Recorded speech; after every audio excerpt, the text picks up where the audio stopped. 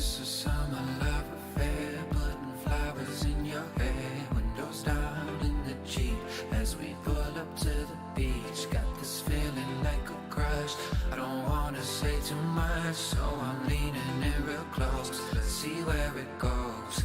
Make a move, oh it's time to make a move. Feel you touching on my heart, feel you touching on mine.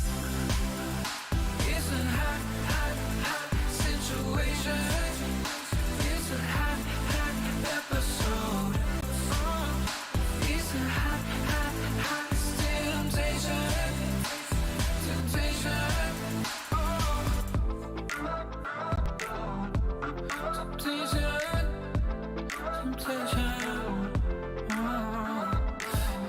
Like a diamond in the sun, baby, now we're having fun. Turn the music up real loud, come and find me in the crowd. It's so sweet like cherry rose, close your eyes and start to fall. Got me leaning into close, let's see where it goes.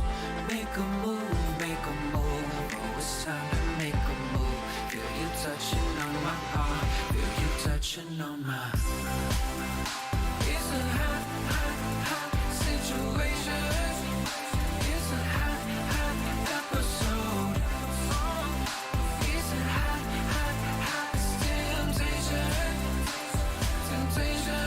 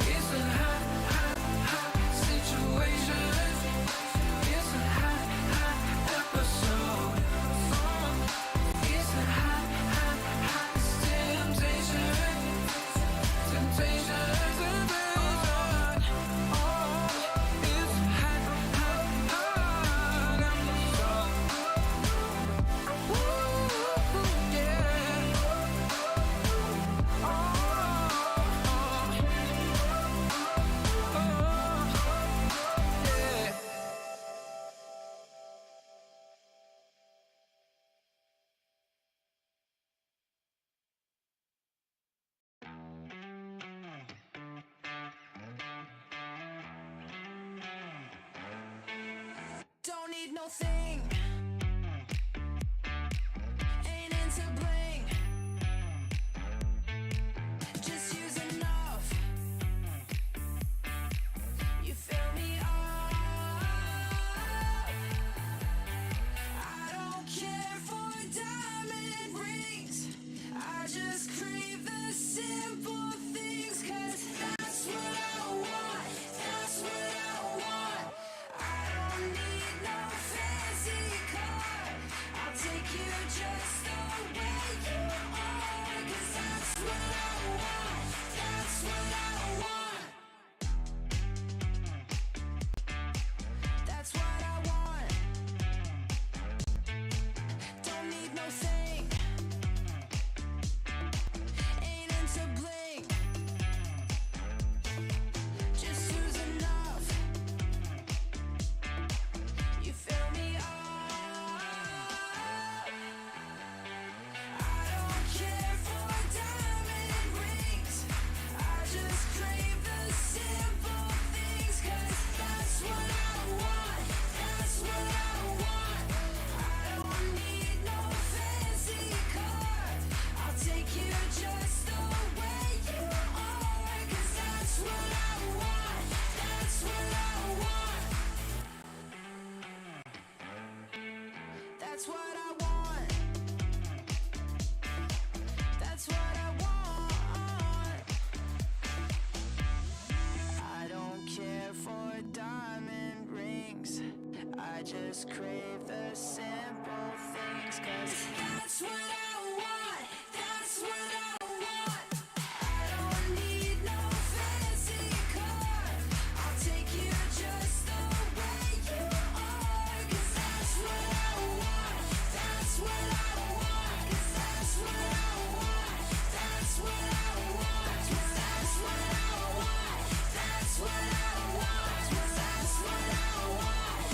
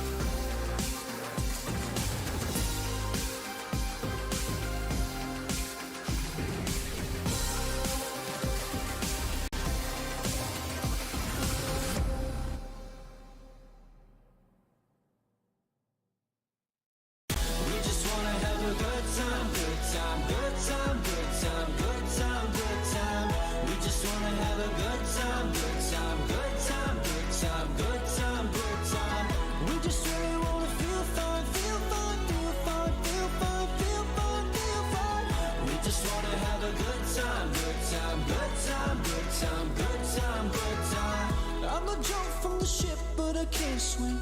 I'm a run from the life that I'm living, like a ghost fading into oblivion. Big win, big win.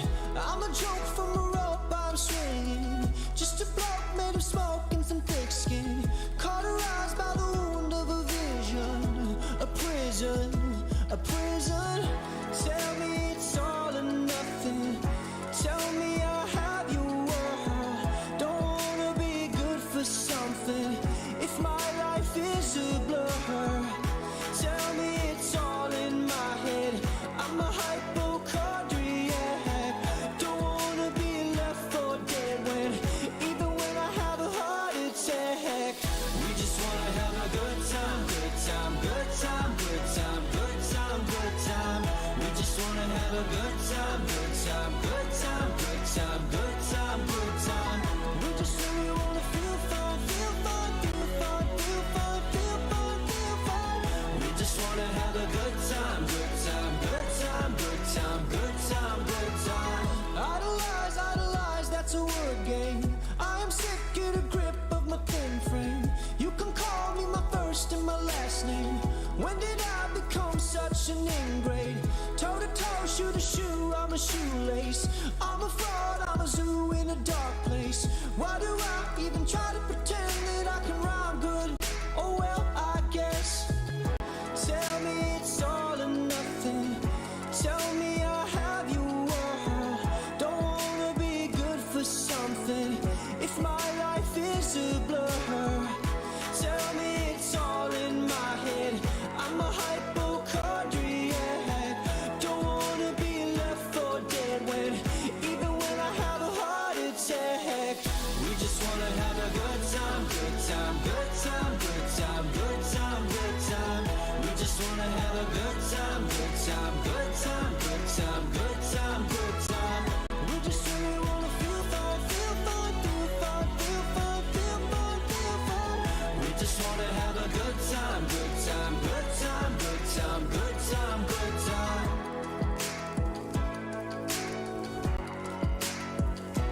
Good time.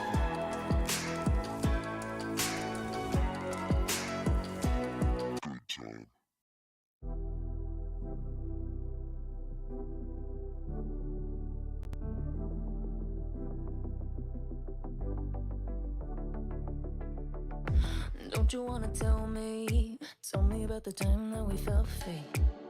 Turn your eye on the halo that you give yourself daily. Give me a new ending, cause I'm running free tonight. Don't want that story, wanna love and live my life. Always talking about what will be, gonna move out of the city, spending our time daydreaming, living our life like a movie. I'm the only one who can make me whole, pick me up, I'm the only one gonna ride this feeling and write a new beginning. I don't wanna pretend that everything I wanted was gone in the end, and I don't wanna pretend again, and I don't need to pretend I'm living in this moment, I'm living my best, cause I don't need to pretend.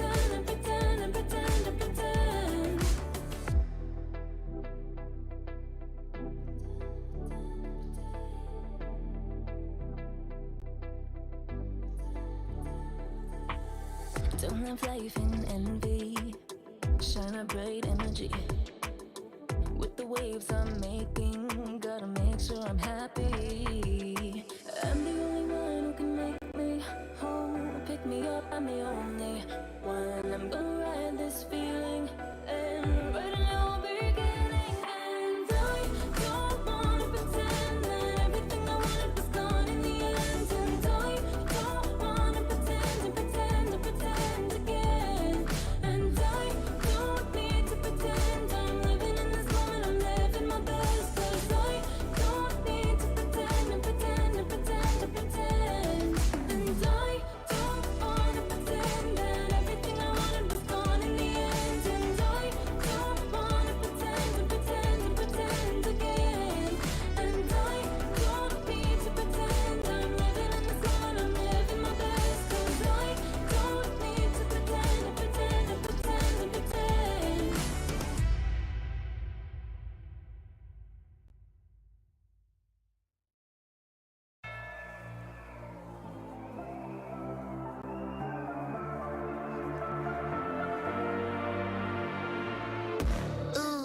like you. Ain't no drama, only venom when I get my dues. Respect, I'm the next tycoon. Got a pad full of greens, couple M's my soon. Unbeliever, do you see the confidence? Got some people waiting for me on the fence. I live it, but never see me on the fence. Best believe that when I win, it's common sense. I'm designed to fly, defeat all demise. The best me, no fear, no compromise. 100 degrees, I breathe more to life. You should disconnect and throw in the west. And a hand that's in this. Gotta back it up a high percentage. Got a heart in my sleeve, non-stop. Stepping up to the seat, more shots. Getting those. I'm alive, unleashed in the fire. Out in the wild, you can never stop me. Watch me dive on fear, and it's my time. Up in the stars, you'll never forget me. But not holding back on the side. Only get better with time. Ready to own what is mine tonight. I'm alive, unleashed in the fire. Out in the wild, you can never stop me. Yeah, I never wait up. Flowers say so they coming on the way up. A true fighter's what they always been afraid of. Cards had it close on my circle when I lay up. Switch the game every quarter like a time zone. Aim for the buzz, tryna build up to this mind zone. Pave the way with only items that I might own. Imagine what I'm about to do, be an icon. Ain't a problem, just the haters that I might know. It's a night show, the way I'm about to make a movie with these lights. No, they wanna be like me, they can try. All gold, everything when I write. Can repeat it, every legend gotta fight. A new world, when I flip, make it tight. Ain't nobody doing minutes how I like. Seat buckled up, going up like a bike. I'm alive, unleashed in the fire. Out in the wild, up in the sky, into the light. Watch me dive on fear, and it's my time. Up in the stars, with every stride, our future's bright. Cause I'm on to the next. The way I shape shifts makes them call me a threat. Running on this path, never done, no regrets. There is nothing you can do when I'm faced on the set. You're in front of the best. Different league if you wanna get to me. I am in pedigree. Yeah, I only got a picture on the centerpiece. I'm alive, unleashed in the fire. Out in the wild, you can never stop me. Watch me dive on fear, and it's my time. Up in the stars, you'll never forget me. But not holding back on the side. Only get better with time. Ready to own what is mine tonight. I'm alive, unleashed in the fire. Out in the wild, you can never stop me.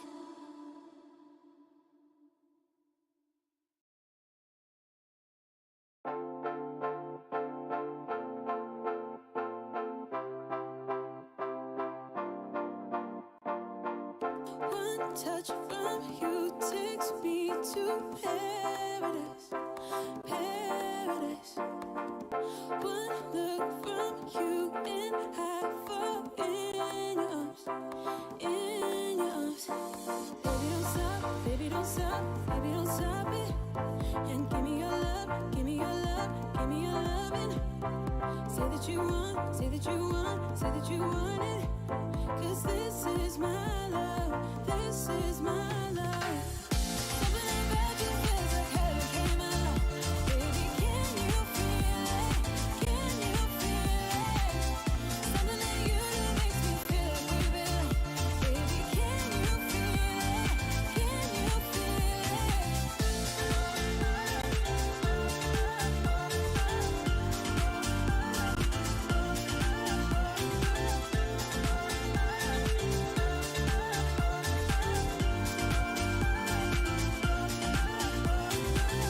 One kiss from you is like a fantasy, fantasy. It's like you go beyond my wildest dream, wildest dream.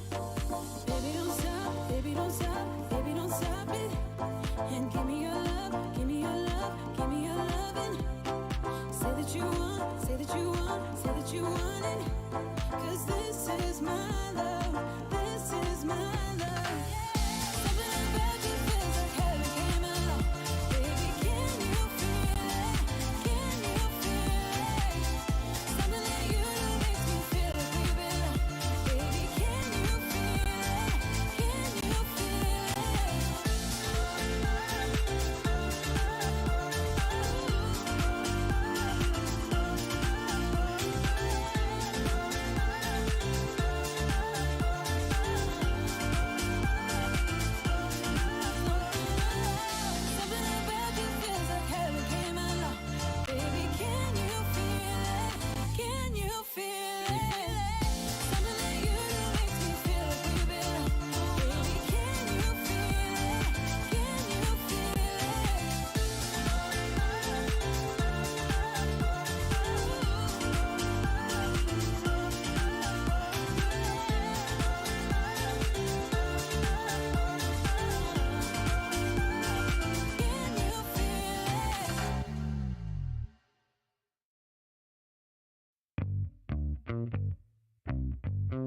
Give it to me now.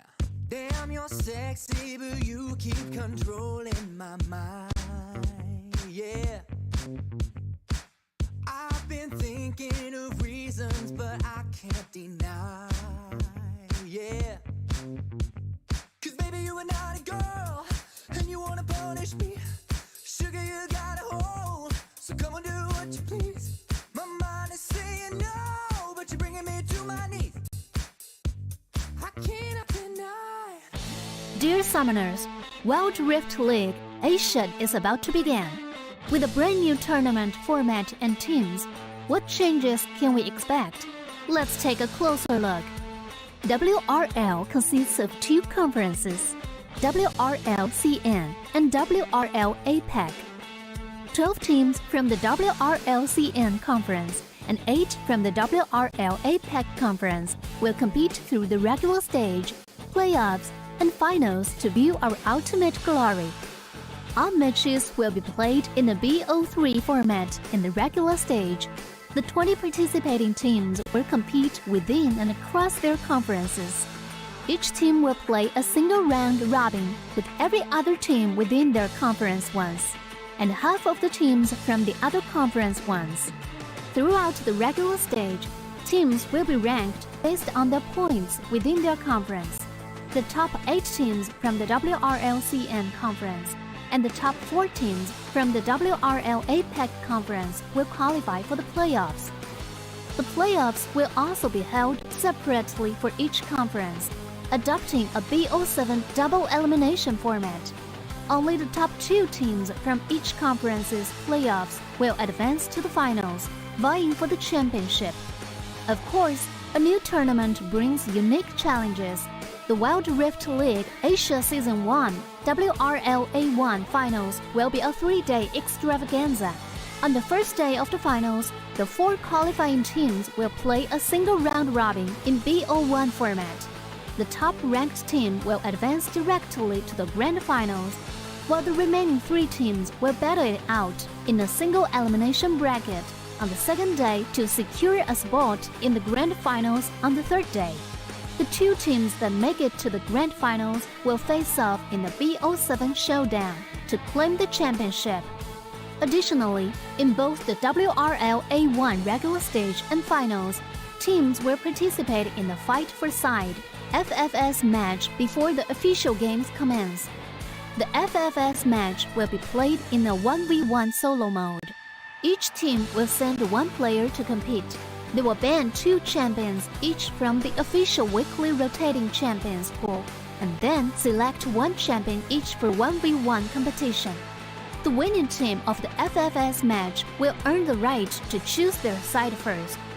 Wild Rift League Asia Season 1 regular stage will officially kick off on April 8th, with 20 top-tier teams assembled and ready for action. Who will climb to the summit and seize the crown? Let's wait and see.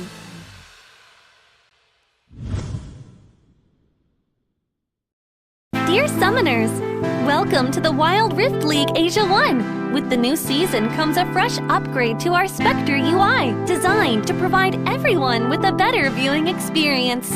First thing is about the original UI information at the top bar. We make it into a functioning ring design in the upper left corner.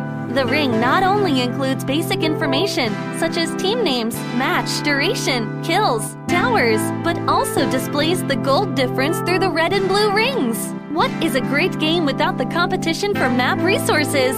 When a team takes down the elemental dragons and gets the buffs, the stunning special effects not only make the acquisition of resources more ceremonious, but the elemental dragon's specific color-coded buff energy blocks will also be intuitively embedded in the corresponding red and blue sides. Whether a team speeds up the match tempo by getting Rift Herald, expanding their lead by killing Baron Nashor, or stealing the Elder Drake for the final victory, the countdown timer special effects and the resource-specific color coding will help summoners watching the game to quickly understand understand what is going on in the game and capture the critical information. Additionally, we will display the whole in-game map on the top right corner. When the elemental dragons, Rift Herald or Baron Nashor is about to spawn, the corresponding resources exclusive countdown will appear in the top left corner of the map in real time, providing clearer information on team tactics and map resources. The new UI will introduce 4 panel modes: the landing phase mode, pre-team flight mode, team fight mode, and post-team fight mode, a combination of 4 refined panel modes to ensure that the most important real-time data in the game is presented more intuitively and comprehensively than ever before. In the landing phase mode, in addition to the real-time images of the players, champion selections, summoner spells, and champion experience, we will also supplement real-time gold, KDA, and items during the landing phase. Meanwhile, team stats history will also be displayed based on the progress of the game, allowing summoners watching the game to stay informed of the comprehensive information in real time. In pre-team fight mode, we refine and integrate the information on the gold difference between the matchup to help summoners keep track of the player's items builds in real time through the items column. This makes the state of both teams clearer before the team fight. In the highly anticipated team fight mode, we visualize the damage dealt comparison. The real-time dynamic display of champions' avatars can be more intuitively express the damage dealt of each player during the team fight. The closer to the red-blue intersection, the damage is higher. We maximize the screen space for exciting team fights and gameplays. After the fierce team fight, we integrate the damage comparison of each champion to help summoners quickly understand the damage difference between the champions in each matchup during the team fight. Depending on the different game situations, there are more diverse UI combinations waiting for summoners to unlock. Our comprehensive, intuitive, and comfortable UI design aims to provide summoners with a better, more informative, and higher quality viewing experience. The exciting first season of Wild Rift League Asia is waiting for you. Summoners, we'll see you in the Rift. There's something about games. What you doing there gives you real chills. There is one thing that can't be stopped. Feelings. And if you can feel it, it must be real, right? And that's real magic.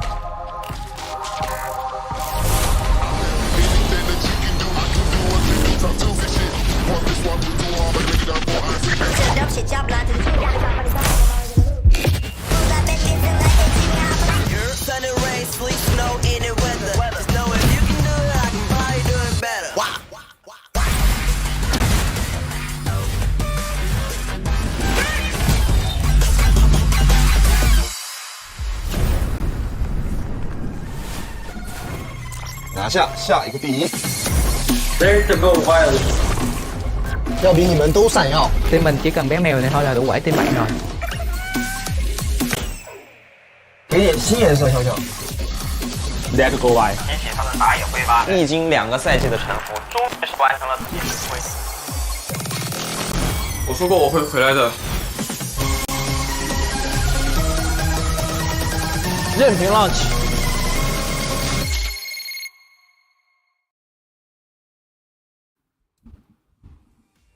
Welcome back, everybody. It is another day. The Sunday special is here, and we're back with the games for today. We're gonna be your shoutcasters for today. We call ourselves the Irregulars now. My name is Dash, and I'm here with Autolus, and this is the games that we're gonna be having for today. I'm excited to see what's gonna happen for this Sunday afternoon and night. True to the word, facts, the Irregulars. I'm not ready to call us that yet, but happy Sunday to everyone. Happy Sunday to you, Dash. This is obviously our Sunday special. Every Sunday, you would be hearing our voices on the mic, bringing you the action. And luckily for us, Dash, almost all match of the week was slated during the Sundays, and we're going to look into the schedule. No, not the schedule. It's actually the standings first. The standings for China, as you can see here, we have a total of 12 teams. The magic number is 8. So if in order for the Chinese teams to qualify for the playoffs, they have to be at least top 8 of this group. Looking at the standings, number 1, EDG, followed by JT. Yeah, look at the standings though. This is EDG now. We're going to be seeing two teams that has 4 zeros. They're going to be fighting now. Are they going to be taking out of the 4 zeros that they have right now? That's going to be the question. And that's why I'm excited for this next matches that we're going to be having for today. But let's see. Rare Atom, Thunder Talk still struggling even against APAC teams. Rare Atom has struggled against them. But now let's take a look at the APAC conference. We still have Roster Y at the top of everybody, and everybody just heralding with just 1 wins all over the board. And all the 3 wins that KT Roster Y was able to garner for themselves are all against APAC teams. So the scheduling has really benefited them a lot. And again, just looking at how APAC, the APAC conference is shaping up, it is kind of accepted and understandable that KT Roster would be dominating this conference in interconference matches. But that loss, though, was against the Chinese team. The question is, will KT Roster be able to stand against the best of the best from the Chinese region? As we look into the matchups for today, and the reason why we highlighted J-Team and EDG as the undefeated teams is because they will be playing today. And now Thunder Talk on the other side of the spectrum. No wins yet, but we'll be facing NAOS from APAC. Yeah, that is going to be one of the things that I want to see today. Because with this, we can definitely cement what is going to happen with Thunder Talk. Are they just bad against CN conference teams, or are they going to be better against APAC conference teams? We're going to be answering that on the second series. But now J-Team and EDG are at the brink of maybe even losing if ever that happens. But with the way that their records are today, I believe that these teams are still going to be going at it with their momentum. But the last game for today, EDG versus KBG, this is EDG fighting against their demons. But now let's talk about our first game first. We have our lineup from OMG, and one of the people, or rather the person that I really want to highlight for this team is going to be White Cat. During the last game, he was a monster with the Camille. Not just him. There was also a person or a player named Monster that also was a monster in that game. But definitely, White Cat has really cemented himself as one of the players to look out for, especially in this new roster of OMG. Again, looking at their roster, this is a team that was not supposed to be even here, right? They were able to buy a ticket inside the WRL. They failed to qualify during the challengers, but there are some, stayovers, and we'll be discussing that in a bit as we look into another team, the most stable, the academic team, as I want to call them. They last played last Friday, if I'm not mistaken, or last Thursday. But this J team has been so solid, has been so fundamental, and they will be approaching the game and executing it properly without overextensions, without emotions, and that's really what surprised me so far in this squad. Okay, well, what people say about J-Team is that this team is not the most exciting team to watch just because of the fact that they're so good at what they do. They're super disciplined. They do not give any inch against the enemy teams, and they have fought against a lot of APAC conference teams, and so far they haven't lost a single series, and this is the mark of a great team overall. But let's take a look at the stats that they have. Look at that from J-Team. This is what first dragon always flares. That's true, which means that whatever playstyle or whatever composition that they possess, they will still go for that dragon. And it's always mesmerizing to me as to how Chinese teams does it. Or does this quote-unquote strategy of going for one objective while still being able to challenge the other one, right? Oftentimes you would be seeing, the Baron laner trying to disrupt the flow, or oftentimes you would be seeing the jungler being left alone to just secure the first objective, and they will still be expected to be on the other side to challenge the second objective. And that, to me, is the reason why you would see a lot of numbers favoring a lot of these Chinese teams. We look into the head-to-head, and we're going to look into the jungle role. And Dash, I did mention about some mainstays from OMG. The mainstay from the previous roster of OMG is Inyan for the jungle role. Meanwhile, on the other side, you have 0711, which is also a very scary jungler. Honestly, what surprises me about 0711 is because he's the only jungler that utilizes Xin Zhao. Every time I see him, he's going to be using Xin Zhao against another fighter. If that is favored on his matchup, he's always going to be using that. And he always has been effective with the Xin Zhao. And now let's take a look at the other head-to-head that we have. White Cat and Don128 on the other side. Look at the KPs and the KDAs that these people have, because most of the fights that we had has always been centered around the Baron lane. Exactly, especially with Don128's preference to play the Wukong. Normally, Wukong isn't your best split pusher, but definitely has a lot of impact inside the 5v5s. White Cat, on the other hand, was gifted the Camille pickup for 2 games when they were facing against the APAC team the last time out. And we saw how he easily dominated on that champion. So looking at this matchup, White Cat versus Don128, I expect, that White Cat would have the mechanical advantage every now and then. And it will be very much needed by OMG, because again, this is an uphill battle. If you were to ask me, my prediction is solid for J Team, just because of the experience that they have and the chemistry that these 5 people already possess. Yeah, I do agree, because J-Team hasn't been stopped with all their momentum from the last times that we had, the last games that they had. They always have been really good. And also, not because of the thing that they always just fought against APAC conference teams, but because of that really enables them to gain their momentum if they're fighting against harder teams in the future. So that's still a good thing, because there's this schedule has just favored them so far.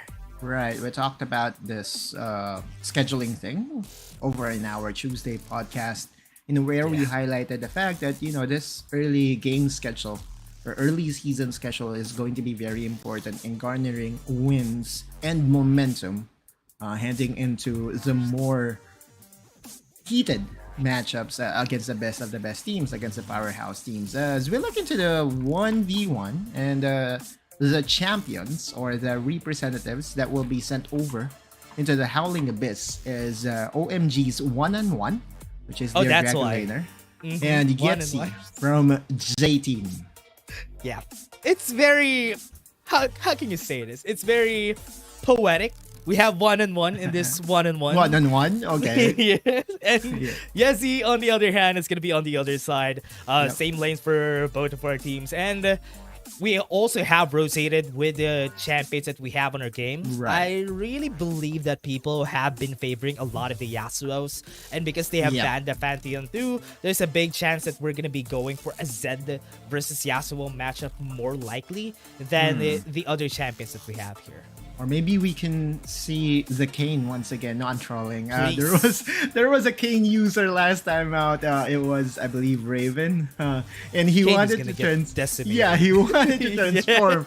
It ended with him being able to transform, but lo and behold, the tower has already been destroyed. Oh, looks like we will have a mirror matchup here.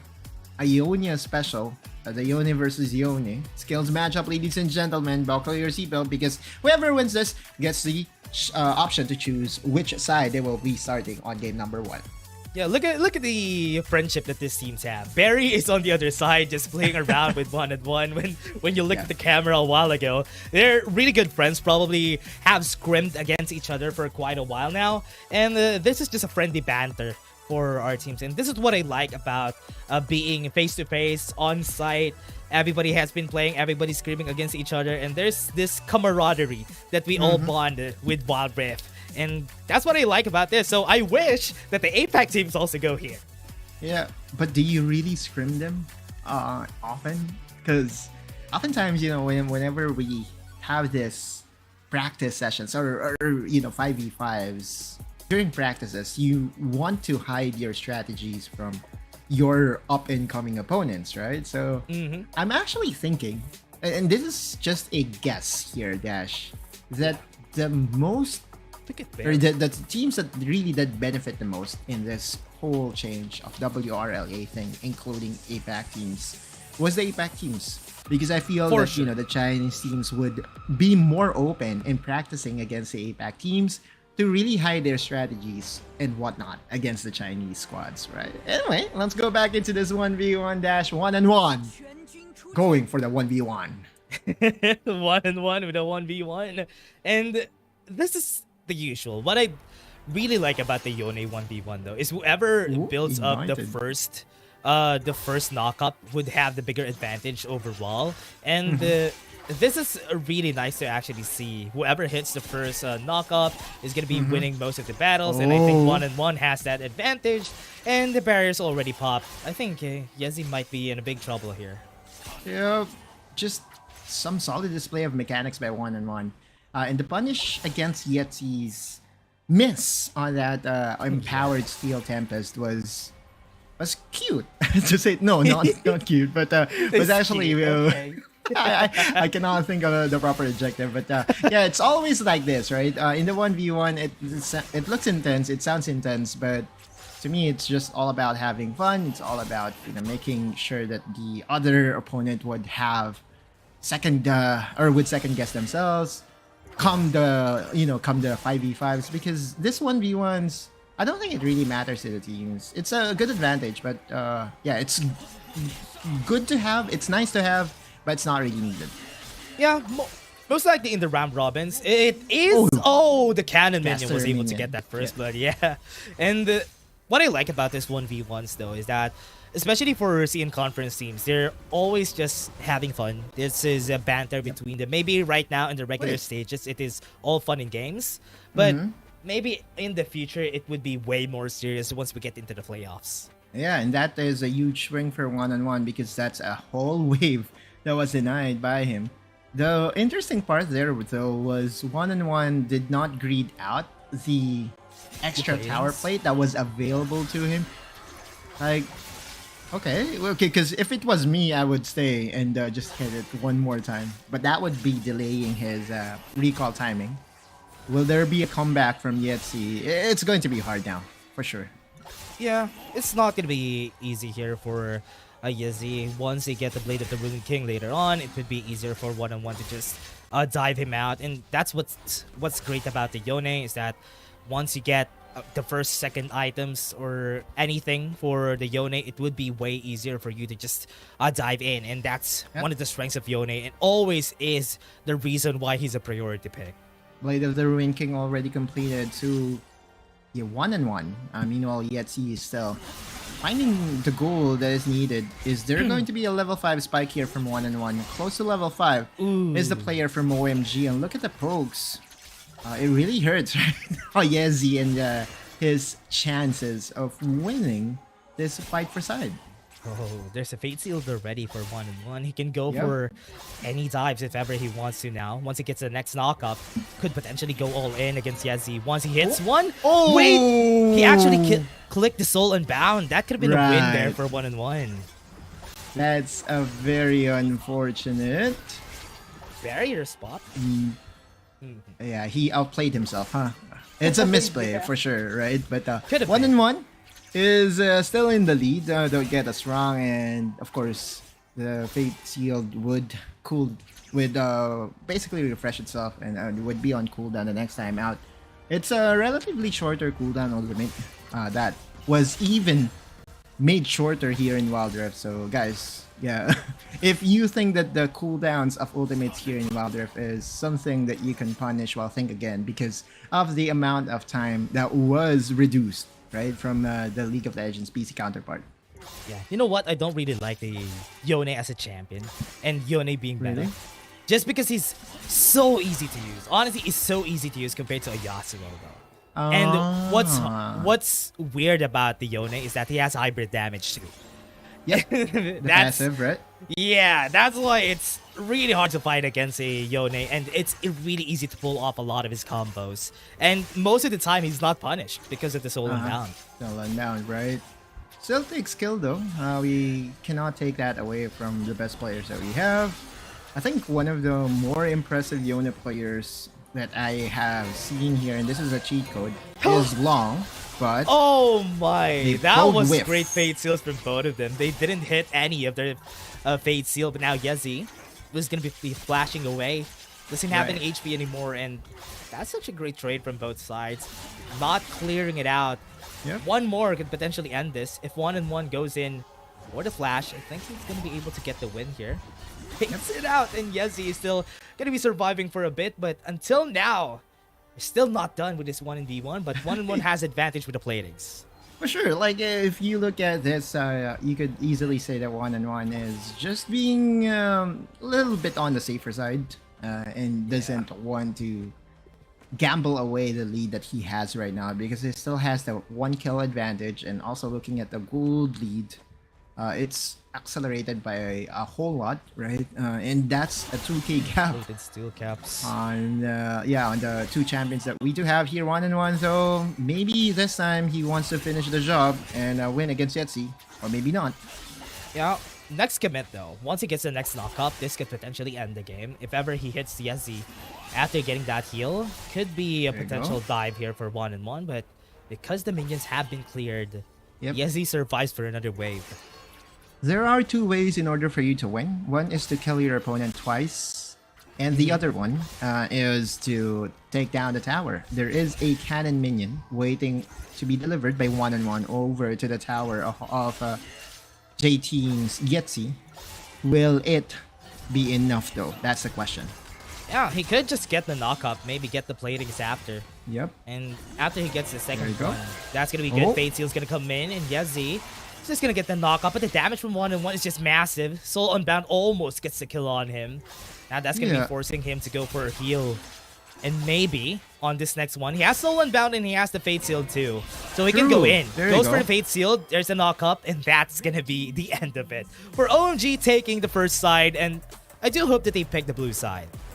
Blue beat red. I feel that this is still going to be an uphill battle for OMG. But that 1v1 was already decided at the during that first blood, right? That was made by, or that was absorbed by 1-1. After that first blood, I don't think that Yetzi would be able to come back from that big hole, because again, it's a mirror matchup, and plus the fact that the advantage in this accelerated 1v1s in where you get 80 gold per minion and then 150 gold, I believe, per tower play. It's just too big, and you know the lead just exponentiates and just multiplies by a whole lot. And so the winner of our fight for side would be OMG. Yep, OMG taking the side gonna be important for them because they read every advantage that they would take against J-Team. Getting the side better for your team would be way better in the future. This is DY chilling out, waiting for the next ones that's gonna come in for the teams, and I'm really excited to see what's gonna go here for them, because looking at how it's gonna go, OMG has the disadvantage. J-Team are gonna be losing quite a bit here for the first picks, and we have a lot of our first picks, especially for the Trinity that you guys said, Giyang and you yesterday, the Trinity that they have, the Camille, the Aatrox, and the Zoe are always going to be a priority. For sure, like that has always been what I believe are the 3 best picks in the current patch. And let me just remind everyone, if you're just tuning in, this is still not on the live patch. The players are able to play on what we call the tournament realm, and they're still playing on the previous patch of patch 4.18, which means that this Zoe is still a scarier Zoe version. So guys, buckle up because OMG, since as Dash said, they have a very good record whenever they choose blue side just because they can threaten that Camille first pick. Oh, they didn't. Oh, they did not. And they flipped the script and went for the red side. Went for the red side. I think they just want to be reactive here. Just try to pick out what they won't be picking on the other side. The respect to the Akali is still there for SMKs and SMK's Akali, which is really nice to see, at least at this point. Aatrox is for sure going to get banned from J team. They don't want Inyan to have that toy that they can use for that early to mid game advantage. And whenever you ban away the Akali, it is going to be a lot safer for your long-range damage dealers in the bot lane to have a more effective game overall, like the Ziggs, right? Like the Zoe that just got banned away, because Akali's threat to your backline will always be present. Let's look at the last ban here by J Team and see how they approach this. I'm looking at J Team, and again, the Holy Trinity is still there. Aatrox is still open for the taking. So, well, OMG, respect 0711's Aatrox, because if anything, 0711 could actually play all champions. Yeah, if ever Aatrox is going to be free and J Team is going to be taking it, the hard part about this is that not of this is going to be available on the other side, and most of the time that's the best thing that you could use against the Aatrox. Now Aatrox going to be open, it's going to be taken by J Team for sure, or are they going to be prioritizing something else because they still have the Karma available if they want that, the Gragas available for DY if ever, so they can prioritize anything they want, but Aatrox is going to be the best pick here. Yep. Aatrox can also still be flexed on the to the mid lane or to the Baron lane. But if anything, like at least in WRL Asia, we always have seen Aatrox being played in the jungle, so this could be 0711 piloting that, what we call win condition, like the one of the Holy Trinity that we do have here in terms of power picks. OMG is going to pick up the Ziggs here, and that's going to be the Jace as well, which is interesting because oftentimes, at this point, if you're OMG, you would be selecting the Nautilus, right? Okay, there you go, J Team. It's a good thing that J Team reacted with a Nautilus pick, and they really took off the best counter to, not really a hard counter, but maybe a good convenience, a good matchup for the Aatrox right there. But there you go, picking up the Corki just to match up with the Jace on the mid lane if ever Jace gonna be there. What I like about OMG's first two picks though is that they have really good wave clear already, and they won't need anything else. They just need a lot more CC to make this composition work. Yeah, and also this is Yetzi again on the Corki. Just looking at the record of this guy on the Corki, it still is at 100% win rate. So J Team is really comfortable in playing this Corki drafts, and we have seen it be answered by a Garen that I have had a discussion with one of the coaches here in the Philippines. I'll be discussing that in a bit if in case the Garen gets picked. If in case the Garen gets picked. But for now, OMG has a very solid draft overall because you're looking at Ziggs and you're looking at Gragas as, I would say, the explosive duo. They would just always be at the advantage when it comes to wave clear. Yeah, I do believe the J Team could go for a Yone ban here, just so that the Aatrox would have the better time just getting into the back line, getting in front of everybody, because most of the time the reason why Aatrox loses is because he doesn't have enough space to use his Darken Blade whenever a Yone gets picked. So that's one of the things that they need to prioritize before heading forward here for the side of J Team. But OMG, if that's going to be free, they're going to be taking that happily. Also, the pokes from OMG is what is threatening this Aatrox pick. We saw it from yesterday, right? The pokes against the Aatrox of Long was the biggest reason why the fight was over before it even started. There's also that Kha'Zix pick that was easily denied here by J Team. It has this quote-unquote poke. This is a Yone pickup by OMG. There you go, Dash. Yep, for sure. Yeah, Yone is going to be picked.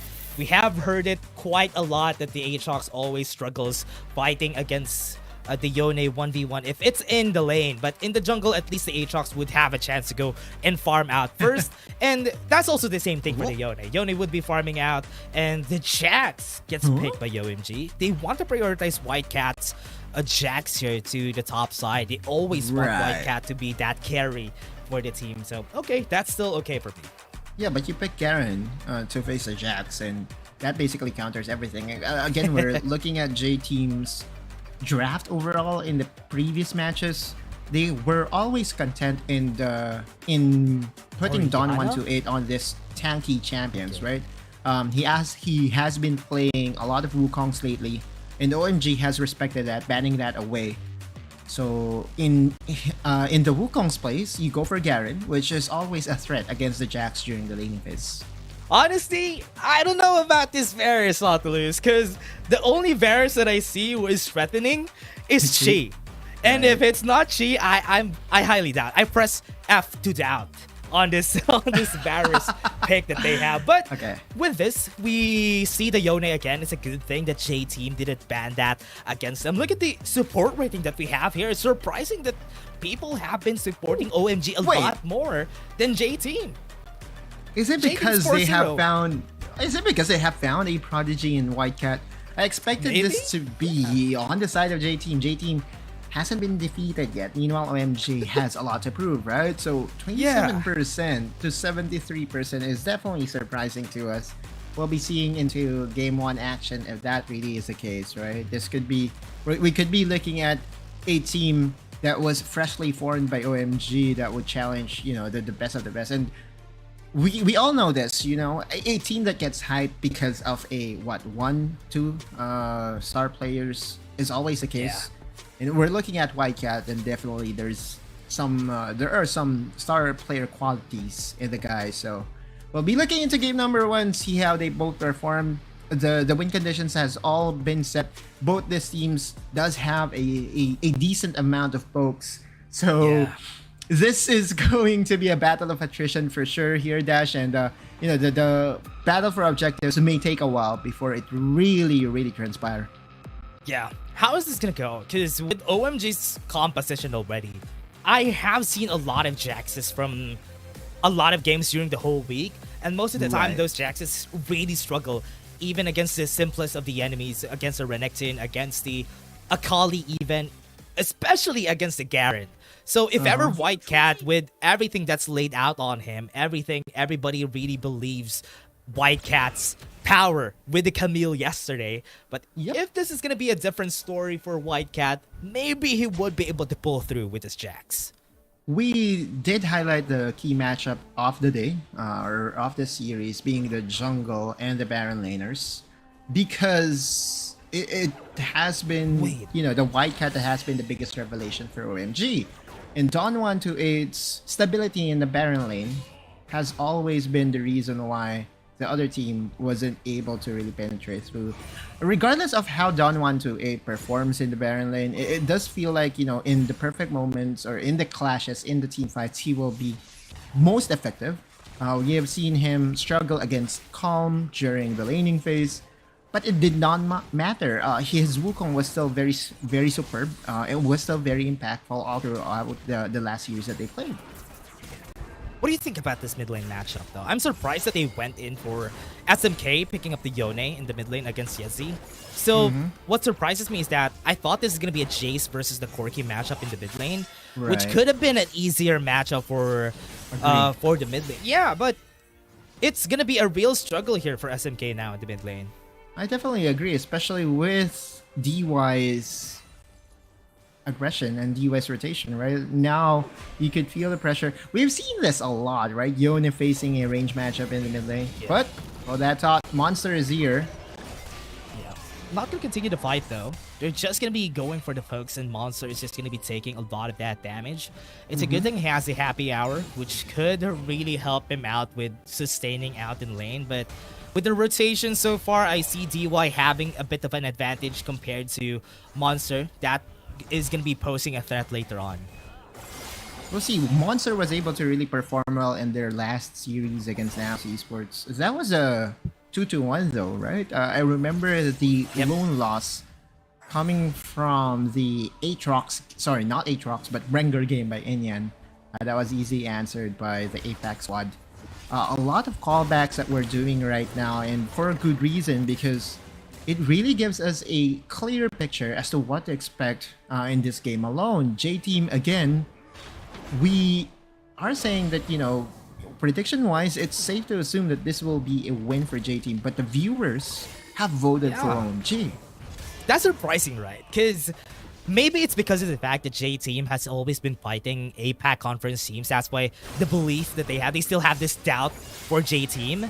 But right now, they're going to be proving themselves. If the viewers are right, this is going to be good for OMG, but it's also going to be a good reputation for J-Team once they defeat OMG after that vote that we've seen a while ago. Is it because they're just, you know, the most fundamental team that we have in the game? Doesn't really excite you when it comes to... As they say, it's boring. Yeah, well, yeah, true. No, they're not a boring team. It's not, you know, it's not the bad boring. It's more of like, they're just going to execute all the plays, all the right plays, and will not overcommit. So the excitement is being left out whenever J-Team really does play. And I think that also has influenced why the viewers has voted for OMG, because the last time that OMG won, they were very flashy. Yeah, and that is the reason why people favors this types of team a lot more, because whenever they try to take a risk with this composition, because honestly, composition-wise, J-Team's composition doesn't really excite you that much, but here's gonna be it. That charge gonna come in. It's a good thing they have explosive cast from Monster. That denies the kill from J-Team. That was an easy execute from DY and Donwan to A, had it been that Monster wasn't there to support with his explosive cast. Small things, but definitely a big thing from OMG. And this is what we really enjoy whenever watching this first few minutes, because during the first few minutes, that's when the supports really show off, right? And Monster and DY are now trading blows, trading rotations, and is basically making their presence felt 4 minutes and 13 to game. And this is what excites them the most, right? Plays from OMG is just going to be something like this. Monster always going to be there supporting. And this is what I like about Monster too, is because he's always going to be there supporting at the right timing. And now with the package already taken by Yizzy, this will be not on the objective now because he took it too early. Yeah, and as we all know, wait it out. Exactly, and the package's expiration time has been nerfed to, if I'm not mistaken, 45 seconds. So this could be a fight though. This is why they want to get the damage first onto the Ocean Drake. Everybody's already here. It's going to be a 4v4 fight. Both of the top laners are not here to go for the battle. Yetzi still has the Valkyrie to go away. And now 0711 wants to start that out. It's going to go in. Doesn't have the smite though. That's going to be a good Fate Seal, but he's going to be getting away. Explosive cast comes in. Everybody's here already. I think Leeway has been left alone onto the back line. SMK is going to be flashing away. Soul Unbound right there. They have the knockup, but they still got the first kill. OMG gets one, but J-Team gets a dragon. Inyan? Still not done though. Too aggressive. Yes, he's gonna be here to help out. I think this is too aggressive. 0711 falls, but the damage share was enough, and now OMG is gonna be here. Chain of Corruption to get the kill, make that 2. J-Team gets a trade, and they're still not done because Don is gonna be chasing Monster, and he wants to get one more. Give me the battle, but no, it's done, and it's gonna be 2-2 both sides. It's 2-4-2, and what really surprised me the most is how J-Team played that out before it even happened, right? Again, we look at the APAC teams and we always see the recall timings of Corki being on, really on time with the first objective. But wait a minute, because OMG is still here. There could still be another contest here. Gonna go for the contest. Doesn't have a lot of HP. Monster's gonna go in. Doesn't have the explosive cast, but the damage is already there. Dawn is super low in HP, might fall down, but he still got the Ripple in the end. Deal is gonna be another sacrifice for the team. Low HP's on the board for J-Team, but at least they got what they wanted. Yeah, a lot of flashy engages from OMG, a lot of overextensions, but in the end, J-Team is still getting the upper hand. They were able to get 2 objectives now, 1 Dragon, 1 Rift Herald, and also I want to commend Barry in this game, right? His Chains of Corruption into the Flash was the reason why they were able to get the upper advantage in the bot lane. A lot of pokes available for OMG, but I don't think that this Rift Herald can be stopped though. Wait! Chain of Corruption also was thrown by Barry. And this Rift Herald is not going to do anything. That's too early on that Rift Herald, and now that's wasted. But it's okay, because they got the dragon anyway. So it's still a good trade, but could have been used better. But let's take a look at this replay.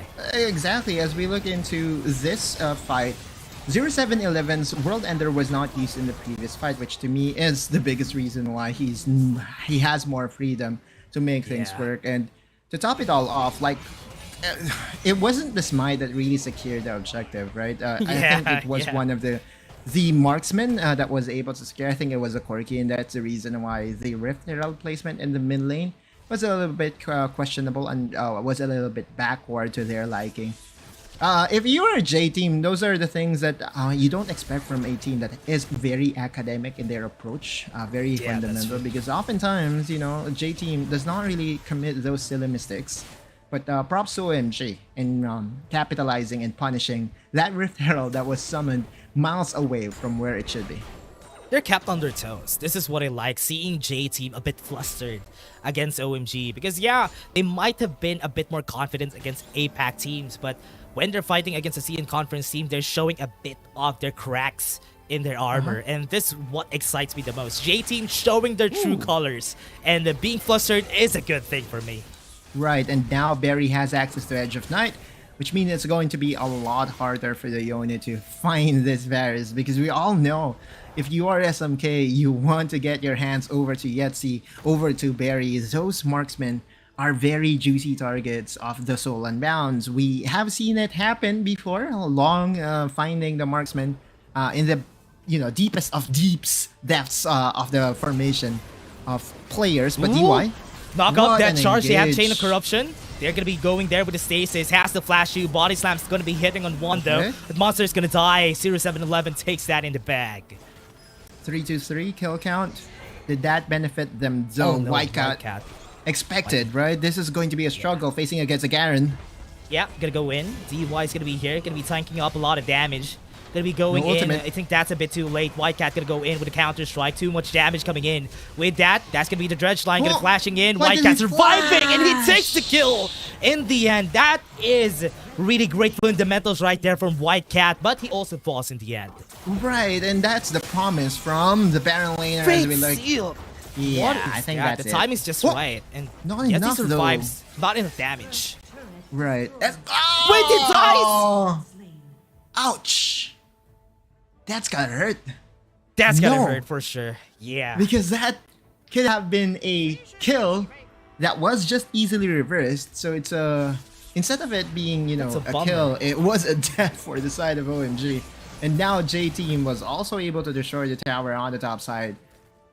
Except for the fact that Don Wanto greeted and tried to flash kill the Jax. Everything has been JT's everything has been in JT's favor.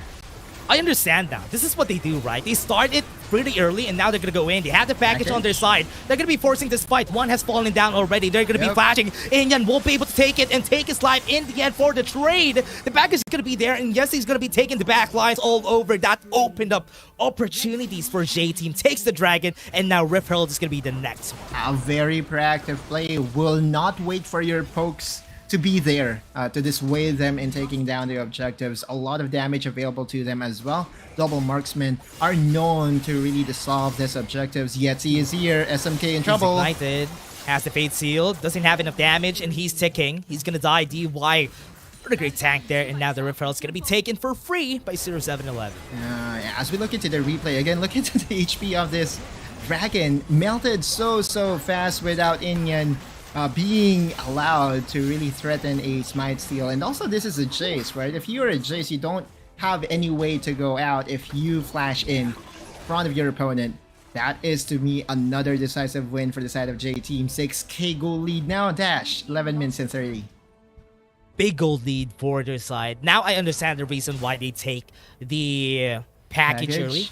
Right. J-Team is going to be forcing that dragon for sure. And once they force it, you're going to be forced to go in, and the package is going to be freely reigned by the side of J-Team. That's a really smart way of playing. And now with this OMG having the disadvantage, J-Team back in their element.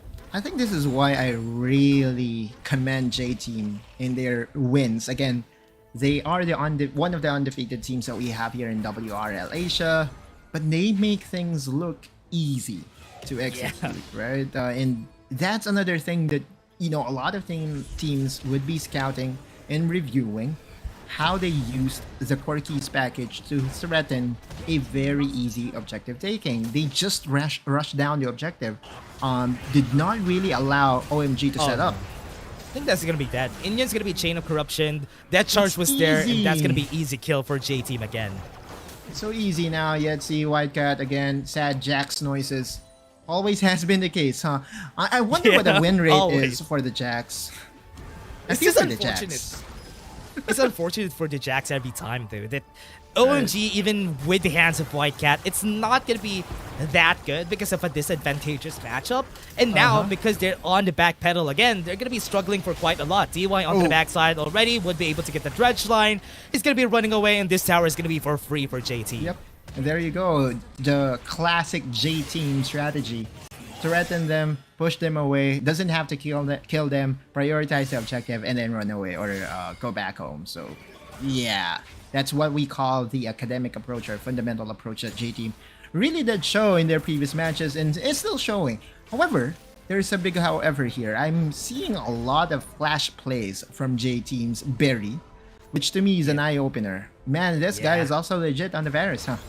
Yeah. It's not going to be on Cheese Rain anymore. Maybe he's the number 2 when it comes to the Varus, but he's still good. This is what's great about the CN conference teams, right? On APAC, we don't really see a lot of the Varuses being effective. Most of the time, they're just going to be picking the Lux, which is a better option most of the time. But on the hands of CN conference teams like this too, and also Weibo, they're also good with the Varus. And the damage of that Varus is hitting so hard, even getting half HP on some members.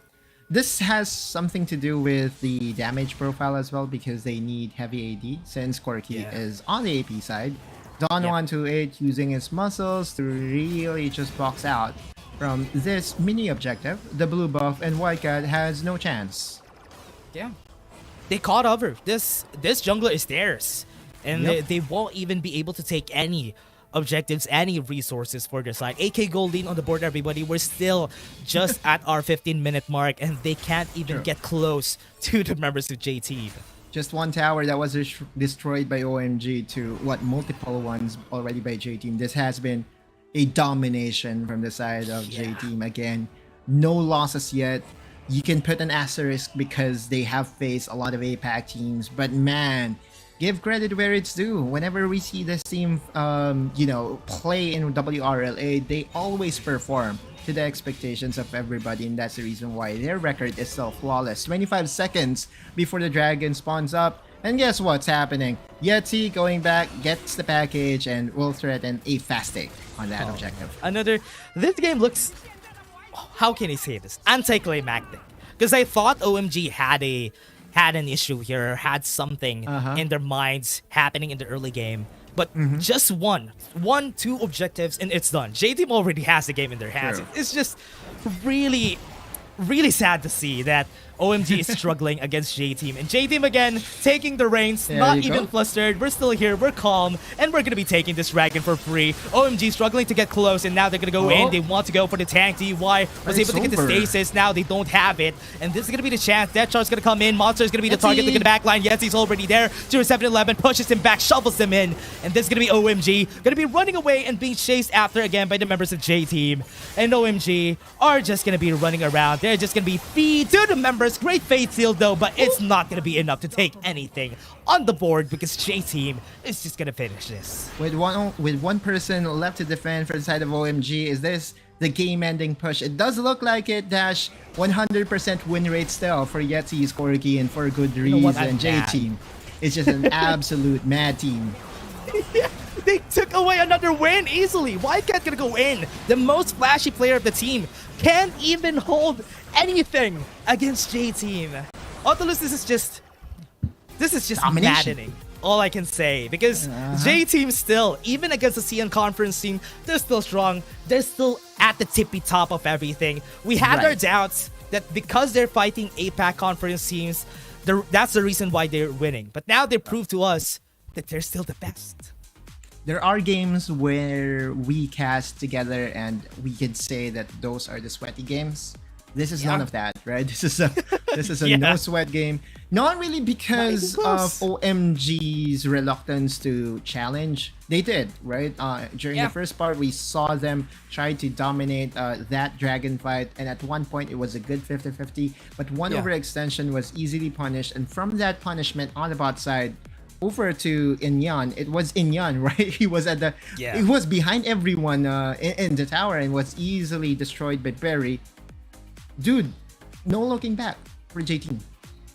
J-Team's just good. J-Team with their fundamentals really reminds me of, remember, if ever there's old people here who will watch a lot of League of Legends before, the old LCK strat is what they're doing. They're disciplined. They just wait for an opportunity, wait for the objective, just farm it out, and they're just crawling on you. That's what they do. They just kept crawling against OMG and just widening the gap every time. And this is what's hard about fighting J-Team. Once you make a mistake, that's it. That's the end of it.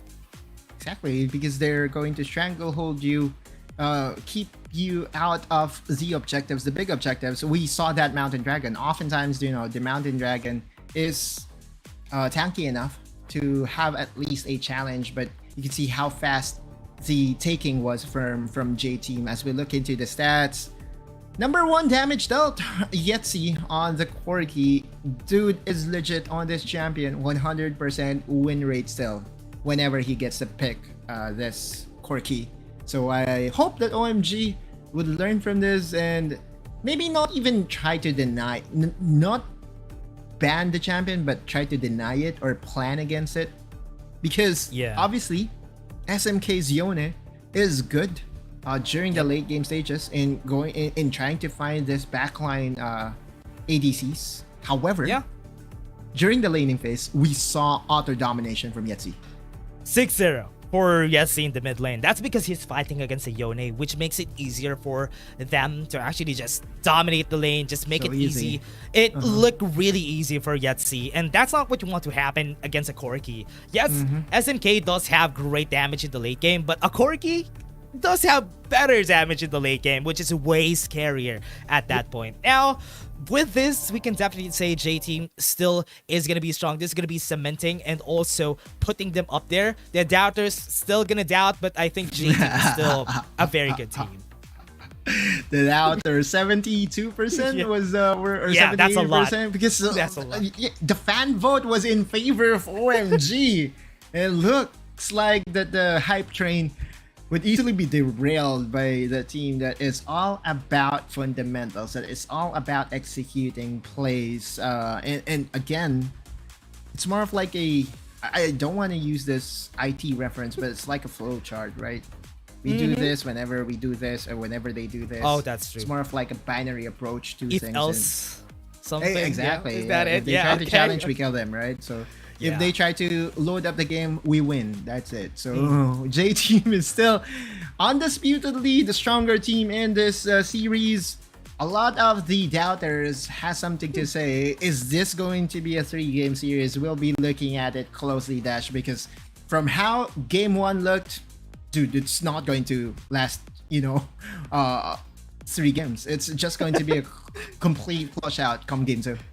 Yeah, honestly, also, we can really look at it also in the drafting side of things. They prioritized the Ziggs, wasn't able to get the Nautilus on their side. Yes, the Gragas was good on Monster, but it wasn't enough to hold down.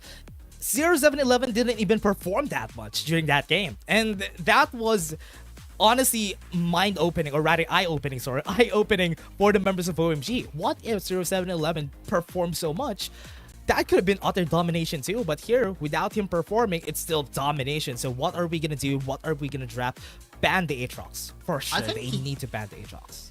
Yeah, but there is still that XZ problem, right? Chen Zhao by 0711 can go into your face and would be dealing damage as if he's the Aatrox. In fact, of all the games I have casted so far that has the Aatrox in it, the damage dealt by Aatrox is kind of sus, right? It's not really up there. However, the bigger thing to really think about whenever Aatrox gets picked is that he can easily penetrate your backline due to his innate tankiness and the Omnivamp being there. The amount of damage is also very scary.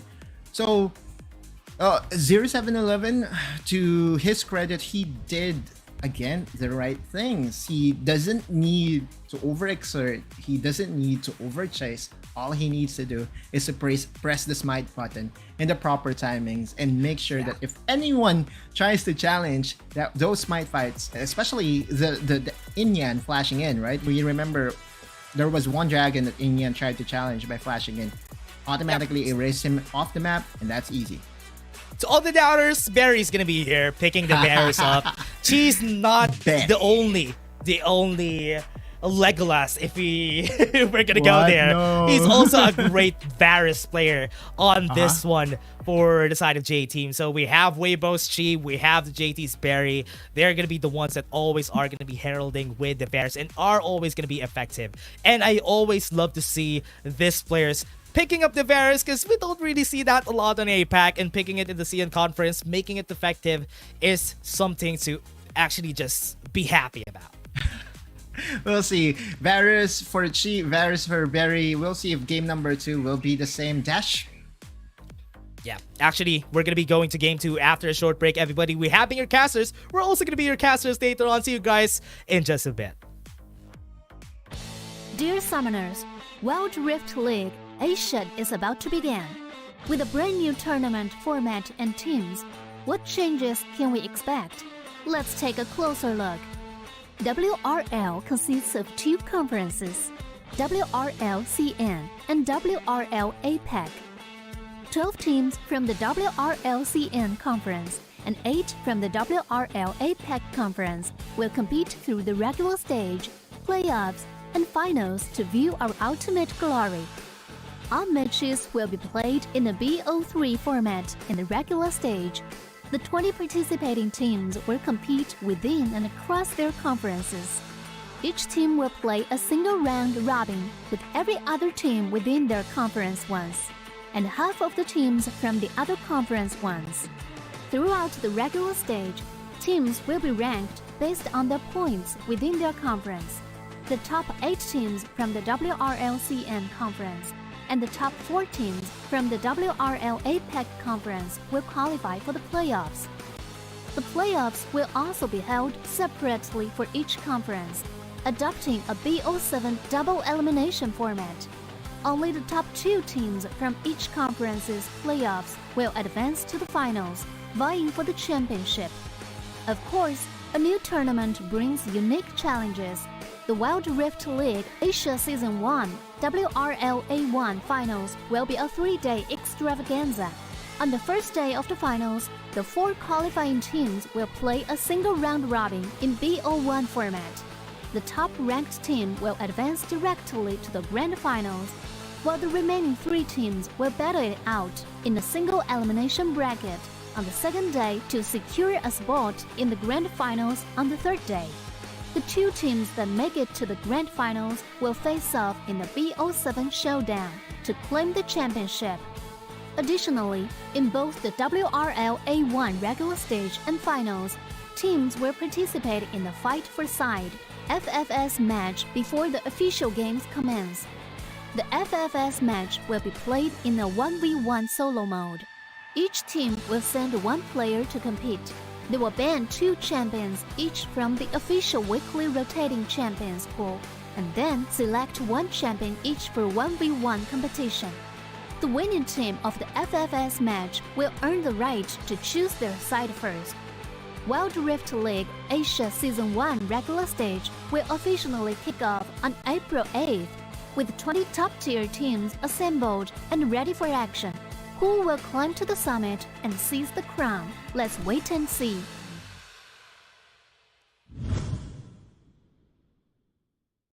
Dear Summoners, welcome to the Wild Rift League Asia 1. With the new season comes a fresh upgrade to our Spectator UI, designed to provide everyone with a better viewing experience. First thing is about the original UI information. And we're back, everybody. Game 2. This is again J-Team winning the first game a while ago against OMG. OMG struggling to find a path to victory, but now I think they have the chance they would be able to adapt for this next game. I'm really expecting a lot from OMG because all the fans out there have voted them. So yeah, they should prove that they're the stronger team against J-Team right now on to lose. Now I'm part of the 20%. I'm part of the Actually, doubters me too. of OMG. Like J Team's control in that game, we can look at it, dissect it, and see how everything panned out. First of all, when looking and reviewing about J Team's playstyle, they will always plant vision before going for objectives. And again, every choke point is actually under vision, is actually exposed to J Team. That I think is the reason why their fascination and their preference to play the quirky plays a huge role, because whenever you find those or whenever you have information as to where the other team is coming from, you can easily use your package to dissuade them to go in, right? The amount of the amount of damage that is available from the Corky's package is definitely objective fight changing, and we've seen it in game number 1. I expect J Team, if left open, would still pick the Corky. Yeah, they could still have a chance here to pick up the Corky for the first rotation that we've seen a while ago. Now they're on the red side, a lot more chances for them to pick up the Corky, but with what we've seen a while ago, it's not a problem if OMG is going to be picking up the Ziggs for themselves, but J-Team's Barry could also pick them up for this one because they're now on the red side, so they have more priority. Banning the Olaf says a lot though. With the Olaf ban, they really want a Zoe to get picked up to their side. Yep. Or maybe even other caster champions like the Lux, like the Nautilus, something that I really think OMG is going to go for here is to threaten again those spoke champions. Maybe they will be taking away the Corky. Maybe it's their time to play the Varus, because again, if there's anything that we can take away from all the games from J Team, is that they play the poking game so well that they would not be giving you any opportunity at all to enter the battle, the battlegrounds with unscathed hell or whatever. But anyway, so we're looking at the bans, and there you go. Zoe is left open. Are you ready to pick the Zoe as your first pick, OMG? Because there is still the Nautilus as a soft counter by J Team. That's a very risky pick. For a first pick, going for the Zoe is not really ideal. So it's very smart that OMG actually pedaled back, picking up the Gragas for themselves. And that gives Barry a chance to pick up the Zoe for themselves. Picking up the Zoe together with the Nautilus, it's a good pick for J Team. They're baiting the Zoe pick. And I think what they're trying to do here is they're baiting J Team to go for Zoe and Corky, and then OMG would be playing the stable lane of Garen in the mid lane to try to have that beefy front line and execute quote-unquote button from the Garen. But J Team is not going for a Corky right away, but rather goes for the Jace. Ooh, the nice Wukong from Don't Want to Wait too. So OMG really just wants to go for the CC on their first 3 picks. This is already good together with the Karma. That's really nice to have for OMG. They really have great enablers to get access to the backline here, get access to the Zoe that they have. But J Team still has a lot of choices in their hands. They can go for 0711, going for the Xin Zhao, considering that they have the Wukong. A Xin Zhao would be a great pick. But are they going to be going and try to risk it with the Jarvan? This is a very J Team pick. I'm not going to be... this is an okay pick for J Team. Right. I mean, if they can play Xin Zhao, then they can also play Jarvan. A lot of history behind those 2 champions, right? I believe they're part of the original roster, or was part of the original 50 champions or 30 champions in the game. So now J Team, with the Nautilus locked in, there's a lot of playground for J Team to work with, especially with Barry's accuracy with his skill shots. The only concern I do have for OMG is that this Karma pick isn't really making me believe in their lineup more now than I should be, right? Oftentimes when we see, the Zoe, at least you can threaten a burst with the Mega Inferno Bomb plus 1 combo of the Ziggs. So I really believe that the Ziggs is a better pickup for some teams. For OMG though, I also think it should be. Wow, okay. Xin Zhao banned from OMG. They're afraid of the master. OMG team. And now they're forcing him to pick something up. They're forcing him to pick the Yone if ever they're going to be needing DPS here. But that's good. Picking up the Garen is also a good pick. At least they have a stable laner here. And now they have the option to go for Corki last pick if you're a J team. Right? Just get the Jace for 0711, right? Right. And with everything is said and done, J team has opened a lot of moves in the drafting phase. Gwen is better pickup overall. And to me, smells like a white cat champion, right? Yep. But if you're looking at the composition of J team, if they go for Corki, they have the 3 most obnoxious poke champions in the game. Not even gonna get close. Right. Although OMG does possess the Wukong, which is one of the better ways to go into the backline and wreak havoc, a Yasuo to be paired up with a Wukong is a gauntlet. With a Gragas too. Ooh. Yeah. No way. Okay. That's the reason why people love OMG. This is the reason why they have the Yasuo together with a Gwen. I was kind of doubting the composition already at the second rotation because J-Team already has good picks. But with this, that changes things for OMG. They have a lot of damage to work with. They have 3 enablers on their side. So this is a good start for OMG. But J-Team, very stable composition. The only problem they will have here is the presence of the mist from White Cat and also the wind ball from SMK. And now they're going to put Yetzi on the Garen rather than going for the Corki. On the top side though, Don128 would get his hands on the ribbon. For those that are unaware, Don128's performance in Icon Global on this champion was so eye-opening that he deserved a feature video in Wild Rift Esports channel. So if you haven't looked it up as of yet, please do so, because that's a very good guide as to how to win games using this champion. Oh, of course, I mean, you have to have the mechanics and all that, but like Don128 is also... Need to have the skills though. Sure, like, I mean, how to be like pros? Well, you have to be good at the game. That's the first thing that you have to have. Anyway, game number 2 is in our midst. A shake-up now, a curveball. OMG is saying that, hey, we can win with it. Yeah, so we'll see if they can really do that in this game number 2. That's going to be the question that we need to answer for this next one. J-Team versus OMG. Would OMG take off with this out of the left field picks that we're going to be having, which is the Yasuo on their side? Is this going to be the caveat? Is this going to be what they need to actually get this to 1-1? One of the underrated, not really underrated, but one of the most forgotten skill of the Yasuo is the wind wall. That can negate a lot of pokes. So if ever someone gets hit by the bubble of the Zoe, there is an opportunity for SMK to counterplay by putting the wind wall over his teammates, or maybe even himself, to make sure that the paddle star won't connect. So a lot of things to consider in this new pick. And I don't have the stats, but maybe, just maybe, this is the first Yasuo in the 5v5's WRL. Honestly, one of the things that I like about OMG's composition is that their late game is absolute. Once you get to late game, this team is just going to dominate because they have a lot of DPS to work with. But the only problem there is, are they going to be reaching the late game? Because if they don't reach the late game, this team is not going to be dealing damage because it all depends on the Gwen and the Yasuo. And also, I cannot really count out J-Team right away when it comes to the late game, just because these are still poke champions and we have 100% win rate. What? Yeah, Yetzi. That was that was Yetzi though. But again, 7-0 on the champion, but was put in the bench.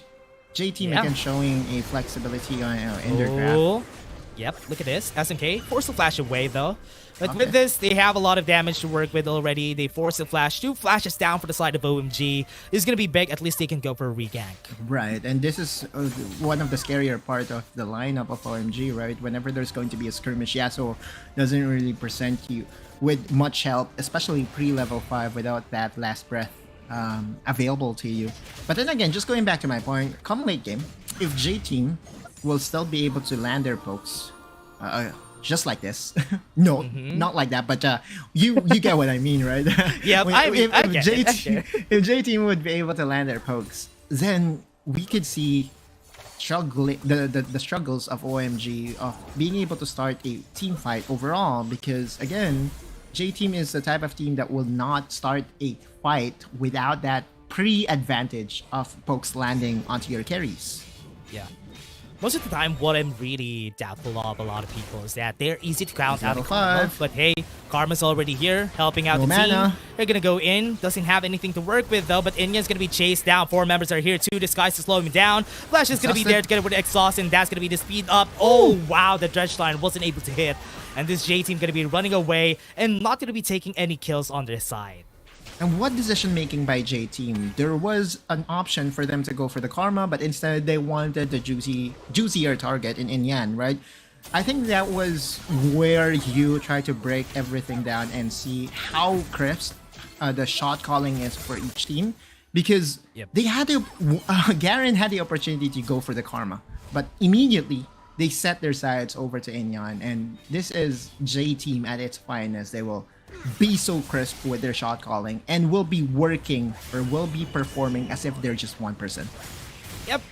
They're still struggling here for the side of the OMG when it comes to the early game. They don't really have a lot of damage to work with, and the rotations always are going to come in. There you go. Sleepy Trouble Bubble's going to go, but there's the Wind Ball. Easy counter to Barry's Paddle Star. Yeah, this is what I love from this Yasuo pick. The Wind Wall is going to have a lot of values. Wait. Oop. Knockup's gonna be there. Miss is gonna be here to really deny this shock blast damage. And this is what I'm saying about their skill. The Miss and the Wind Ball makes it hard for this poke champions to do anything. Right. But those are longer cooldowns compared to the pokes that is available to J Team. Yeah. So, yeah, I mean, you still have to pick your spots if you're OMG. On paper, you could say that, hey, it's a good counter. Wind Wall is a good counter to all those pokes. But, hey, you know what? The cooldown of that skill is relatively longer than those pokes that are available to J Team, so it still is skill based when it comes to execution. J Team though, this is their favorite time of the game. 4 minutes and 30 is when they, go for planning as to what objective to take down, and most of the objectives, remember, according to the stats, J Team has 100% dragon takedown for their first dragon. They still haven't lost any dragons, and now Yetzi gonna be going in, popping the Ignite on the head of SMK. They'll still have the Sleepy Trouble Bubble. They already used their Wind Ball. That gives a chance here for J Team to just take this dragon. What? There is a potential for OMG to contest this. No! Finally, there will be a trade in J Team's preference to go for the dragon. Will make them the 100% team. Yeah, they're still not stopping though. Inya's gonna go in, has a Cyclone. Deathshark's gonna be there to actually get the stun in. And Dawn is already in front of everybody, but there's no follow-up yet from the side of OMG. He's gonna be running away unscathed, but they just threatened the Rift Herald while they're constantly taking the dragon on the other side. This is what I really love about the Chinese teams, yeah?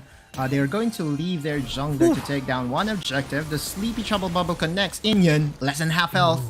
No follow-through whatsoever. If that Paddle Star was able to hit, that could have been a kill. And now J Team and also OMG, this is a good thing. This is a good start for the side of OMG. No kills on the board. J Team not getting any inch of an advantage. And this is, I think, what OMG has to do, right? They cannot really go for the early 5v5s, just not because of the team composition, right? It's more so J Team's advantage when it comes to this early game team fights. It's the same plan that I would be doing if I'm coaching a team. Especially against J Team, just go for trades here and there. Wait for the third dragon, because the third dragon will obviously be, the dragon that you cannot give up. In the third dragon scenario, with no one in the advantage, J Team's team fighting would be put to test. At least so far, J Team has been so good in their early game team fights, right? But what about those third dragon team fights? With no lead whatsoever for your squad. Will it be any different? Yeah, this might be the team fight that we're looking for. Rift Herald already popped. They have the Death Charge that just cleared the wave up. They're gonna be it, and there's gonna be the last breath gonna come in. What a great combo to the side though. J Team still struggling to get any kills. They're now gonna be backing away. A lot of the platings have been taken by OMG. Just our plates though. Still no first brick. Monster trying to dodge away from the Paddle Star. Now it's J Team's time. Yep. They might be able to take this, but it's a good thing that OMG still took the plates. They're gonna go in, but this is gonna be the timing. What a great wind ball, but now that is gonna be canceling any fight spot side. Top side though, Don 128 trying to pressure, but immediately 1-1 shows himself on the top side. And this is a very even game now, Dash. Again, this is very much different from game number 1 in where we saw the collapse from OMG during that first Dragon team fight. And now this is what I like from OMG. At least now they're giving themselves better chance. Yeah, Blade of the Exile's already there, and Dawn is still dealing so much damage against Whitecat. This is the reason why he has the highlights though. Now with the key burst, gonna be taking down the tower. Death charge gonna come in. Barrier has been popped on. It's gonna die here at the spot, and J Team's gonna be taking 1 kill. That is all Dawn 128 though. The amount of pressure that he was able to do against the Gwen allowed him to do a lot of damage onto the tower. And with just one finishing touch, he was able to not just get the first blood, but also the first brick. Advantage to J Team. Yeah, even without the death charge, that could have been an easy take for them though. But they still wanted to get the first blood. Now 2k gold advantage for the team. And whatever they would need here is any advantage. Now the objective's going to be coming out. Rip Herald is going to be coming up in a minute. So that's what everybody's waiting for here. Remember what I said about Dawn 128's Riven? It's also a very scary pick. It's a pocket pick of his. And there was even a feature video of how he uses the champion. And now Whitecat is feeling the pressure. Now this is interesting because this 1v1 between the Riven and the Gwen, I feel that this is a skills matchup more than anything. It's not always going to be a win for the Riven. It's just that Dawn 128 is collecting his skills altogether, right? Yeah, it's just so good with this Riven. Like what we've seen from a while ago, even popping the Blade of Exile as early as they can get just to get maximum damage from that passive. And now with J-Team, look at what they're doing. They're already just putting themselves on the objective, and they have all the vision that they need here. They won't need anything else except for themselves here, and they're going to be taking this for free. Right, there's only one choke point for OMG to enter with no information. But J-Team scrambled. This is a 5v5 waiting to happen. SMK again on this. Yasuo has a lot of options for the activators. There's the Gragas, there's the Wukong. So J-Team is respecting this for the good reason. Yep. 7-11 needs to be careful. He's going to be the primary target here once Explosive Cast comes out. But now because of that, the space that they needed was that tower pushing the top side, or rather the minions pushing, was enough for them to just take this objective for free.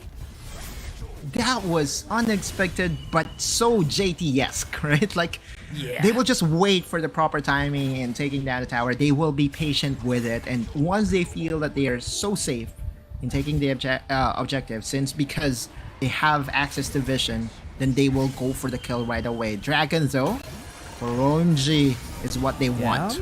Trouble bubble. Wind wall is already there though. The damage is not going to be enough. DUI is going to be left alone. Stasis is going to be popped. Look at now Don buying some time. Though. The shock blast deals so much damage.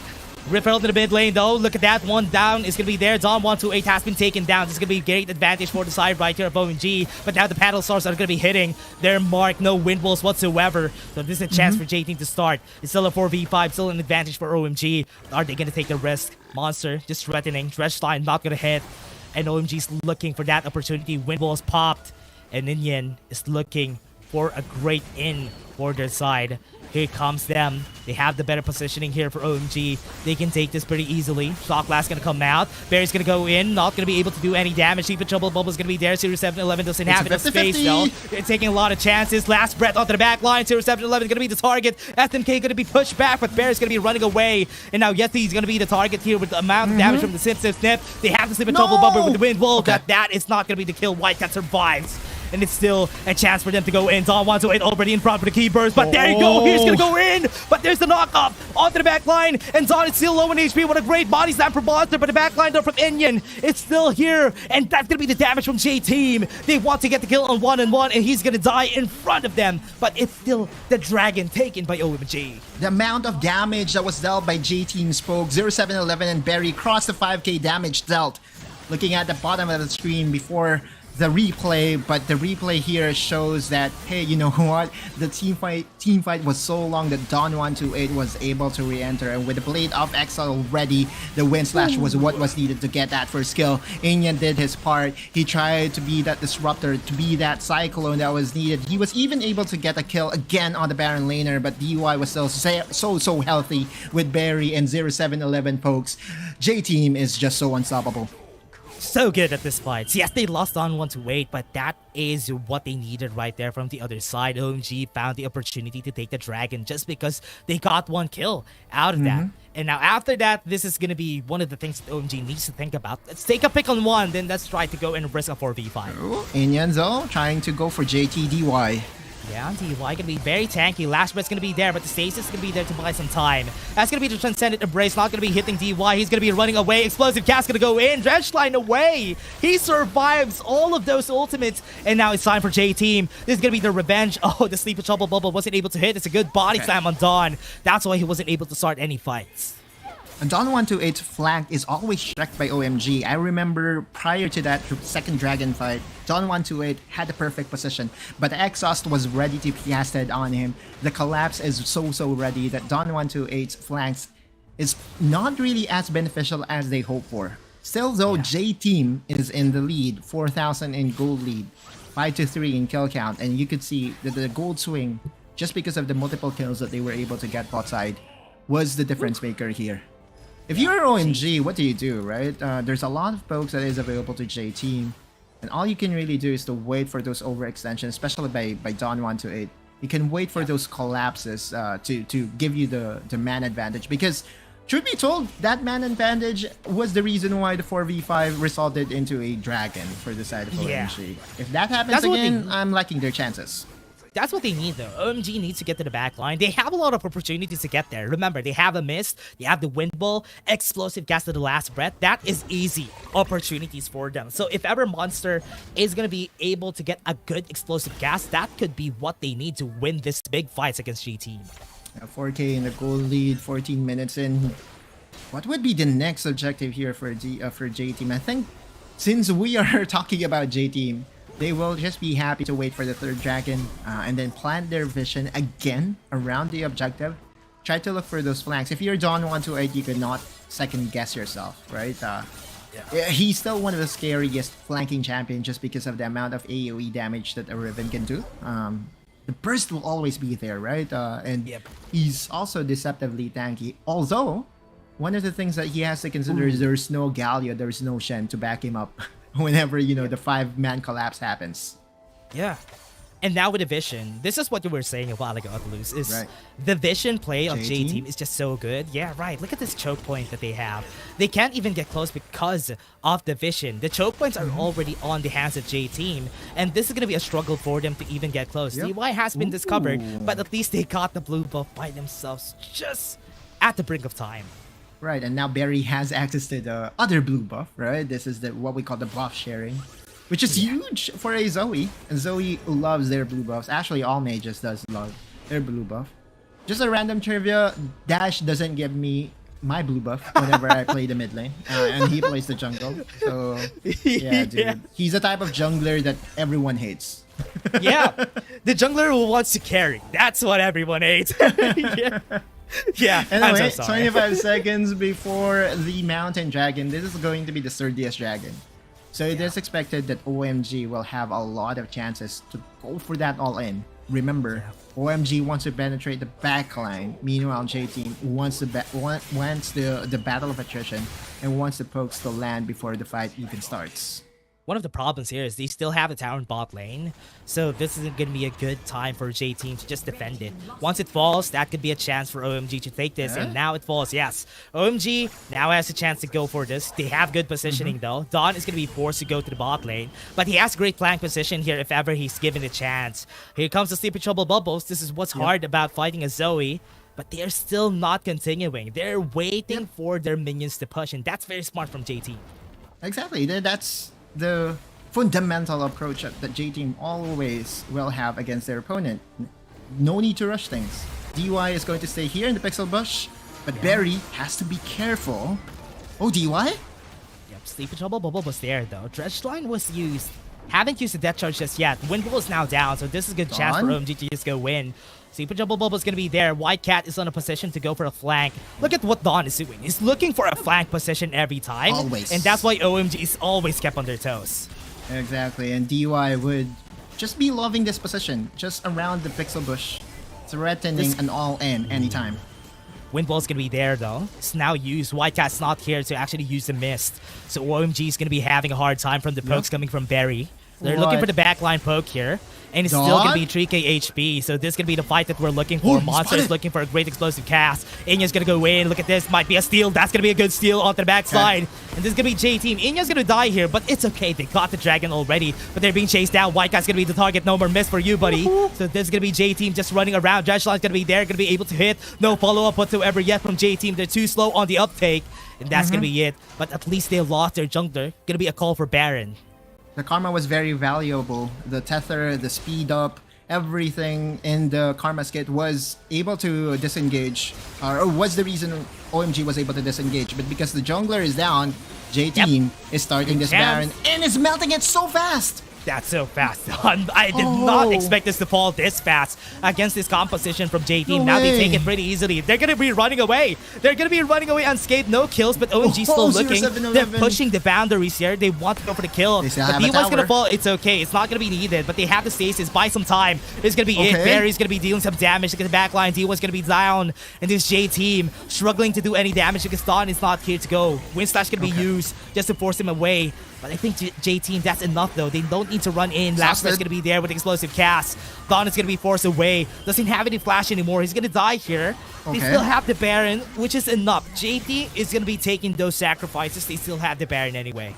And if you're J-Team, it's okay to execute those, I would say 50-50s. Because OMG was in the middle of two towers that is still standing, right? So you would always have the advantage when it comes to the positioning. And yes, Dawn 128 was the sacrificial lamb, but J-Team is still in the advantage. They were still able to get the Baron. There's a lot of members that has the buff available to them. And you're looking at Yetzi, he knows that he still has the Dimension Justice. And if you're OMG, you have to play this perfectly. There's only just so small space that you can play this team fight. SMK was able to find it. The exhaust was not enough to really dissuade the all-in attempt. But after this kill comes nothing, right? Yeah, you were able to take down the tower on the top lane, but the retaliation by J-Team will be severe just because of the Baron power play. Yeah, you know what problem is posing on J-Team is that Barry can't position himself well because everybody could just dive on him. Yeah, he can't even get any pokes, and that is the problem. They're losing a bit of the damage because there's a lot of threats just roaming around Barry. So that could be a chance here for OMG. Right. Just make sure that they don't get poked, don't get damaged, and the members of J-Team are going to be going in. They're going to be impatient on this Elder Dragon fight. This Elder Dragon, though, is going to be what would determine who's the winner of this match. SMK! That charge? Stacy's gonna buy some time. Explosive gas gonna be there, but it's not enough to actually save the teammate. They'll Transcendent Embrace and push him back. But the OMG does have the man disadvantage on this next fight. J-Team looking for the Elder Dragon. Once they lost their one brick of damage, Dawn is going to be running away. They have the stasis. They need to go for this fight though.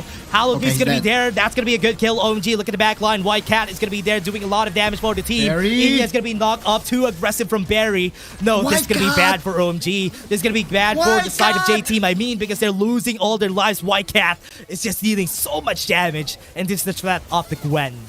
The superstar from OMG has finally appeared, and White Cat just dismantled the backline of J-Team. Barry was not found in that team fight alone. The Elder Dragon, as we said, is always the win condition for all the teams. No. OMG gets that buff. J-Team gets flustered because, as we said, they're losing on the damage department because Barry can't position himself well. Because there's a lot of threats from the side of OMG. They lost a lot of that priority during that last fight. I really thought that was already a win for J-Team. Had it been that Dawn 128 did not path towards this choke point, and had it been that he joined the Garen in blasting Cone over the Dragon, it could have been very much different. Now OMG is in the position to take down another objective in the Baron. Backpedal on Yetzi. he can't even make some plays. Dawn's gonna go in. Transcendent Embrace denied him. He's gonna go in. He's gonna be exploded right there. And that's gonna be the death charge to save their teammate, though. Yes, he needs that. Could have been a double kill to the side of OMG. But this is a double objective push by OMG.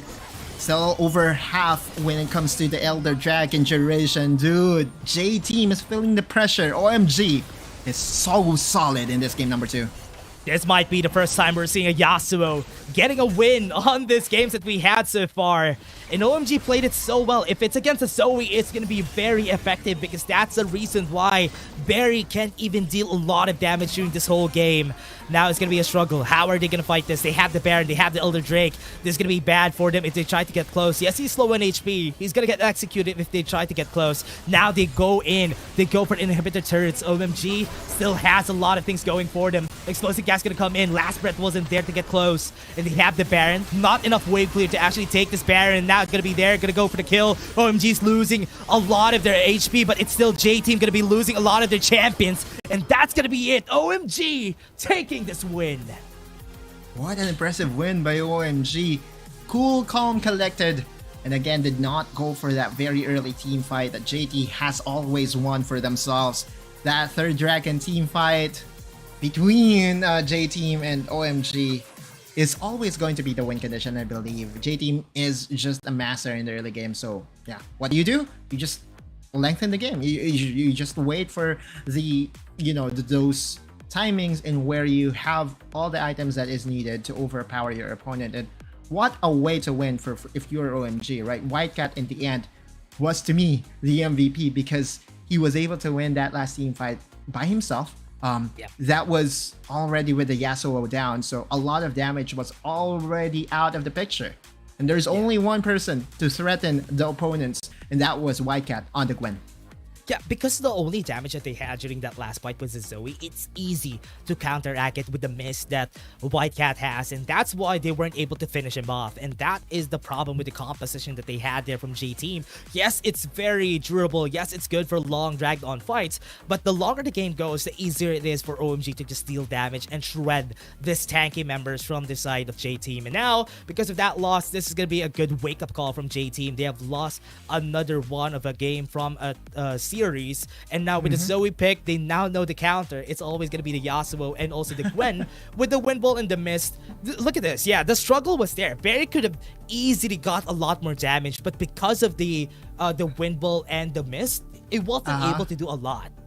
That's one way to look at it, Dash, but another way to look at it has been the performance of Dawn128. If we zoom in, we could see those questionable plays by Dawn128. Again, I would stand my ground and say that had it been that he blasted Cone over to the Dragon Pit with a Garen, could have been, yeah, it would have been a lot different, right? Because the collapse on him was what was needed by OMG to turn that 4v5 around. And we would see here the damage dealt by Whitecat.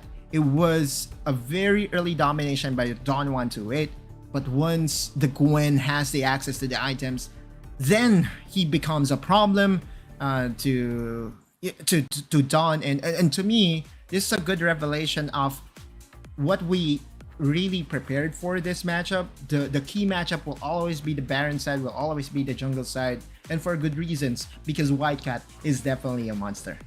Yep, Whitecat. Wherever they found Whitecat as a player here for OMG, whoever found him, that's good. They're doing a good job because they got themselves a great player from the side of OMG. Now, on the hands of J-Team, they lost one game. We always found J-Team to be found calm and collected as a team, but there they got flustered during that last stages, and Dawn was the one who actually lost in that game. But still, it's still a good game from J-Team. But again, OMG winning a game against them is a big statement right here on this one. They evolved all throughout. And now with Barry struggling on that Zoe, are they going to be picking the same Zoe for this next game?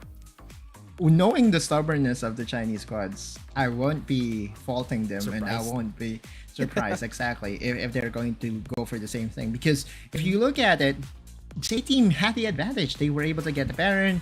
Again, it wasn't... Okay, it wasn't Whitecat. It was Inyan. you have to give it to him because he was able to steal what, 2 objectives in a row. Yeah, that was also the reason why J Team did not run away with things. But you can easily give the second closest MVP to Whitecat because of his performance in that team fight alone. Yeah. And Whitecat is a really good player though. So OMG, they still need to get this win if they want to take down J Team and give them their first win on the or loss on the series. So OMG still has a chance here for game 3, everybody. So now, what would J Team do? That's gonna be the question for this next one. But before that, everybody, we're gonna be taking a short break. We're having your casters. See you guys in just a bit. Dear Summoners, Wild Rift League Asia is about to begin.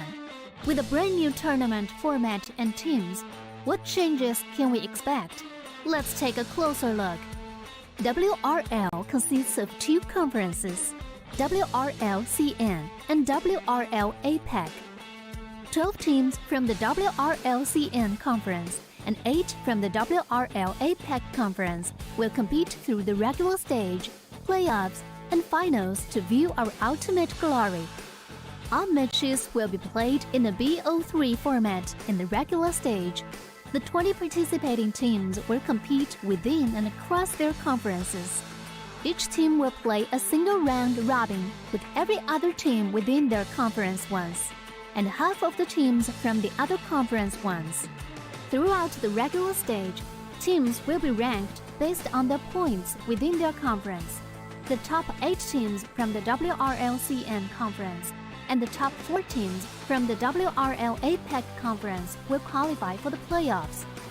The playoffs will also be held separately for each conference, adopting a BO7 double elimination format. Only the top 2 teams from each conference's playoffs will advance to the finals, vying for the championship. Of course, a new tournament brings unique challenges. The Wild Rift League Asia Season 1 WRL A1 Finals will be a 3-day extravaganza. On the first day of the finals, the 4 qualifying teams will play a single round robin in BO1 format. The top-ranked team will advance directly to the grand finals, while the remaining 3 teams will battle it out in a single elimination bracket on the second day to secure a spot in the grand finals on the third day. The 2 teams that make it to the grand finals will face off in the BO7 showdown to play the championship. Additionally, in both the WRL A1 regular stage and finals, teams will participate in the Fight for Side FFS match before the official games commence. The FFS match will be played in a 1v1 solo mode. Each team will send 1 player to compete. They will ban 2 champions each from the official weekly rotating champions pool, and then select 1 champion each for 1v1 competition. The winning team of the FFS match will earn the right to choose their side first. Wild Rift League Asia Season 1 regular stage will officially kick off on April 8th, with 20 top-tier teams assembled and ready for action. Who will climb to the summit and seize the crown? Let's wait and see.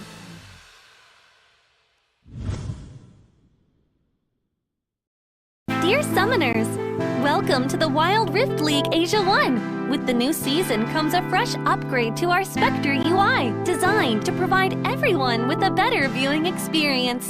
First thing is about the original UI information at the top bar. We make it into a functioning ring design in the upper left corner. The ring not only includes basic information such as team names, match duration.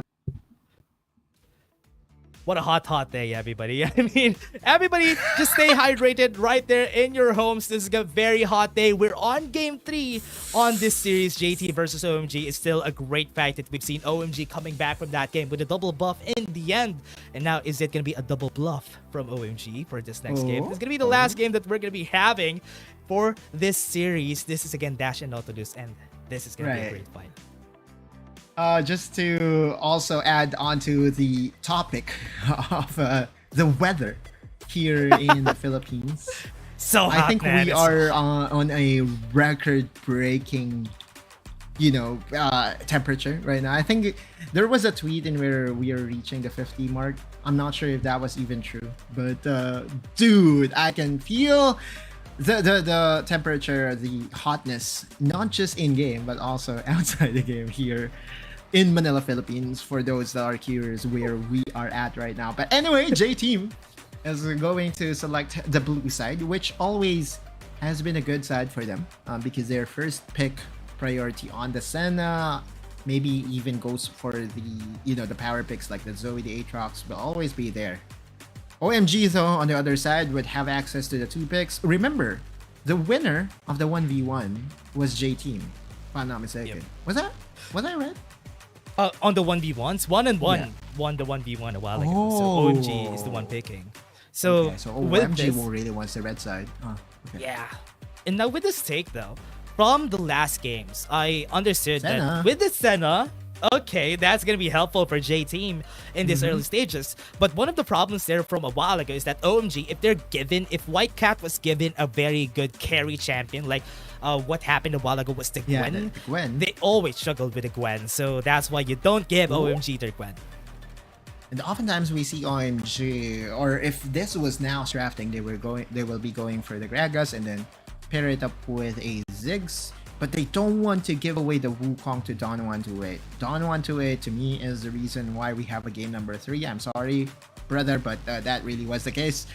And so now, J Team, this is, pretty much standard, right? DUI would be playing the Galio, the accelerated Galio. And the reason why he's accelerated is because he's going to soak up solo XP in the bot lane. Meanwhile, Berry on this Senna would be the one playing, would be supporting the Baron lane, or maybe even the mid lane. And this will be very interesting though, because them picking up the Garen this early allows OMG to go for a Lucian counter pick if they choose so. Yeah, but if they're going to be picking this Riven to the top side, J Team could also pivot that Garen to the top side just for them to have a neutral lane. And you're not going to be faulted by a Garen. Everybody, especially coaches, really love picking up the Garen just because of the easy lane matchup every time whenever you have a Garen on your lane. But again, OMG picking up the Karma. This is their first 3 picks during their last game, so they're doing the same thing. Ooh, Corki by Yetzi is not going to see light and day. At least in game number 3, it was immediately banned away by OMG. Again, to those that are curious, Corki has a 100% win rate when played by Yetzi. So good respect ban there overall by OMG. We look into the next set of bans. J Team does not want to handle the business against the Yone. Yeah, they banned the Yone just so that maybe SMK and White Cat could use this for themselves, but that could have been taken by them because what they're losing is a bit of their damage on their composition. Are they going to be picking up the Kha'Zix here? That's why they banned the Yone? This is surprising for me. Okay, there's the Kha'Zix spine. Yeah. It always has been the OMG special, right? Again, my prediction, J Team would win. What was your prediction? J Team as well, correct? Yeah. Yeah. Because 4-0. Right. 4-0. Yeah. That's all there is to it. Flawless records so far, and their wins were so impressive. But the viewers from China has voted for OMG in a landslide. They were 70% in favor of OMG to 28 or 20 something for J Team. But Yasuo pick up again this early. If you're J Team, you should be expecting more that this would happen, right? And we would go for something else to really dissuade that Yasuo. Honestly, I was not really sure about that Yasuo. If they went in for that pick a while ago, it's a better pick. They went for the Riven and forced them to use a Zoe or a Jax on the other side. As we've said, we haven't seen a lot of stellar performances from a Jax. So there were no J-Team... stats shown, dude, when the Jax got locked in. Maybe there's none. Maybe there's none. See, I mean, because there are other champions that if it gets locked in, it will show some stats, and there you go. The immediate counter to the Garen, at least during the laning phase, the Lucian will always be there to have that upper advantage, have that priority. Yetzi would be the one playing the Garen. Immediately OMG has decided to put SMK on the Lucian, and that's a checkmate overall if you're J Team. There's no other jungler available for J Team, right? It was only the Jace. Back in the day, it looks like I'm an old guy, but back in the day, Jax could be played in the jungle. But because of a lot of nerfs that was received by the guy, sad Jack's noises, he can only now be played in the solo lanes. And now I think... You know who to blame? You know who to blame? Why Jax is nerfed? Weba, Long? And Long, yeah. guys. Weba and Long are the reasons why Jax was nerfed. But now, with this matchup that we have, Force against 0711, Force against to use the Jace on their side. I was expecting for them to actually just pick up the Xin Zhao. That could have been a chance. A composition really relying on the Xin Zhao, and this one that OMG's exposed could have been good. Agree. This is... I mean, 0711 really made us the Xin Zhao believers. But now... with the Jace priority, it will be his turn to play the Jace once again. This is very interesting because just looking at the draft alone, and I'm not against Jax, I'm not a hater of Jax, but numbers show that Jax really struggles here in WRLA.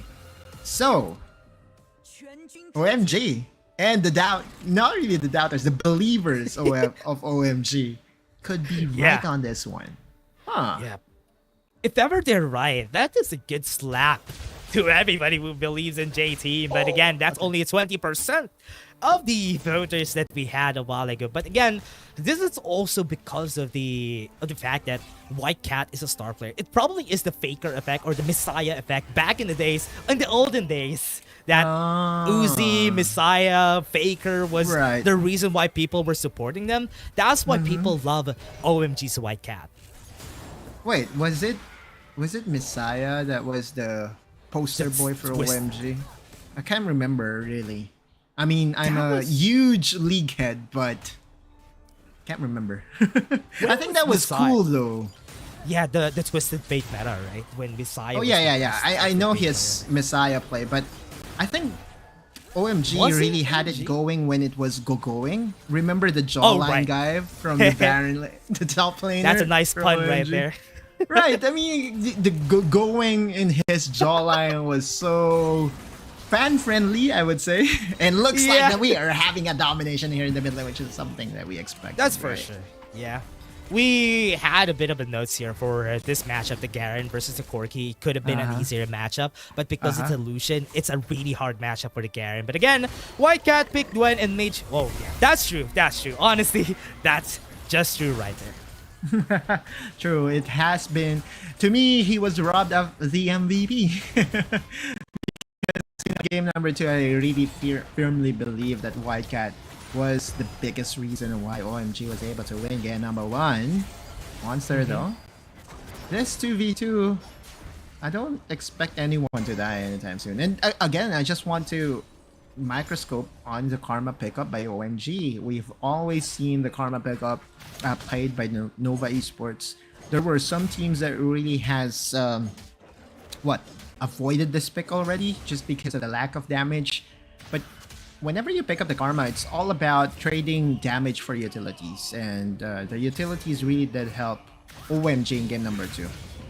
Yeah, and now with OMG just struggling to pick this up, it's a good thing that a J team now has changed a bit of their playstyle here, just rotating 0711 as fast as they could, so that Yetzi wouldn't have really a big struggle here as a team. And as we've seen, right, Yetzi struggled during the last game because he can't really make a lot of plays because he's playing a lot of Garen, and now being relegated to that role just makes it hard for the team to have that light on for themselves.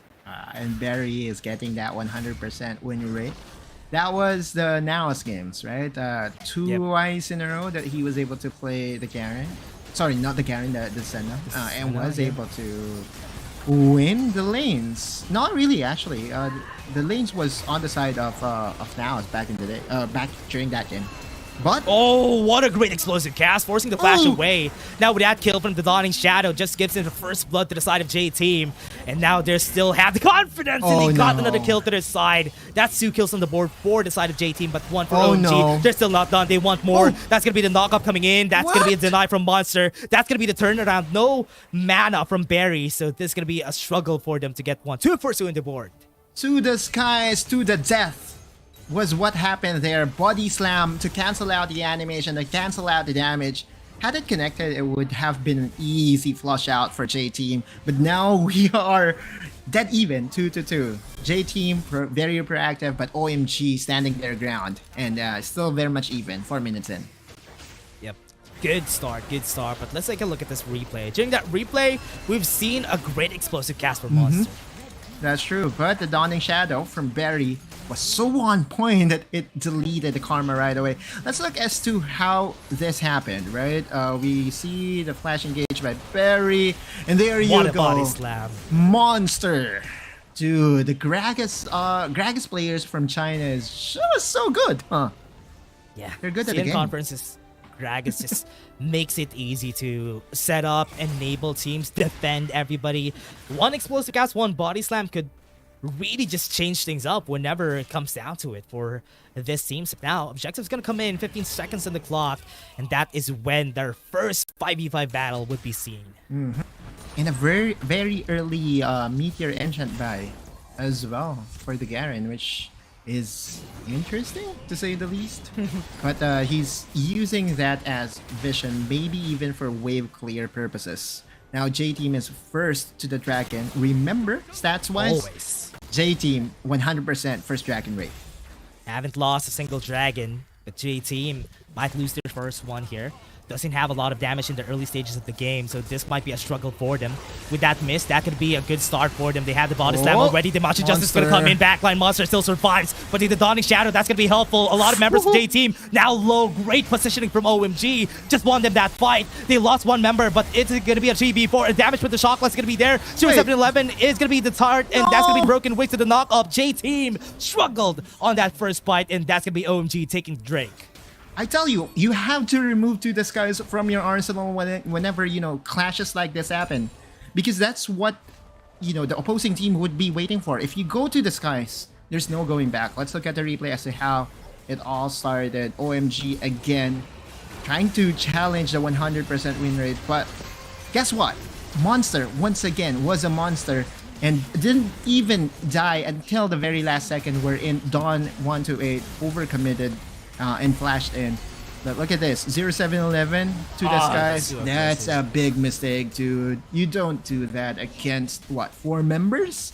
Ready to punish you? Like, dude, now OMG is in control. Yeah, now OMG is going to be taking this advantage.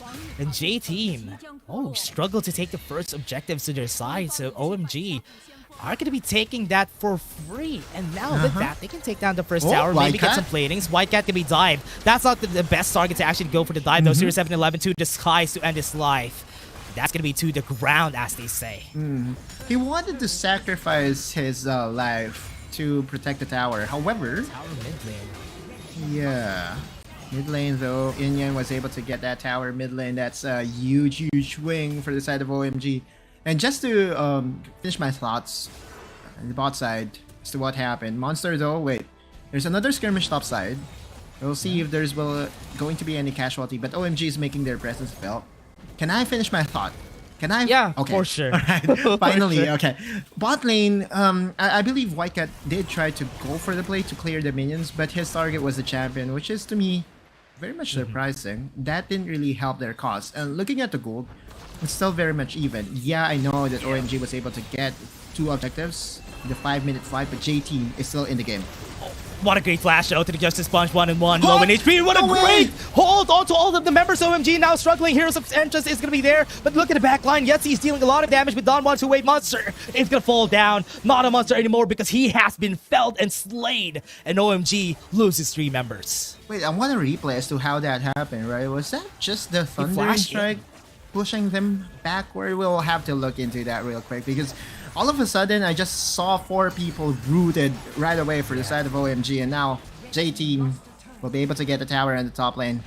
I was already ready to exactly. I was already ready to give my props to the side of OMG, but we'll look into this. Oh, he flashed in. Out, sorry. Yeah, exactly, and he was the reason why 4 members was rooted. And then Yetzi being there because of the explosive cask was an easy execution with the Machine Justice. This Garen, dude, are we re-entering the Garen era? Because it looks to me that Like, no way. The design is so Garen, right? Huh? I mean, it was back in the day, right? During the start of all the tournaments that we had for Wild Rift, Garen is absolute. Garen is always there. And now we have him back in the Rift. And now this is... I don't know if it's great to see, because most of the time people don't like seeing the Garen, because what you do is really simple. Just get the lanes and nobody's going to be defeating you. The Mush Injustice is just really hard to fight against. Yeah, true. We're looking at the left part, and you can see that Yetzi and also one of the member from J Team is at the top of the net worth. There is now a gold lead, small gold lead for J Team. That's 2.5k. Not what we expected, because OMG was able to win the first 5-minute fight convincingly. But all of a sudden, again, with a series of plays by J Team, they were able to turn things around. It's not yet over though. We all know that OMG still does have a lot of tools for themselves. White Cat on the Riven will be tested if he can carry OMG once again this game number 3. This is what I like about the Senna composition, right? The all melee composition makes it hard for the other team, for OMG, to just finish them off. Yes, they don't really have that much damage in this stage of the game, but on the third item, they could really finish them off. But Barry is still posing a threat against them. The amount of healing and shielding is just there. That's why they can't kill the members of J Team. True. 17 seconds. This is going to be another fight here, Dash. And looks like there could be a trade, but the misplay from J Team is one of the bigger wildcards that we have in the game. We all know that if you have a Senna, you can play around the vision just because of that missed. J Team. Great decoy. Forcing the flash. So with J Team not even starting right here, Autolus, so they're still setting up. They don't have a lot of vision inside of J Team. Right. Now OMG is setting their sights and trying to challenge the second dragon. Obviously, if you have the first dragon, the 3 dragon win condition will be there for you. It makes a lot of sense for OMG to contest this, but look at J Team. Oh no.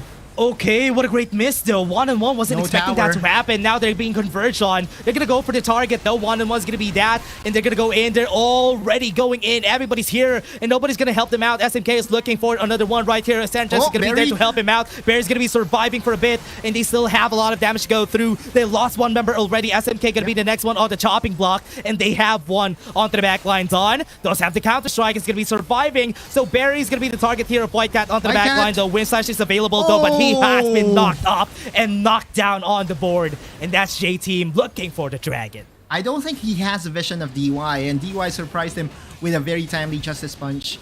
Immediately he got erased from the game. He was the star player. He is the star player for OMG, and without him, it's a lot harder. But Inyan, okay, that's gonna be it. It's gonna be Inyan. Gonna go for the steal. Was able to get it though.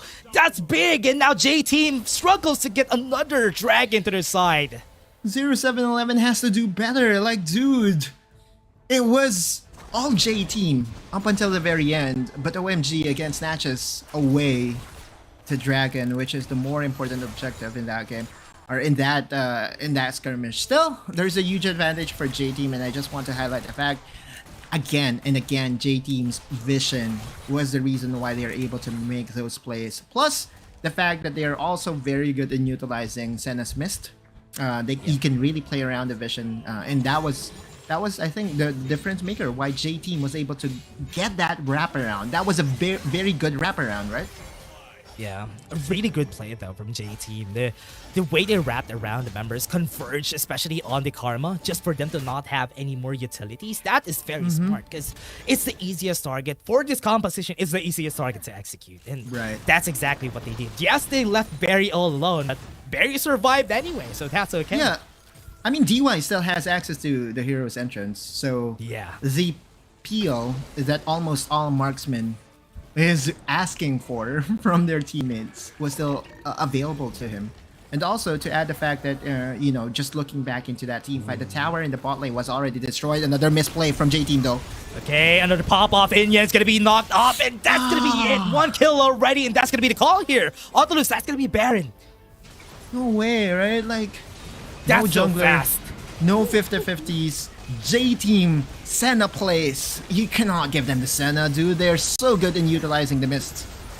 Dawning Shadow's gonna be here. They have the Wind Slash gonna go in. Hero Sense is gonna be here to Desperation knock play. them up though. A lot of members are gonna be here. That's gonna be a lot of knockups coming in. They were already able to take the Baron. So J-Team is gonna be here to actually take down the members. They're racing after one. 1-1 is gonna be the target, but SMK is trying to go for in, and he has low HP but still falls down. 0-7-11 against White Cat under 1v1 with a shot class coming in, but with the Keepers almost getting the kill. But J-Team, that was so scared, but they still got the Baron. Yeah, Barry denies the outplay against 0-7-11, and now with 4 people stand strong on the top side. There is a Baron empowered push here. Could this be the end, Dash? Yeah, they can go for the end though. J-Team going for it. Inyan? The tower's gonna be there. They have the Cyclone on Inyan, but I think they're playing it safe. They're going to the back lines. They have the Cyclone to push him back, and that is gonna be forcing them away. OMG survives for another day. Yep, at least Inyan was able to buy his team another chance, another opportunity to at least win this game. But looking at the replay, let's look at that Baron team fight. This is a desperation play coming from OMG. They know that they need to contest this Baron, but the question, the big however here is that they don't have a jungler to contest this Smite fight. It will obviously go to the side of J-Team. And the collapse from J-Team was also very good. Yetzi again on the Garen.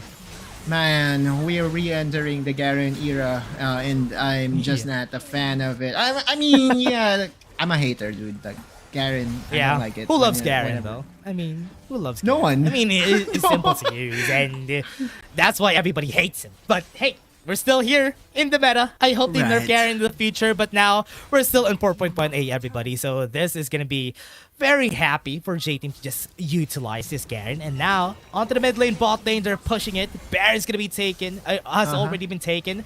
Baron infused minions, it's making it hard for OMG to go for the wave clear, but Yetzi is being taken down top side. Cyclone flashes away, and now that's one down to the side of J-Team. Might be a chance here, but Dawn is still so fed right now. It's gonna be chased down. DY, the flash explosive cast to push him back. Hero Sentinel's gonna be here. Now most of the members are out of the way, so this is gonna be it. 0-7-11 gonna be the next target, though. Dawning Shadow for the shield, and that's gonna be the up lot of damage onto the back line, though. J-Team doesn't survive, and 2 members are down. That gives OMG a chance to survive. 3 inhibitors down though for the side of OMG, which means that JT can wisely just go back, spend those unspent gold, go for the 3rd dragon when condition, not really when condition, another objective for themselves, that's a mountain dragon, and then guess what? Wait for the Baron, and then just finish the game. J-Team is really in control. This is what we call the most fundamental team, the most academic team. They will not overextend, they will not overchase. And J-Team, again, is in the driver's seat. The discipline that they have is still remarkable for me, because every time they're not going to be forcing anything if ever they're not going to be winning. If it's not in the calculation, J-Team is just going to be running away from that battle. But here, Inya's going to go in.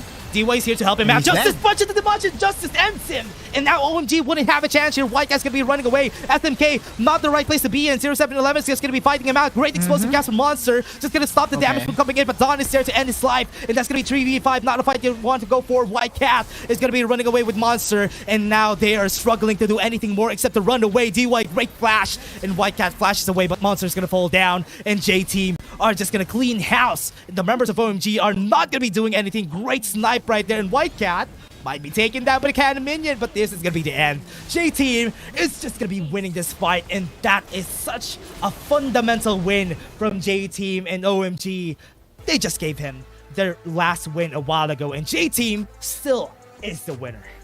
The doubters are shaking in their boots. 70% voted for OMG, denied by J-Team. 2-1. What a clinical performance from them. Again, huge swing overall on the top side, right? That 4-man route coming from Barry, and it's not just the routes coming from the center that really made me think that J-Team cannot have this Senna anymore. The way they play around Senna's mist, the amount of information that they get from their vision play was what allowed J-Team to really snowball this game, number 3. And Dash, it may have reached game number 3, but the outcome is still within our expectations. J-Team still wins this and is still undefeated in WRLA. Yeah, still J-Team now on top of the board because EDG. Let's see if EDG gets their win. But for now, J-Team is on the top of the board. They are 5-0 on their record, and it's still honestly, it's still really great to see. J-Team just getting all those wins. They have fought a lot of APAC teams, yes. But with the way that they play, I don't really doubt that they would struggle on the higher echelons of the CN Conference teams, because I still believe that this team would be able to ride this momentum and just make work out of all the other teams on the CN Conference.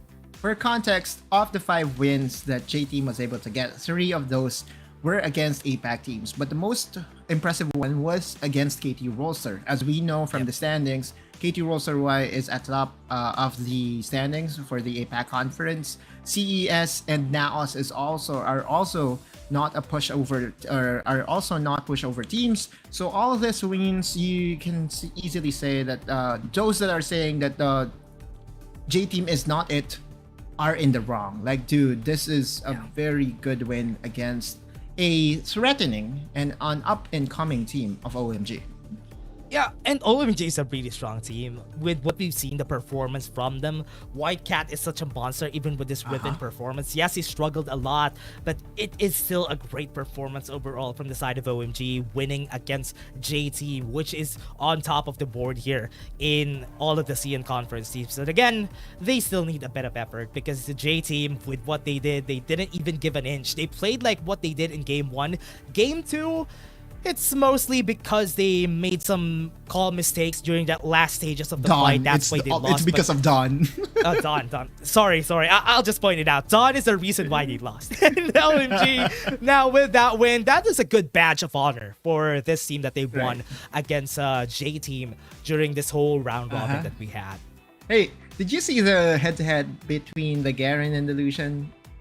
Remember when we said that, Garen gets countered by the Lucian during the early phase? Oh, he said, dude, he played the Garen things, or he showed the Garen things and was able to win the game, was able to get better KDA, was able to get better damage overall compared to his counterpart in the mid lane. And if anything, Dash, this is a good indication of what to expect in the next series, right? In the next couple of series. Will we be seeing a lot of Garens? Because one, EDG's Garen in the mid lane was, I think, the reason why it all started. This Garen revolution. Will it be adapted by the Philippine teams? We'll be seeing, or APAC teams in general. We'll be seeing that right up next, because NAOS versus Slender Talk is next on the table. This is a good fight, though. I'm really excited to see NAOS and also Thunder Talk. And also, not because we're from the APAC Conference, but it's also exciting to see because they struggled a lot against a lot of CN Conference teams. But again, let's put the spotlight on Yatsi. Yes, Oculus, I think it is the Garen meta. It is the Garen era right now. And until we don't get to maybe 4.1C or 4.1B, we're not going to be seeing any changes, because Garen wasn't nerfed during the last 4.1B patch. So yes, everybody, Garen is always going to stay in the WRLA. It hurts my eyes. Like, anyway, that's fine. I don't like seeing it. Yetzi still deserves that MVP, and looking at his MVP count, that was his 4th MVP. So, dude is in contention of the regular season MVP that we have here, Dash. Yeah, let's put a culture here for all the players. Once we see a Garen and he gets a Demotion Injustice skill, just put "Are you entertained?" in the comments. That would be fun to see, because that would be a really fun. Yeah, are you entertained by the Garen? But again, everybody, that was just our first series for today. Again, we're still gonna be your shoutcasters for the next series that is gonna be coming, but we're just gonna be taking a short break before we head into the next one. See you guys in just a bit.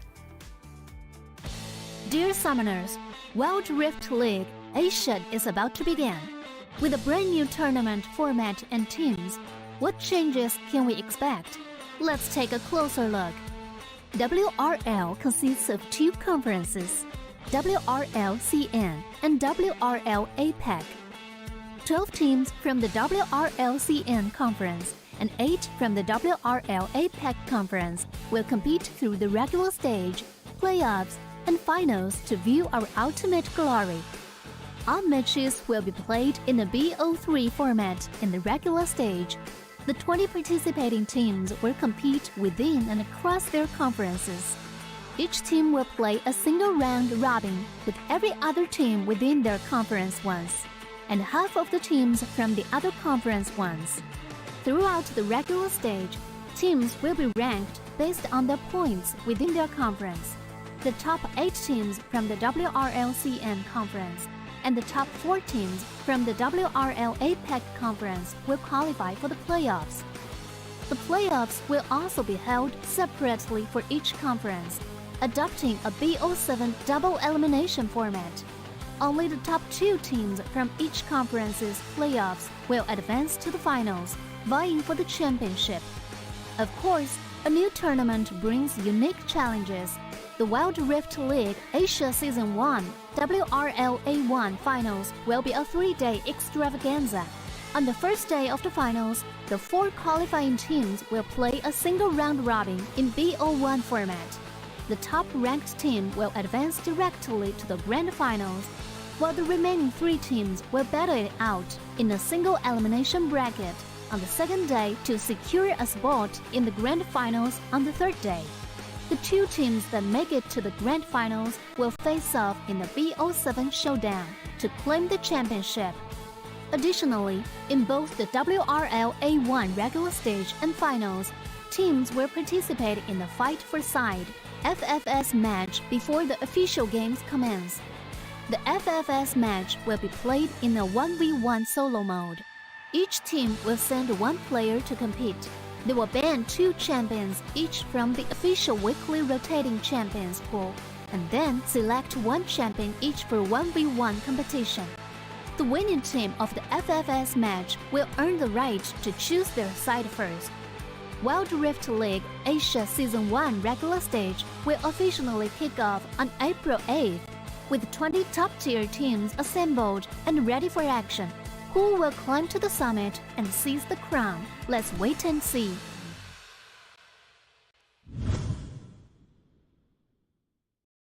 Dear Summoners, welcome to the Wild Rift League Asia 1. With the new season comes a fresh upgrade to our Spectator UI, designed to provide everyone with a better viewing experience.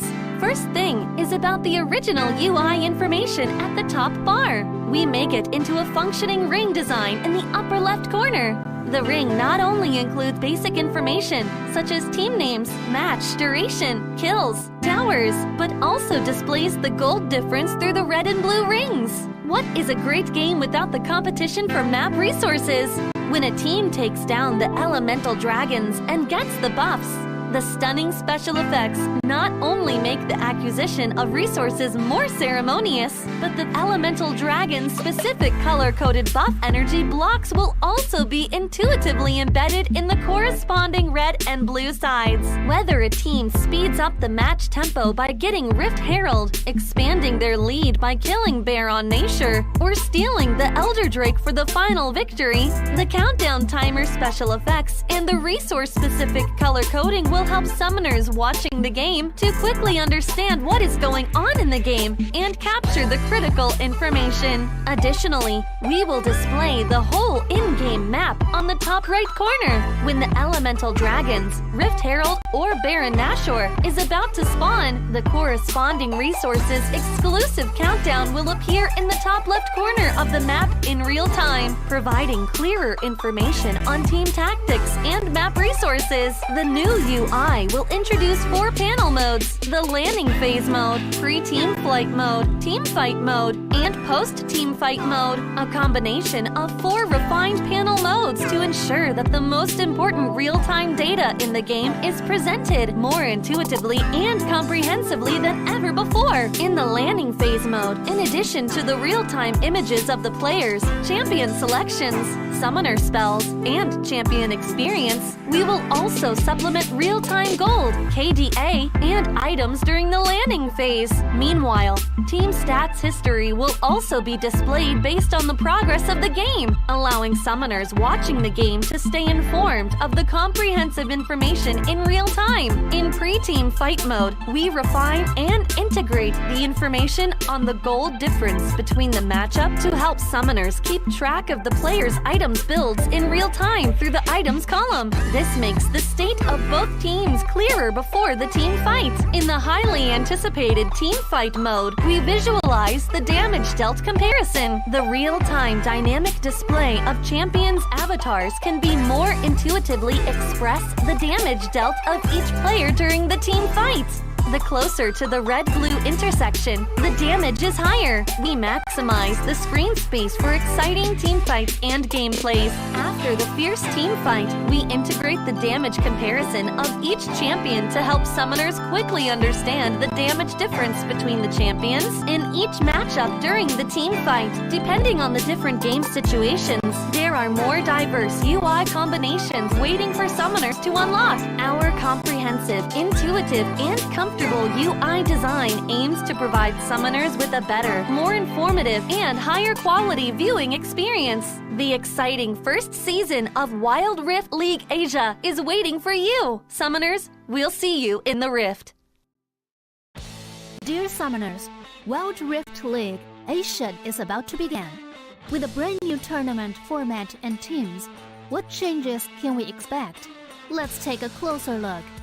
WRL consists of two conferences, WRL CN and WRL APEC. 12 teams from the WRL CN conference and 8 from the WRL APEC conference will compete through the regular stage, playoffs, and finals to view our ultimate glory. All matches will be played in the BO3 format in the regular stage. The 20 participating teams will compete within and across their conferences. Each team will play a single round robin with every other team within their conference once, and half of the teams from the other conference once. Throughout the regular stage, teams will be ranked based on their points within their conference. The top 8 teams from the WRL-CN conference and the top 4 teams from the WRL APEC conference will qualify for the playoffs. The playoffs will also be held separately for each conference, adopting a BO7 double elimination format. Only the top 2 teams from each conference's playoffs will advance to the finals, vying for the championship. Of course, a new tournament brings unique challenges. The Wild Rift League Asia Season 1 WRL A1 Finals will be a 3-day extravaganza.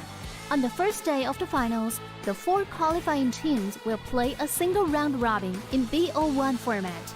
The top-ranked team will advance directly to the grand finals, while the remaining 3 teams will battle it out in a single elimination bracket on the second day to secure a spot in the grand finals on the third day. The 2 teams that make it to the grand finals will face off in the BO7 showdown to claim the championship. Additionally, in both the WRL A1 regular stage and finals, teams will participate in the Fight for Side FFS match before the official games commence. The FFS match will be played in a 1v1 solo mode. Each team will send 1 player to compete. They will ban 2 champions each from the official weekly rotating champions pool, and then select 1 champion each for 1v1 competition. The winning team of the FFS match will earn the right to choose their side first. Wild Rift League Asia Season 1 regular stage will officially kick off on April 8th, with 20 top-tier teams assembled and ready for action. Who will climb to the summit and seize the crown? Let's wait and see.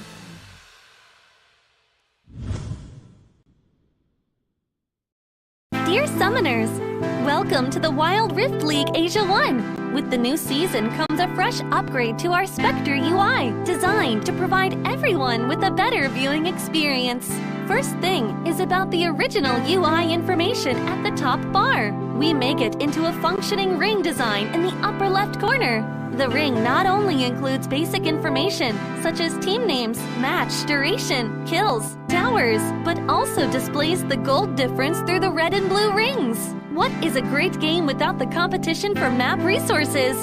When a team takes down the elemental dragons and gets the buffs, The stunning special effects not only make the acquisition of resources more ceremonious, but the elemental dragon's specific color-coded buff energy blocks will also be intuitively embedded in the corresponding red and blue sides. Whether a team speeds up the match tempo by getting Rift Herald, expanding their lead by killing Bear on Nashor, or stealing the Elder Drake for the final victory, the countdown timer special effects and the resource-specific color coding will help summoners watching the game to quickly understand what is going on in the game and capture the critical information. Additionally, we will display the whole in-game map on the top right corner. When the elemental dragons, Rift Herald, or Baron Nashor is about to spawn, the corresponding resources exclusive countdown will appear in the top left corner of the map in real time, providing clearer information on team tactics and map resources. The new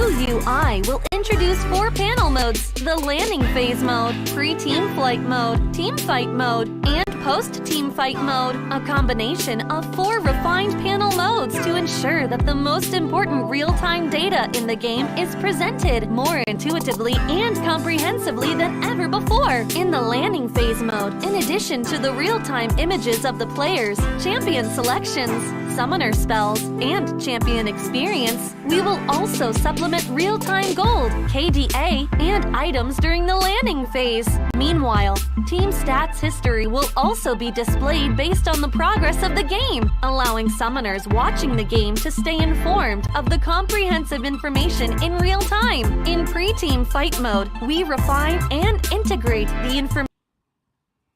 It has been a constant struggle for a lot of the APAC teams. Is this going to be the change that we needed? NAOS was able to win last time against Rare Atom. Is this going to be the chance to win against another CN Conference team? And again, everybody, this is the Sunday special. We are the Irregulars, Dash and Nautilus here on the Caster Dash, and we're going to be your shoutcasters for today on this hot weather that we have today. Whew, just like many of our viewers, the Irregulars, I really think that it fits us. It fits the mood right now. It's the Sunday special, everybody. So come out and share that we are live here on YouTube and on Twitch. Guys, wherever you are very much welcome to share the stream, right? Anyway, so Dash, our first series has ended on a JT win, which means that my first prediction was right on the dot. Oh, there you go. But my second prediction will be tested because Manila NAOS is going to face against Thunder Talk. And I know that the viewers knows this, but my prediction was towards Manila NAOS for the obvious reason. Manila NAOS lineup features Calm in the Baron lane, Zappy in the jungles, Mitsura, and Mirmo and Wraith, of course. But the man of the hour has been Zappy. He was the week 1 and week 2 MVP. Jungler, and also an MVP player for the whole APAC region. Yeah, Zappy has been evolving throughout the competition. Even at the start of their LCQ, he has been putting himself out there. And also, why they were able to get right here on this tournament, on the WRLA. So it has been quite a struggle, but still, this might be the chance to prove themselves again against another CN Conference team. Here, we have seen from their side, Z-Chin, SMY, X, Shibai, and Shin are going to be the ones on the side of Thunder Talk, and Z has always been the centerpiece of this team. I love it. I love it. We are going to see Z going against Mitsura, the assassin-flavored matchup. None of those Garen, I hope, because Z has been known for his Zed and now is popping off on his Akali. The question is, will they be letting through the Akali to be answered by another assassin special by Mitsura? We're going to discuss that once we enter the draft. But then again, so far, Thunder Talk has really struggled, right, Dash? We did our scouting report and the records show 0-3, 0 wins, 3 losses. But if there's anything positive that you can take away from the record of Thunder Talk is that this is going to be the first time that they will be facing against an APAC team. And the stats show that there are struggles for both teams. The first Dragon, first Herald, and first Hour is basically on the lower end. Yeah, what's great about CN teams, right? They always love their first Dragon, which is really interesting to see for most of the stats that we have seen so far. And now with this, we always know that most APAC teams really prioritize the Rift Herald. Getting that first tower is always going to be important for them. So this difference when it comes to the plays, how are they going to be met right here on this games that we have for today. So would Thunder Talk really love that? Again, for everybody to know, that 0-3 from Thunder Talk is because they fought the upper echelons of the CN Conference teams. Exactly. So will this change? Now that they're facing against APAC, will this change? But remember, NAOS too, they won against a CN Conference team. So this is a great fight we're seeing today. Zaupi right there on the head-to-head. A fed Zaupi is a scary Zaupi. KDA of 5.52. Kill participation of 73%. All across the board, all across the numbers, everything points towards Zaupi except for the damage taken, which is very negligible. But this is going to be the highlight matchup because if Zaupi can outperform Xpy here, then we would be seeing NAOS again repeat something that is very rare. Again, the last time that we won, or APAC won against a Chinese team, was back in day number 3 of the tournament. What day is it now? Day number 12? Like, dude, it has been a drought. It's 9 days of not winning against a Chinese team. And Manila NAOS wants to change all that. Yeah, even NGX, even a lot of the APAC teams, CES yesterday struggled against most of the CN Conference teams. So is this a time? Because they're fighting against Thunder Talk. So if ever they would win, our record would be broken on the side of the APAC teams. But CN Conference 0-3 with Thunder Talk, they also have a record to break. Their struggle against the Chinese teams, would this be broken right now? Now that they're fighting against a APAC Conference team. Now let's take a look at Mitsura and Z. Look at the KP that we have from Z. It's really high, but the KDA of Mitsura is always up there, which is the advantage here of the mid laner. What to me is really surprising in Mitsura's performance in the past couple of games they have played is that he is willing to whip out his Kassadin. His Kassadin has been a head turner here in this tournament. Maybe for some teams it's ban worthy, but yeah, we're going to talk about the bans that is being invested to NAOS or towards NAOS once we enter the draft. But and again, Mitsura has always been a very stable mid laner here in the Philippines, here in APAC, has always been up there when we talk about the best of the best mid laners. And also at one point, Mitsura was the #1 player in the Challenger leaderboard. So this guy is not a pushover. Yeah, everybody knows that Mitsura is a really strong player, always right there up on the leaderboards, and now on the competitive scene, always putting himself to the test. And now with this, let's take a look at another one, Shin and Calm. Calm has always been a great Baron lane player. He's always been stable. He has always been consistent on the top side of the map. It's the reason why NAOS has always been enabled to do a lot of things. Zaupi, Mirmo, Mitsura always are confident because Calm always, not even wins, always is had a neutral, consistent lane for the top side. Like, he's always that foundation, a solid rock in the Baron lane. That when given the opportunity can win his lane, right? We remember him winning against Don128. Don128 really struggled during the laning phase. And now Shin would be tested by the Filipino Baron laner. Would it be the same? Because again, it's not Baron lane that was the problem in games number 1 and 2 against J-Team. It was the overall macro, overall approach, especially during the first Dragon fight. So hopefully those things got fixed, because it wasn't too long ago when we saw NAOS last. If I'm not mistaken, we saw them last Thursday or Friday. So just a couple of days off and couple of days to really prepare for this fated matchup against Thunder Talk. We'll see if they had enough time to prepare something for this game. Yeah, and also the struggle of NAOS, the reason why they were losing a lot on the other teams that we have was a lot of macro mistakes. Not a lot, actually, just one macro mistake just snowballs into a win to the other team, which is CES and also J-Team from the past. But remember, they also won against Rare Atom, which is really great, something to note for NAOS. But when I think about Rare Atom, though, Otto Lewis, is Rare Atom really a good baseline for a lot of our APAC teams? Because most of the time, the reason why we win is because Rare Atom is who we're fighting. Yeah, I don't want to take credit away from NAOS, though. That was the game in where we saw Mirmo show the world how his arrows should be respected. It was also the very first interview that happened of an APAC player, and I know that a lot of teams will be respecting Mirmo's Ashe Cerberus Esports did it. J-Team did it as their first ban, and it has always been a trend, which to me is an advantage if you are the coach of NAOS. By the way, I'm not the coach of NAOS. I've seen a lot of comments saying that I'm the coach of NAOS and I'm also casting. No, I'm not. That's Coach Lucid. Okay, we may be lookalikes, but we are a different person. No I way. swear. No Trust. way.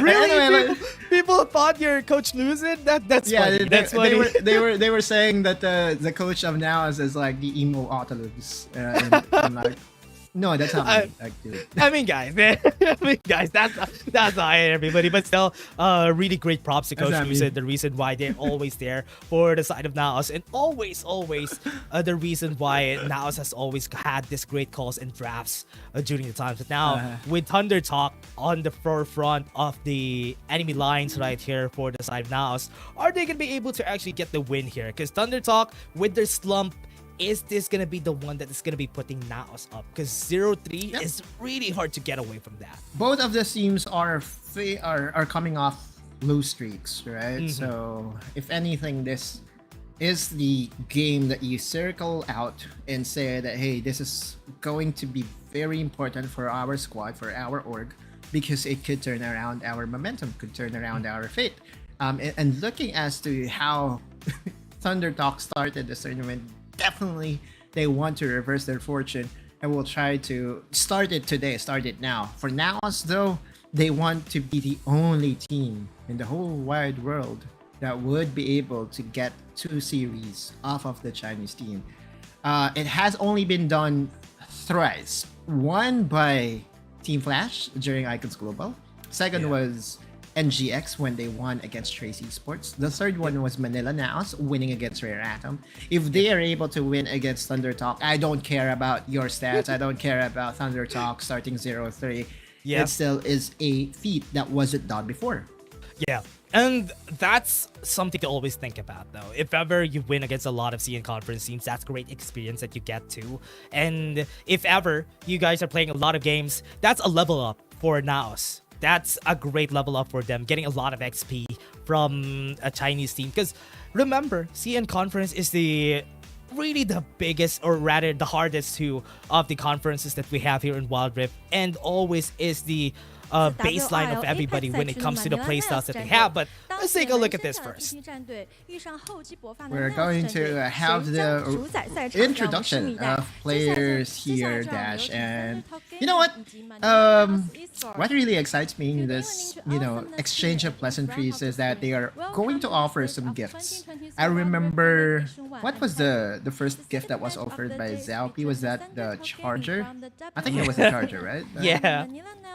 It's really fun to actually get some gifts, right? It's like a great interaction for all of these players every time. The last time out, I think the last time out that this happened was between Invade Esports and I think that was, wait, let me check my notes. Weibo Gaming, and then Weibo Gaming just showed a lot of pictures. Wait, is talking. Wait, what did he say? Do you like crying after losing, as he said? What? Okay. I really want to what the comeback is for that, though. That's a great. Right. I thought they're gonna give gifts. Why are they giving each other some trash talks here? No gifts. No way. Like no gifts. Okay. Well, anyway, SMY will be right in front of everybody. I actually am trying to remember as to if SMY was part of the Thunder Talk roster back in the Horizon Cup. I will be checking my notes real quick here as we wait for the 1v1 to start. I already have prior information, and the 1v1 would be between Shin and Xiaopi, so that is also a banger. Yeah, I mean, Shin on their side. This is gonna be fun because I do hope that we don't see a Yasuo. I'm really tired of seeing a lot of Yasuos versus Yasuos in this 1v1. I do want to see something different though. Like an Echo would be fun. Echo would be fun. Not Garen though. Not Garen. I don't want to see Garen in the game even. Alright. Good. Okay. Well, that I think is respectable. I will allow it. But now we are going to introduce the players. For those that are new to WRL, yes, the Chinese players are playing on site. Meanwhile, the APAC players are playing offshore. But come playoffs, the top 4 teams from the APAC conference would pay a visit to the stage that we are looking at right now. And we'll be facing them face to face. Yeah. Something that Does that I'm make really... sense? Facing them face to face. Yeah. I mean, technically it works though. It works. Right. Okay.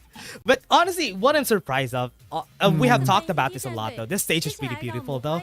I really believe that this is a very normal thing for a lot of the any events in China when it comes to esports. That's why I'm really happy to see this. Okay, look at this though. NAOS introducing themselves, and there you go, Xiaopi. My man. My man. Okay, my brother in stomach. Let's go. I also have that flat, I would say, lovable belly. Wait. Hey. Mirms, and of course the poster boy.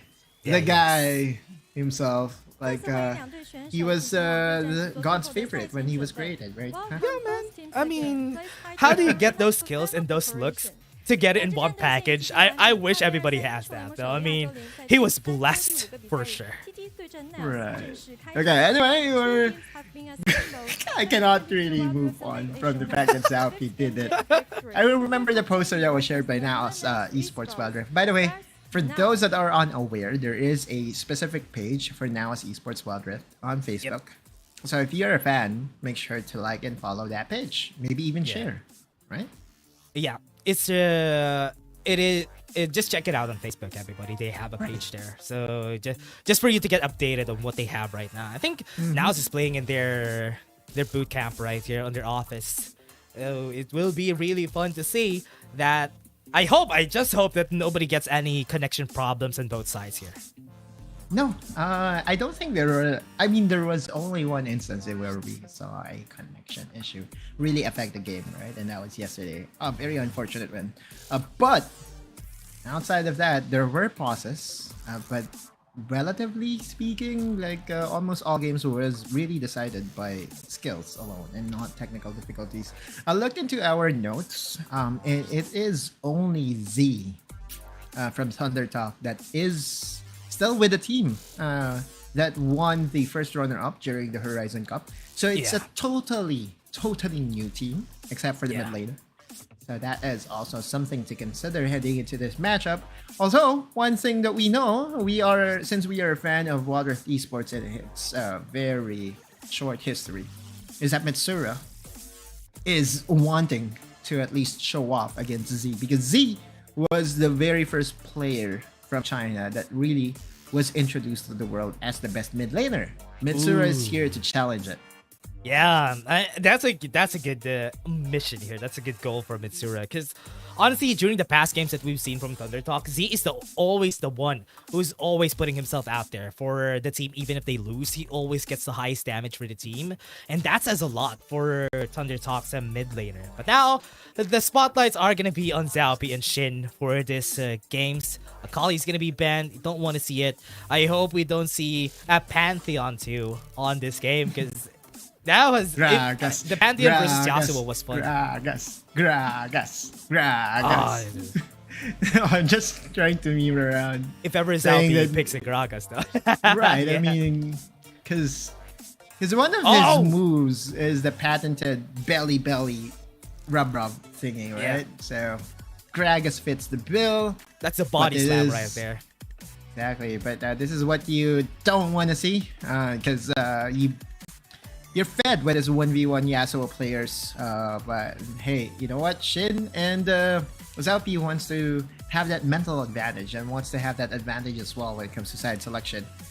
Xiaopi would be selecting the Yasuo. That would be going against Shin's Yasuo. You know what? According to stats, and that's not me, okay? That is Coach Lucid. Everybody that's saying that's Autolus, that's not me. Autolus is casting and also there with a great hair though. That is Coach Lucid with his one-sided bang bang. whatchamacallit. But anyway, I wish I could rock those bangs too, though. That's really nice to see, though. Maybe 5 years ago, dude. But anyway, let's let's go back to that interesting fact. There was a time in where Tryndamere was the most picked champion in League of Legends PC in the whole PH region, but was overtaken by one champion, and that champion was called the Yasuo. So when it comes to Filipino players and their ability to play the Yasuo, I am in full confidence that Zaupi got us. Never doubted any Yasuos from the Philippines. May it be 010, may it be 020. They're gonna be popping up sometime soon because they're gonna be picking that Yasuo every time. But here against Shin, they might have a chance. Zaupi isn't a stranger to the Yasuo getting picked every time. So with this 1v1 is gonna be fun for Zaupi for sure. Yep. I cannot not say again, and I just want to re-emphasize that that's not me. That's Coach Lucid from NAOS. It's distracting everyone because I'm looking at the comments and they were laughing about it. But let's make that a meme. Let's expire the meme, I guess, is what I'm trying to say. What I want to have though is the brains of Coach Lucid, because we all know that he's also one of the best minds that we have here in League of Legends Wild Rift scene. He has been recognized by a lot of coaches as well as players. Yep. And he's been back when Fennel was known as Fennel Adversity, and when they first qualified for an international event, it was Coach Lucid at the helm. So a lot of her history is involved with this coach turned caster, no, just coach. And this is going to be... Wait, can the 1v1 start so I can stop blabbing nonsense here? Like, Dash saved me, dude. I mean, they're taking their time here, Autolus. They're taking their time. Let's just look at the stage, how beautiful it is. Honestly, I have a bit of a trivia here. With the stage, I really love seeing... I watched a series on... I watched a series before. It's called King's Avatar. And most of the stages that they have here in China is always like this. It always looks beautiful. Like what they have here. Their shops right here, their PC cafes are also beautiful. So I really do hope to have the chance, honestly, even if our players would have the chance to be here, that looks cozy. This whatever they have here. To me, just being sent over there will always be open for Mr. Dash and Mr. Otlus. The Sunday special duo is welcome to cast the playoff games on site. If you wish for us to be there, I'm very much ready with my passport. Do you have your passport ready, Dash? Yeah, I have my passport ready just in case. I mean, if ever they put it out there. It's already level 3 though. We're in the middle. Did someone die already? I'm not 100% sure, but I hope we get a not yet. Okay, at least the kills. But yeah, we were just a bit late and deprived of what happened with you know, the early 1v1s of the Yasuo versus Yasuo. Yeah. Okay. Alright, so I have a question for you, Dash. Yeah. What's the scarier Yasuo? The skinless Yasuo or a Yasuo that has a skin? The skinless Yasuo is the scarier one. Because look at what Shin is doing. He's gonna be chasing down Zaupi and he's gonna get the kill. That was a great question, not to lose. That just proved my point right there. Oh yeah, true. Right now the skinless Yasuo won and got the first blood. Mr. Zaupi has to redeem himself. And soon and fast. But this is a huge advantage for Shin because now he got XP. It's a gold advantage. Would be able to also get a plate note. It was denied by Zappy. Zappy's back in action. Yeah, that's an easy Blade of the Ruin King already for Shin, but with what we have right here for Zaupi, a big disadvantage from what happened a while ago. But maybe after this wave, he can also get this Blade of the Ruin King and maybe get a cloth armor after he backs away. But big advantage still for Shin during that first bout. Usually when it comes to mirror matches, once you lose one, you're gonna be losing the game. Exactly, especially with the waves pushing towards your tower, because that's a lot of gold and experience that was just denied in just one push. And look at Shin. Dude is so, how should we call this? Try hard. Sweaty. He's trying He's trying to freeze the lane. Trying to maximize the advantage. And yeah, I mean, I would do the same. I'm also a sweaty player, especially with whatever game. Even if it's just, you know, a single player game. I will try to compete with the best of the best. Shinzo, again, is at the advantage here.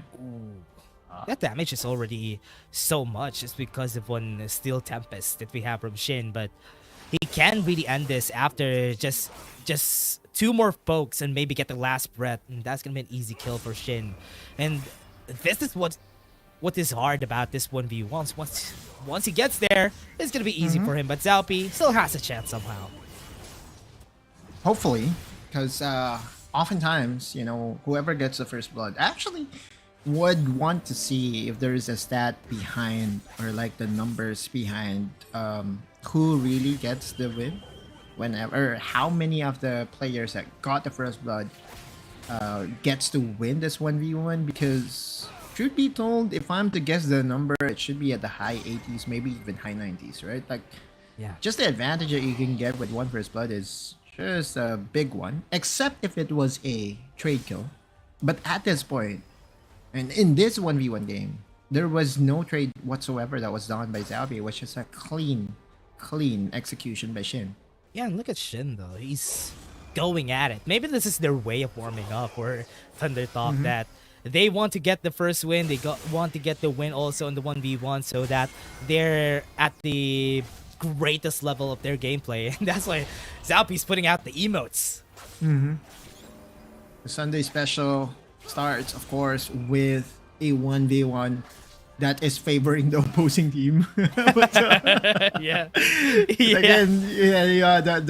the thing here, though, is again, this skinless Yasuo is trying to prove his mettle again as the better Yasuo. There was I'm not 100% sure if High Noon Yasuo is available on Wild Rift. In Wild Rift, right? Yeah, I'm not like a big skin aficionado, especially if it's a champion I don't use. I have complete skins on Renekton though. That's something I enjoy. Is that in Wild Rift, right? Same. Like I have. That's cool. I almost have everything except for the Project Renekton that was just recently added onto the game, I guess. But yeah, like, if I really love the champion, I would be collecting the whole thing. And one thing to also note when it comes to Wild Rift is that if you are complete with the skins, you will have that family portrait available in the gallery. So that is also one thing that I really love seeing. This though, Shin is getting the upper advantage against Zalpi, and this is basically a clean advantage.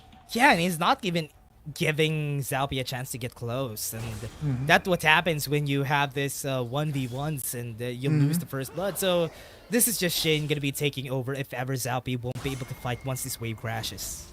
True. Is there an all-in Shin here with Tornado ready? Okay.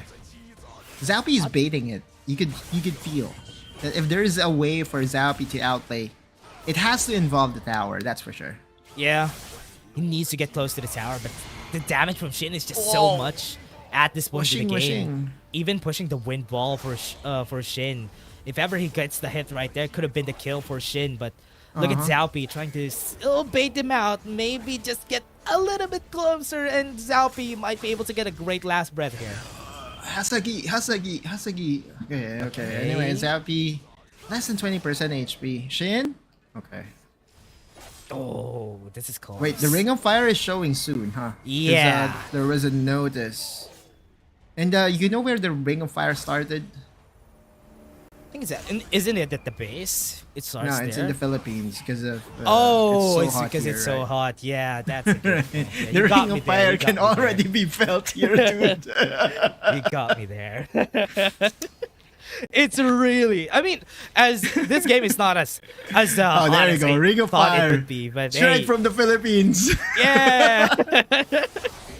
It's starting, everybody. It's starting. It's getting close. Zalpi can't back away anymore, so... No, I think he still has time to recall, but it will just be a small window.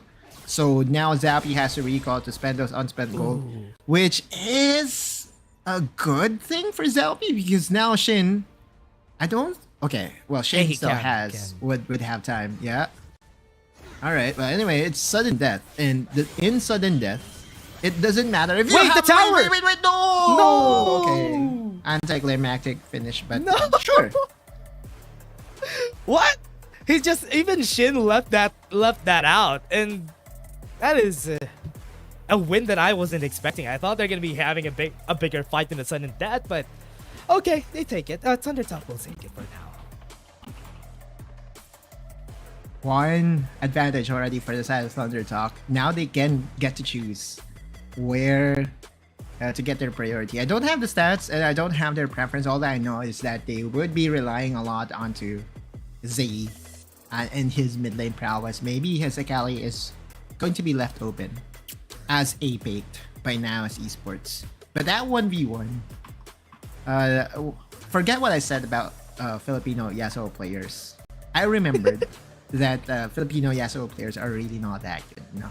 Like, every time that they're on my team, they're just, not going to carry me, which is sad. I think that's a global thing. I think that's a global thing. Every time people see a Yasuo, oh, this person is into. This person wants us to lose. But again, for all those Yasuo players, we're not hating on you guys. It's just based on statistics. Those Yasuo players loses whenever they're on our team. That's why it always. I mean, we have a Yasuo player friend, Autolus, that we always play with, and we always lose. Yeah, if he's the barometer or if he's like the baseline? poster boy, you have the poster boy of the Yasuo players in the Philippines, and yeah, I tell you what, it's not a good sign. Yeah. Anyway, we're just memeing and we're not really putting much thought into that 1v1. That is nice to have, that is good to have, but not really needed to get that advantage. Maybe mentally, maybe here and there you have a preferred side that would help you with your win rate. But the truth of the matter here, Dash, is you still have to be able to win on both sides if you want to win your Wild Rift games. Especially this is a best of 3, so yeah.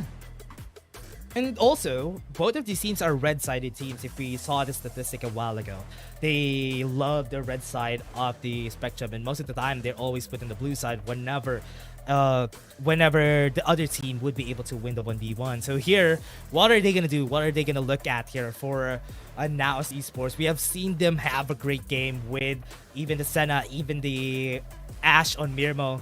So that is something that they can look at on these games that are coming. I don't think it will ever be let through by anyone. But if Thunder Talk dares to open up the Ashe by Mirmo, then it would be a welcome challenge, of course, for NAOS. The top play from week number 1 and week number 2 highlights was owned by Mirmo, and for a good reason. Because his arrow bending skills is just godly, if you are to ask me. Yeah. Now here with, as you said though, with what they can do here for the side of Thunder Talk Gaming is that they can ban out a lot of the champions from NAOS. Like for example, like what I said, the Senna, the Ashe. NAOS really loves playing those champions every time, and look at the respect they have. Ashe getting banned first from Thunder Talk. Yeah, like they're trying to copy each other now, right? It was Cerberus Esports that started this trend of banning Ashe from NAOS. And this is also the case whenever people or teams face against NGX. They will be respect banning Just Cheese Lee Sin. And to me, this is still an advantage if you're NAOS, right? Because of this quote-unquote extra ban that Thunder Talk has to invest on the Ashe, NAOS has a better telegraph as to what the other teams would be drafting. But the Jace has been banned here. They're respecting Mitsura's Jace too. The side lane power of Mitsura's Jace is also good. That's why they respected the Jace ban. That opens up a lot of things here for the side of NAOS. But the Trinity has been banned already, which is good. Yay! But the Senna is still open. Are they confident to let the Senna through? We all know that the Senna was punished at one point by NAOS during the laning phase. Mirmo's Ziggs It's also a good answer to the Senna. I also do not think that the Thunder Talk. Okay, never mind. I was just about to say the Thunder Talk isn't as efficient with their Senna mist usage because they heavily rely on their mid laner. I don't think that SMY. Sorry, not S. Yeah, SMY does have that extra skill to utilize that with the team. But Thunder Talk is now going to prefer to use and pick up the Ziggs with a 50% win rate. There you go. There are stats that is showing, but only on select champions. I wonder what the stats is for Jax and for Garen. Yeah, I really want to know too for the Jax, because most of the time they don't flash it anymore whenever a Jax gets picked. Right. Because they don't really have a lot of win rate, probably from that. But the Gragas is a good pick for the side of NAOS. Getting that for Rapid is going to be important too. So on the side of them, they can go and pick up the Lux without any repercussions. But picking up the Wukong is also great together with the Gragas. I like this. Okay, the reason why I like this is because this is Zalpi's best champion, right? He's always so stable on the champion. And also, as we remember, there were points in where poke composition was drafted against NAOS, in where the primary engage was Zalpi on the Wukong. He's always able to find those angles to go inside the team fight and find those pokers. So that to me is a huge win for NAOS. But this answer from Thunder Talk, they're so confident in showing Fiora right away, huh? Wait, they're gonna go for the Shen with the Fiora and Ziggs first picks? I'm not sure if this is the best one to go for, because yes, they have someone to put the Shen on, which is Fiora, but they already have a lot of damage. I do hope that this is gonna be effective, because Shen needs someone. Shen needs somebody. And NAOS would be banning both of the supports on this next rotation of bans. I think Akali is going to be the target ban here by NAOS, yeah?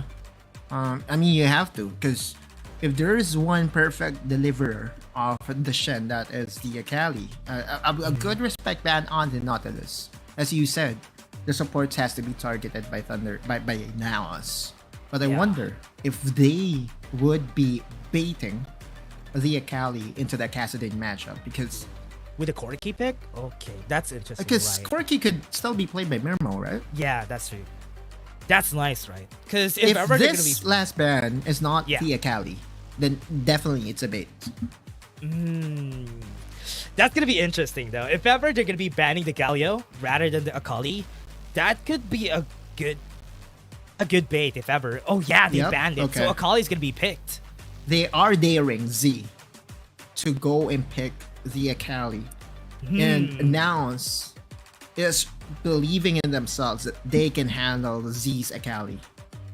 Just a tough task if you are to ask me. Z has always been a very mechanically gifted player. Garen would be banned away here. Now what would be the picking here from NAOS? Renekton would be good. If ever they're going to be picking the Renekton first, then the Kassadin after the Akali gets shown, that could be a good bait for Thunder Talk to pick the Akali for sure. We'll see. The last pick. What? They also need damage. They also need some. No. Okay, 34% win rate. Finally, it shows up. Okay. But what they need is a Serpent's Fang holder. Remember when Shen was easily dismantled by the Serpent's Fang? It easily negates the shield that is provided by Stand United, which to me is a good reason why NAOS, just looking at their draft, maybe Zalpi would pick it up as his second item buy. I'm kind of worried. They can pick the Zed though at the loose if ever you're looking for that, but with them picking up the Gwen, that changes things up, because if it's against a Jax, this would be way easier for Thunder Talk to play around. So the bait that they laid out wasn't bitten by Thunder Talk. The trap that was laid out by NAOS in daring Z to go for Akali was easily denied just because there was still a Gwen pickup. And this is what I was trying to say, right? 90%? Sure, whatever. But anyway, NAOS, again, now has a perfect holder of the item Serpent's Fang. And the reason why it's very important is because it negates the shield that is available to the Shen. But we were trying to look for a Shen deliverer as well, right? Rakan is good at that. However, Rakan can be bursted out. Yeah, right? Easily. So with this though, 90% for the viewers here having the favorite Thunder Talk. Yeah. So if ever all of the supporters from APAC would be happy if ever NAOS would be winning this. So let's see on what's gonna happen, because with the Shen pickup, I'm always really not favoring the Shen that much whenever you don't really have a great support to pair that up with, because it's not easy to make use of the Shadow Dash compared to a lot of the CCs that we have in the game. Right. Execution wise, it will depend as to how patient NAOS will be playing this. They are going all in with their pro composition, right? And the other team, or Thunder Talk, wants to invade your personal space, wants to be in front of you, and wants to deliver the Shen to your demise. Now, if you are NAOS, I hope, those things that needs to get fixed in just a couple of days ago was fixed already, because if anything, NAOS tends to play impatient, especially during the first Dragon fight, and where they expose the weakness and easily gets punished by the best teams in the world. Now, Thunder Talk, Z would be the one playing the Gwen. Yeah. One thing that they can have here for an assignment for them is how J-Team utilizes this core key in the mid lane, picking up the package as early as they can so that they can take the objective as fast as they could because of the threat of the package. So that's something that NAOS could do, considering that most of the members of Thunder Talk are all melee champions. The range advantage will always be there, of course, right? And also, one way to control a Rakan going into your face is a very timely chains of corruption, right? That's one way to handle a Rakan that is on quickness. This is also a good laning matchup for Mitsura, especially with Wraith alongside him. The range advantage, the wave clears will always be there, which allows them to freely roam in this early game and plant vision around the map, giving them access as to where the jungler really is for Thunder Talk. But if you're X-Buy, it doesn't really matter if you're telegraphed, right? It doesn't matter if they know where you are, because your goal as a Shen is to just farm up as much as you can and get to level 5. Yeah, after you get to level 5, that's when it starts. Once you get to Stand United, that's when everybody's going to be struggling against you. But here, look at the threat that they're posing against Xiaopi here. Being too aggressive against Shen, threatening him for a steal. And that's why he's trying to get close, and he might try to go for the steal. Okay. He was able to, though. Got it. That's a big, or rather a small win for the side, though. This is going to be a 4v4. Xiaopi's now low in HP. Are they going to continue this fight because they have the miss onto the backside, though? Z's going to go in. Xiaopi's low, but he was able to flash away. Brave is going to be able to get the body slam out of the way. Uses the flash, but that's a lot of risk for just one blue buff. Right. Now, Calm is going to face Shin here. Still, though, you understand the picture, right? Because what they did, or what NAOS did, was to get the priority in the mid lane. They are the first to rotate. That steal, had it not happened, then that is a big blow for NAOS. But because they were able to convert that into a successful blue buff steal, and I will take it. At least that's small positive for NAOS Esports. Yeah, I'd rather take the win here, but NAOS, it's something that they always need to think about is that they don't have any flashes on Wave 2. So if ever they go for an in here, considering that they have the Stand United, remember, this is going to be a chance for Thunder Talk to actually just go in for the fight, because even with the body slam, once the Stand United clicks in, Shadow Dash is going to come in really fast. True. And again, it's very much documented the struggles of Ajax during the laning phase against almost all our laners, right? Except maybe the Renekton, because Renekton you can outplay using your counter strike. That's true. Other champions though, especially like the Fiora, in where what she will do or what he will do is just continue to poke you out. Yep. It's a lot harder. Wait, they're under vision, and if Rave sniffs this, okay, he just wants to cancel. Cancelled Shin. Okay, it canceled Shin's. It did not cancel Rakan's, because Rakan still has an innate shield passive, and in order for your teleport or recall to get canceled, the damage has to exceed the shield amount that you have. So that's true. Yeah. Small things that you also have to know when watching WR Esports. Yep. There's a lot of things that this bros just innately know whenever it comes down to it. So yeah, that's our job explaining it to you guys. But here, Thunder Talk Gaming really are not looking for any fights until the first objective, and XBY is just having a lot of fun getting ahead when it comes to the levels. And after he gets his first item, it would be a good advantage for the team here. But remember, what I love about NAOS' composition is the Wukong. Wukong really is good against most of these champions. It won't be easy for them to just get close to the back line, which is the most important thing for NAOS' composition.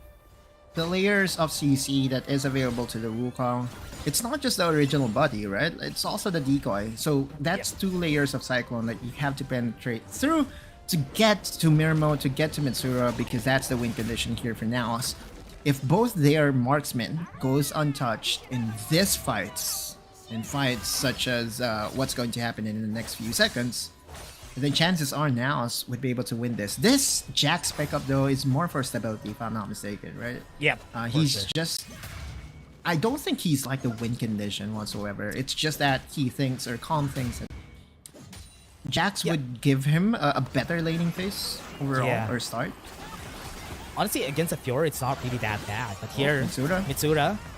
Miss has already been called by Z. They already used the package. That's so early, Not though. gonna be used on a big one here. Now with Zalpi pulling on the wave, this is gonna be bad because they have the Sand United to work with an SMY. He has the quickness to the grand entrance. They can use it right now. He's gonna go in. Mitsura is gonna be the target, but here comes the Shadow Dash. It's not gonna be hit, and this is gonna be the chance for them. But they still took the dragon by themselves. They won't have enough damage, and NAOS struggled in that dragon fight.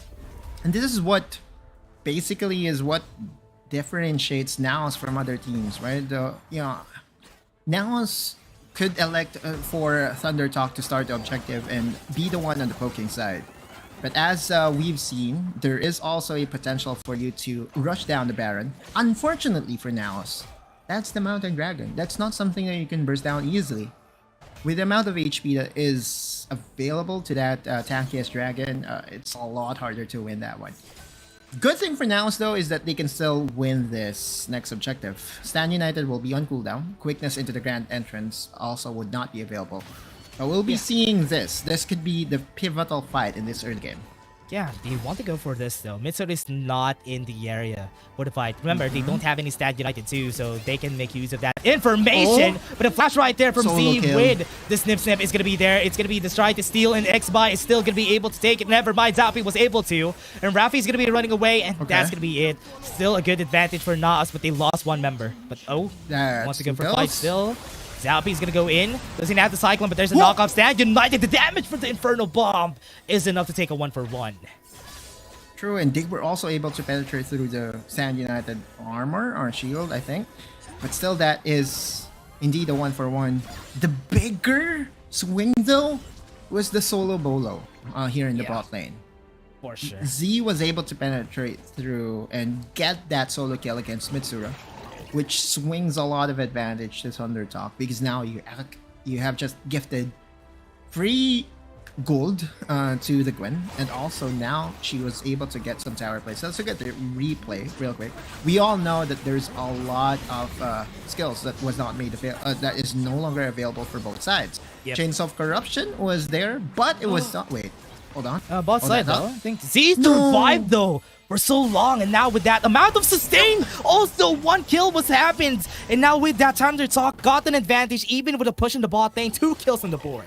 I think you have to ban the Gwen. For sure. At this point, like this Gwen, you may have baited out the Akali, but one cannot forget how effective Gwen is, especially against APAC teams. It has always been the biggest X factor, at least in the previous games that I have seen that Chinese teams played against APAC. Yeah, and impatience. Now, exactly, and now Z, looking at the replay, Mitsura half health immediately. What? I have no words, dude. Yeah, look at the damage though. From the needlework just dealt so much. That's half HP already, man. That's 2 kills on the board. Z really on the board already, and we've said time and time again that Z is the centerpiece of this team, and getting him fed is gonna be very bad for NAOS here. What's that? 3 kills, make that 4 kills. That's another kill on the bot lane.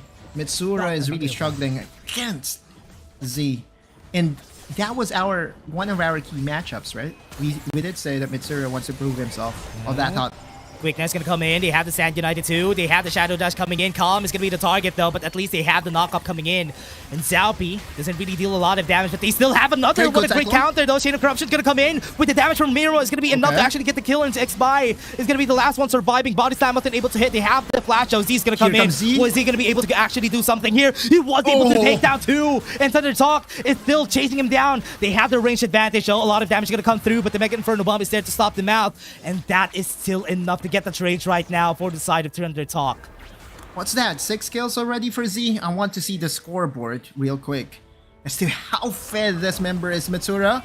Oh, sneaky. All right. Okay. Great kill. They needed that. Science of life, especially him. Like, Mitsura really needed that kill because that's the only way for him to get back into this game. We look into the replay and we can see that they went all in. This, I think, is the reason why Jax got drafted, right? You want to have that stable Baron laner that will be able to buy some time, and the Counter-Strike is very good at that.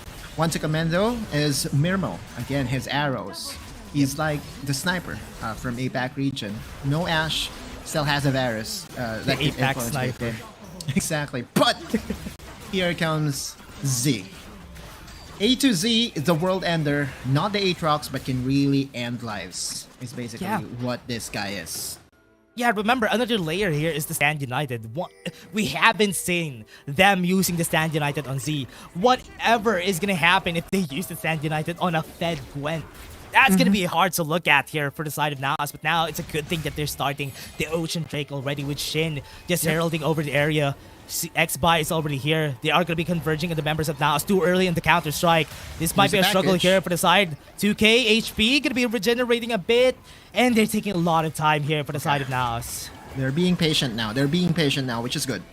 Okay, Explosive Cast gonna be here. Quickness gonna be coming in. They don't have it. Shadow Dash gonna come through, and they're gonna be able to smite it in the end. Package gonna come out. X-By is gonna fall down. Here comes the knockup from MOI, but it's still not enough to actually get the kill. That's gonna be it. They're going in. Now Esports takes down members of Thunder Talk.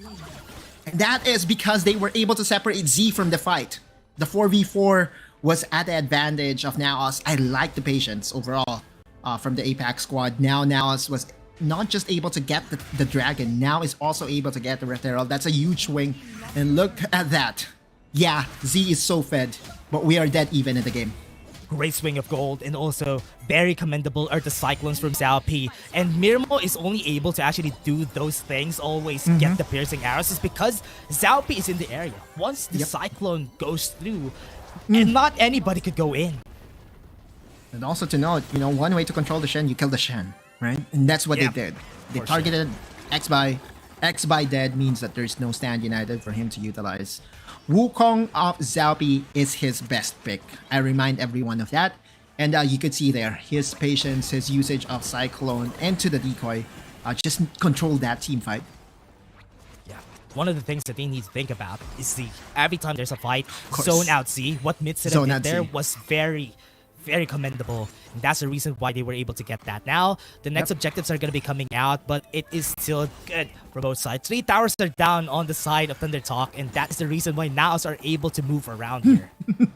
6-0 and 0 for Mr. Z himself, but Mitsura is finding the kills. Okay, here comes the raid boss. Okay, here comes the raid boss. The damage and wrap is going to be here, but there goes. Stacy's going to buy some time, though. They have it onto the back line, though. It's going to be here. The damage from Z is still not enough to actually gain any kills onto their side, though. Here comes Calm. He might be the one they need in order to do damage, but there's still no casualties on both sides. Just a little bit late, right? But Zalpi had the perfect idea. He wanted to close that exit point from Z. Had it been that, the NAOS members were just a little bit earlier, they could have punished and took down that shutdown gold against the mid laner, the very fed mid laner. The raid boss in Z is still the win condition for Thunder Talk. This is becoming sweaty now. I thought it was going to be one-sided, but Calm has to be careful. Oh no. They can go in here. They still have the needle work if ever they need to slow him down, but SMY wasn't really close to get the grand entrance in. Look at the respect that they're giving Z here because of the amount of items. If we can take a look at them items at the gold of Z, for sure he does have almost 3 items already on the board. And now they're trying to own the blue quadrant of Thunder Talk. looks like that when it comes to positioning of the power in the map itself, NAOS is now gaining the advantage. Yes, Calm is being pushed back in the bot side, but that's okay, right? Like, that still is the Jax. It's so easy for him to get back on track. That will also be a win condition for Thunder Talk, because that Fiora will always be advantageous when it comes to the side lane. Mirmo has to be careful though. He is currently sitting on a ward, and SMY knows this. The good thing for Mirmo is that he has access to Edge of Night. Yep. Now that they have it, though. Okay, what a good counter, though. They were able to get the Chain of Corruption. Stand Unite is going to be here, though. He's going to come in, but the Cyclone's going to be here to help him out. That's going to be the damage. SMY still doesn't die. Z is here, so they need to back away from this fight, though. Zalpi tickling down with the HP. The needlework is enough to take down 2 members on their side, though. Z is enough to actually take down most of them. So that's another takedown on the side of Thunder Talk, and they're killing every one of the members of NAOS. They struggled on the damage, but the sustain from Z is just so much. The difference between the team fight that involves Z and doesn't involve Z is night and day for Thunder Talk. They cannot engage without Z being there, and you could see in that team fight alone that Thunder Talk still is a very scary team. NAOS had the right idea. They could easily burst down their con, but they did not anticipate the usage of SMY of the Stasis. And that bought a lot of time to deliver the Shin. Also, one thing, Zalpi, as you can see, yeah, he wanted to really deny SMY's re-entry, and that's the reason why he uses Cyclone preemptively. But the damage of this Gwen is otherworldly right now, Dash. Like, yeah, dude, it's illegal. What he's doing right now is godly. Yeah, it's not supposed to happen, though. On this certain champion, the reason why they're winning is because of Z just putting the spotlight on himself, and the snips damage is just so much that most of the members here, even with the amount of anti-healing that they're going to be building, is still not going to be enough to take down the Gwen. Right. The win condition is laid out for both squads. NAOS, though, wants a piece of this Infernal Dragon. We all know that. Rafe, Mitsura has a package. There could be a team fight. Z is here. Oh no. Gonna be using it already. The package already here. Rave is gonna be there. Look at the damage. And he's gonna be the target. Again. Good thing they have the Chain of Corruption, but look at the back line though. Shin fighting 1v1. Mirmo now low in HP. They use the piercing arrow already. Look at the back line. Mirmo falls. Shin went into the back, and Zalpi is now gonna be the target of the snip. Even without any needlework, it's gonna be enough to take down these members of NAOS, and that's gonna be it. They're chasing down Mitsura. Too aggressive from Z. He's gonna fall, but it's okay. They still have one more star. He survived again with the miss. Mitsura falls, and it's still enough. Thunder Talk, nobody died, and they got the objective. Can anyone check the phone of Z? Maybe there's like some script or anything, because dude is not dying. He's the immortal one. Like, it's so painful to watch if you are a fan of APAC and if you are a fan of NAOS Esports. But it all started with Shin, by the way. Like, he recognized that Mirmo would be too far forward, and with one flash launch. Wait. Yeah, someone has to check the phone. Like 8,857 damage dealt in one team fight. What is that? Z is, man, this game is just Z. All him. Z with the Sand United again. I think that's going to be it, though. They wanted to go in. That's going to be a dead Jax count falls. NAOS, TP's going to come in, but it's not going to help their issue here for the side of NAOS. With Z just running away, even with Shin just here, it's going to be enough to take down NAOS here. And Brave, in front of everybody, is just trying to deny this Baron takedown. The gold is not too far if you look at it. It's 4k behind, or 4k ahead for the side of Thunder Talk. But the problem still persists, right? When will be the time that Z will go down? That could be maybe the score here in game number 1, because in all those close encounters with death, Z prevailed, and Z was still able to survive. 10-0 and 2. 4 items. Look at that. 10-0 on this guy with 4 items already. We're still at the 18-minute mark of the game, and he's the only one who has it. But remember, Mitsura also has a great chunk of items onto the other side, though. So with what they have from Thunder Talk, they can actually just win this with just a 4v5, just because of the items that the Gwen has. Exactly. It's like the biggest problem right now for NAOS to solve. Amongst other things, of course, but Z Now has the advantage in the side lanes, right? But if you are NAOS, you want her here. You want her not involved in 4v4. Although the problem is, Shin is also starting to hurt.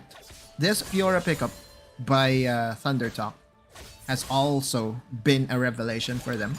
They prioritize this. We remember it was part of the second rotation of bans. Yep. Sorry, picks. And looking at the net worth, Z being atop of it all, it's no surprises there. But Mitsura, close behind second, was the biggest surprise to me because Mitsura did not start this game too well. Yeah. And remember, we always had that respect for Z. Topside? He's one of the best, but now I think Mirma's going to be the target. Mega Inferno Bomb, even at the sides, is enough to take him down. And now, with that, that's a one loss of a chunk of damage from the Philippines. Right. And Mirmo's MO has always been his ability to avoid deaths in very untimely places. But Xiaopi could still steal this SMY in front of everybody. Yeah, they still have the grand entrance though. Z, the knockup's gonna be there. Body slam's gonna be at the ready though. The miss is gonna be helping out Z, but it's still not gonna be enough. Rafe actually went in with a body slam, almost killed his life there, but a great knock up onto their side was able to deny Xiaopi getting close, and that's gonna be it. Too late on the party, and that's gonna be it. They're gonna be going at the backline. Shin looking at that, taking down members. Mitsuda's gonna be the next one. Flashes are here, and there's the knock up coming out, and Thunder's Hawk are just taking down the members of NAOS. Mitsuda, the last one standing together with Mirmo. They're not gonna be able to defend this. We'll see if there will be any challenge presented here by NAOS. Thunder Talk, 5-man strong here in the mid lane with the Baron buff. Could easily end this, you're right. Yeah, with the buff not even needing the Elder Drake, this is going to be the end of it all. That's going to be the quickness, not going to be hitting anybody, but the package is going to be there. But NAOS is going to be losing this first fight. Thunder Talk takes first game. Very dominating win. I have no words. Like, dude, it was the Z Masterclass. That's it. 1-0. Was because of just one person. I mean, I'm not trying to not give credit to the other 4 members, but if there is anyone that really was the biggest difference maker in that game, you look at the mid lane and you will see Zia. And you said a while ago that Z is probably the best player right there, the best mid laner before right there, and he's showing it during this game. Even with the Gwen in the mid lane against Mitsura, he was able to pull through, cutting through the confidence right there of the PH team, and that is why they just lost on a lot of things there. That is not what you expect most of the time from a Gwen in the mid lane. The Gwen really did so much for the team. Even in the earlier parts of the game, he was able to get like 3-0, and that was enough to propel him throughout the game. And I think if it was the Akali, it wouldn't be at that same level. Yeah, I know. I mean, Z would still be able to pop off, but having to be able to carry your game in a looks to me it's a 1v9 scenario, right? Like, he had the most gold and had the most attention being given by NAOS, and the only positive that I can take away from that game is that NAOS was patient during the second Dragon team fight. Was able to separate the Z from the crowd, and that allowed them to get back and crawl back into the game. Yeah. Heading into game number 2, that's what you would try to remember, right? That it is still winnable against this Chinese squad. But this Z problem, has to be solved very soon. I'm really hoping for the NAOS squad. Look at Mitsuda though. Mitsuda dealt so much damage during that game.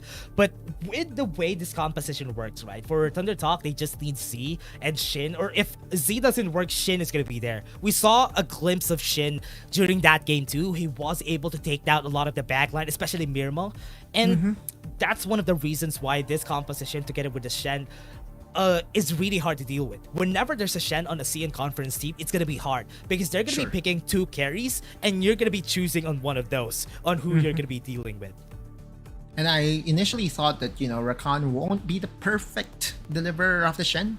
Yeah. But I remember that there's still the stasis play, right? You go quickness into the grad entrance, and if you catch one, if you think that you're about to die, you just press the stasis, and then the Shen would be delivered on time. Yeah. It's a tough game overall for the APAC representative Manila NAOS, but it's not yet over. This is a best of 3 series, so there's still an opportunity for NAOS to get back and to go back to the drawing board, see where they can, attack this glaring problem in the mid lane from that Thunder Talk. The viewers did say 90% said that this would be an easy win for Thunder Talk, and there are 10% who believed in NAOS. We'll see if there will be a reverse of fate in game number 2. It's not gonna be happening though. Let's see if ever they're gonna be adapting during this next game. Are they gonna be banning the Gwen or the Shen to decide right here of NAOS Esports, because they struggled on both of those picks that they had for Thunder Talk. But also for the CN Conference fans out there, this is a great win for them, because at least they had 0-3, and this might be their first win on the board for their run here in the WRLA. Sure. Again, if there's a momentum breaker for both teams, this is that game, right? They want to win so bad. And Z wanted it most. Like, the dude remembered that he was Z, and he just he forgot for a bit that he's Z. Then during this game, hey, I'm Superman right here, and sure, that or was Zorro, right? Zorro, yeah, for sure. Yeah, because the original Z trademark. You remember Zorro? Zorro, right? Yeah. Not Zorro of One Piece, but Zorro. yeah, for sure. The one with the cap and the cape, right? That's Zorro. But here, it's not really surprising for us to the amount of damage, the record of Z. He's always going to be there. During most of their losses, a bit of a fun fact for everybody, their losses against all of the CN Conference teams, Z was the one who was the highest damage every time for Thunder Talk. And this is very well deserved for these teams. But before we head into game 2, everybody, we're just going to be taking a short break. Stay hydrated. It's very hot right now in a lot of the APAC regions that we have. So stay hydrated. We're going to be back in just a bit.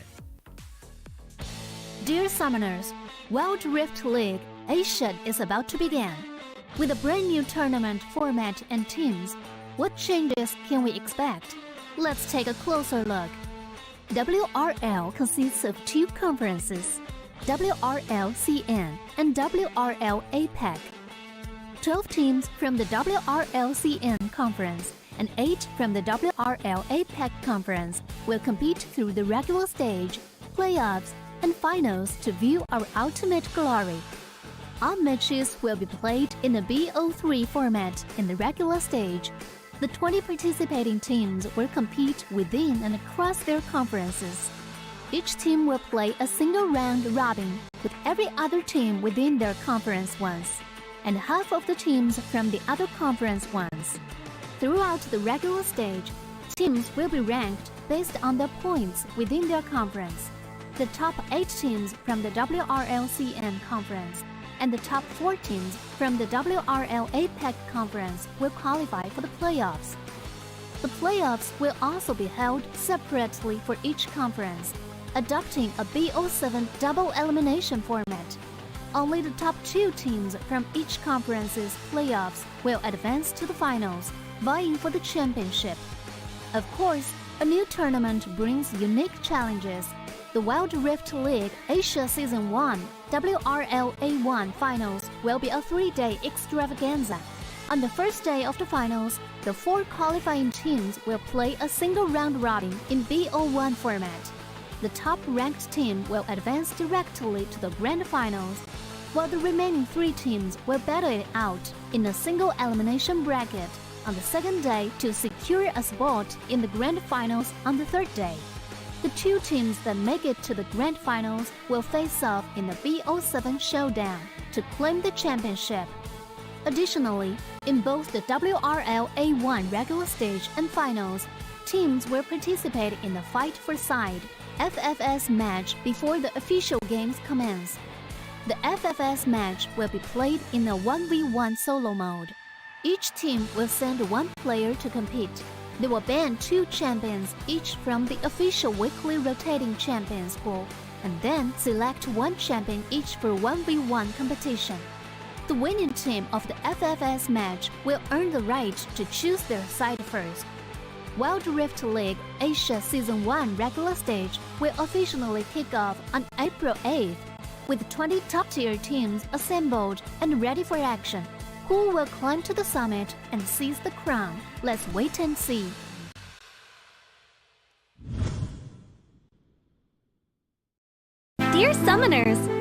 Welcome to the Wild Rift League Asia 1. With the new season comes a fresh upgrade to our Spectator UI, designed to provide everyone with a better viewing experience. First thing is about the original UI information at the top bar. We make it into a functioning ring design in the upper left corner. The ring not only includes basic information such as team names, match duration, kills, towers, but also displays the gold difference through the red and blue rings. What is a great...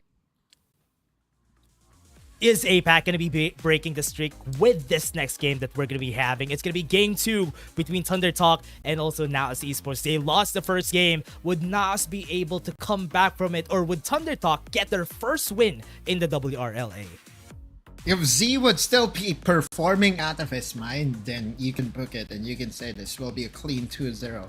But the chances is still there. The opportunity for NAOS Esports and their support staff to solve the problem that has presented to them, that has been presented to them from minute number 5, I guess, or minute number 4, will be tested and will be tried to be solved by the Filipino squad. Again, a lot of go. I just want to finalize my point here and just to wrap things up. Sure. During the draft, I mean, they wanted to bait out Z's preference to use the Akali, but it was immediately denied. And it was the Gwen that was picked up by Z. So in this game number 2, how do they enter? How do they plan for the draft? We're going to find out.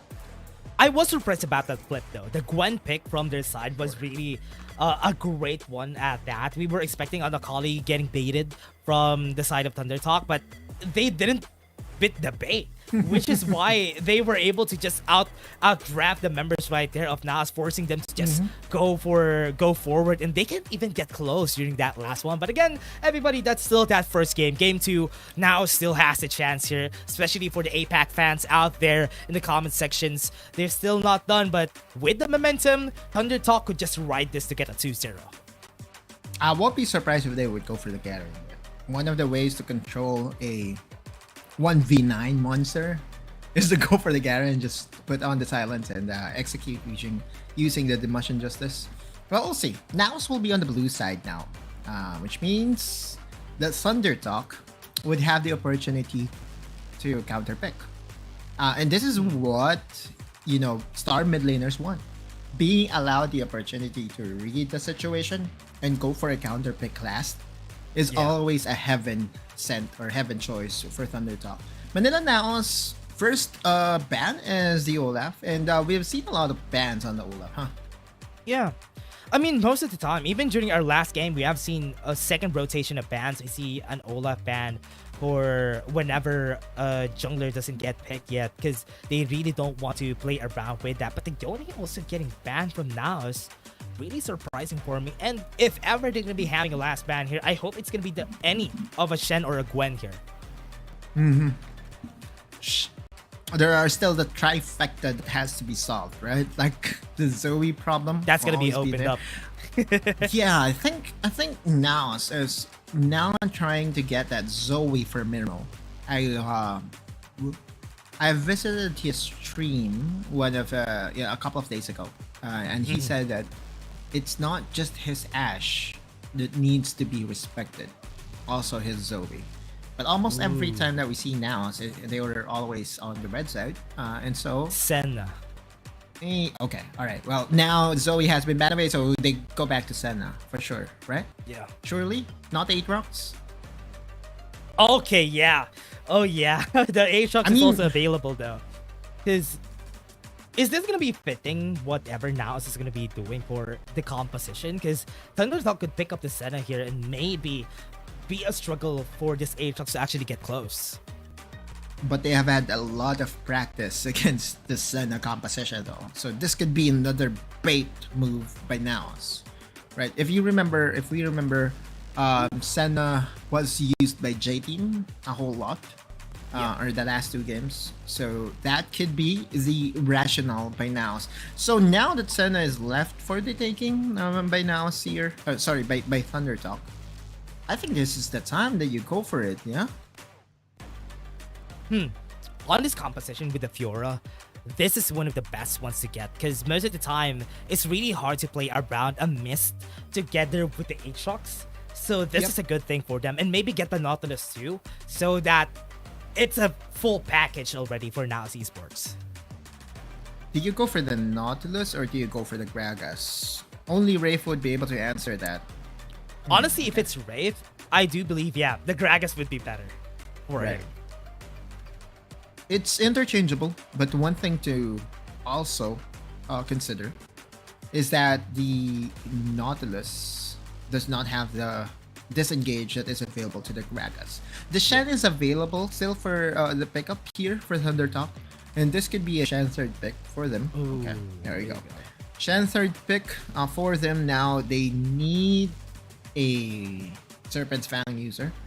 Is Aatrox that person that will hold the Serpent's Fang? We're going to find out real soon, because oftentimes, the first buy for an Aatrox is the Yomus.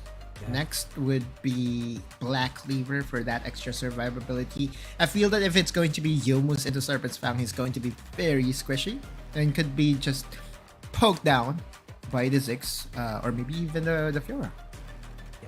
Are they going to be banning the Gwen here? Yes, they would. Yes, they need Finally, to. right? Yes, the Gwen could be banned, force out the Akali from Thunder Talk if ever they're going to be using it. Because at least now, we know what they want to do here for the side of Thunder Talk. Shen put it out on 2 carries, maybe the Gwen, maybe the Akali, maybe the Fiora. But the priority that they have for Fiora, though, is that they want for Shin to actually carry out this game if ever Z is not going to be there, which is really nice to see too. Having that secondary carry for Thunder Talk is definitely a need for them, because at least in the 3 losses that we've seen them having, it was always because Z did have little help. But now NAOS has targeted both Z's champions. They have taken away the Gwen, they have taken away the Akali. There is still... Wait, the Zed also got banned away, so...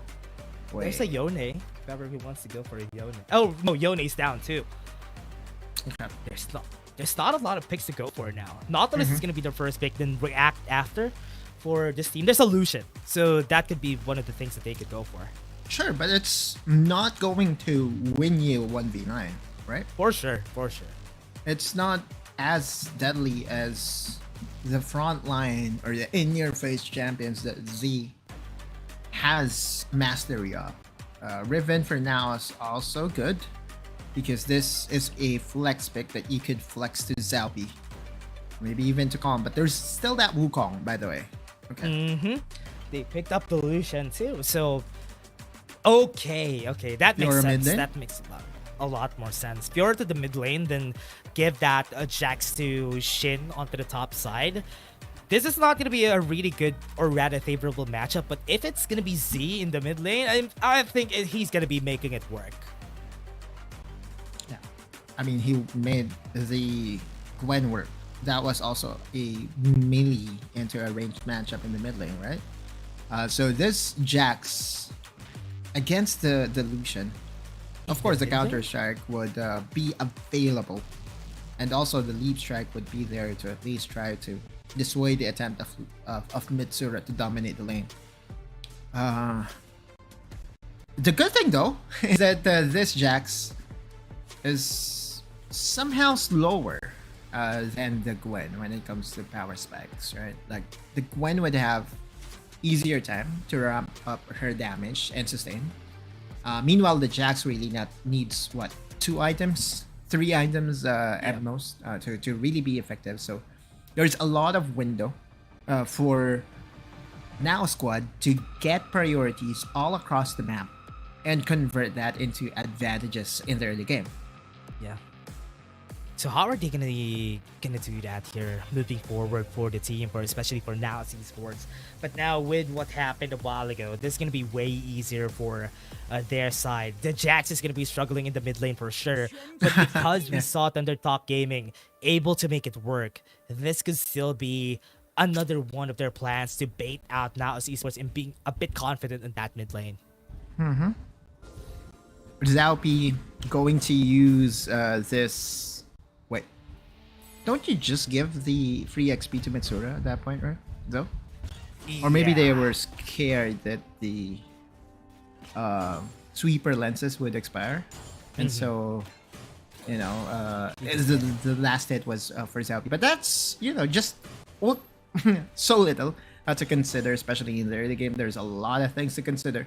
Mitsura against Z, again, we all know that Lucian's prowess to dominate mid lane matches is up there.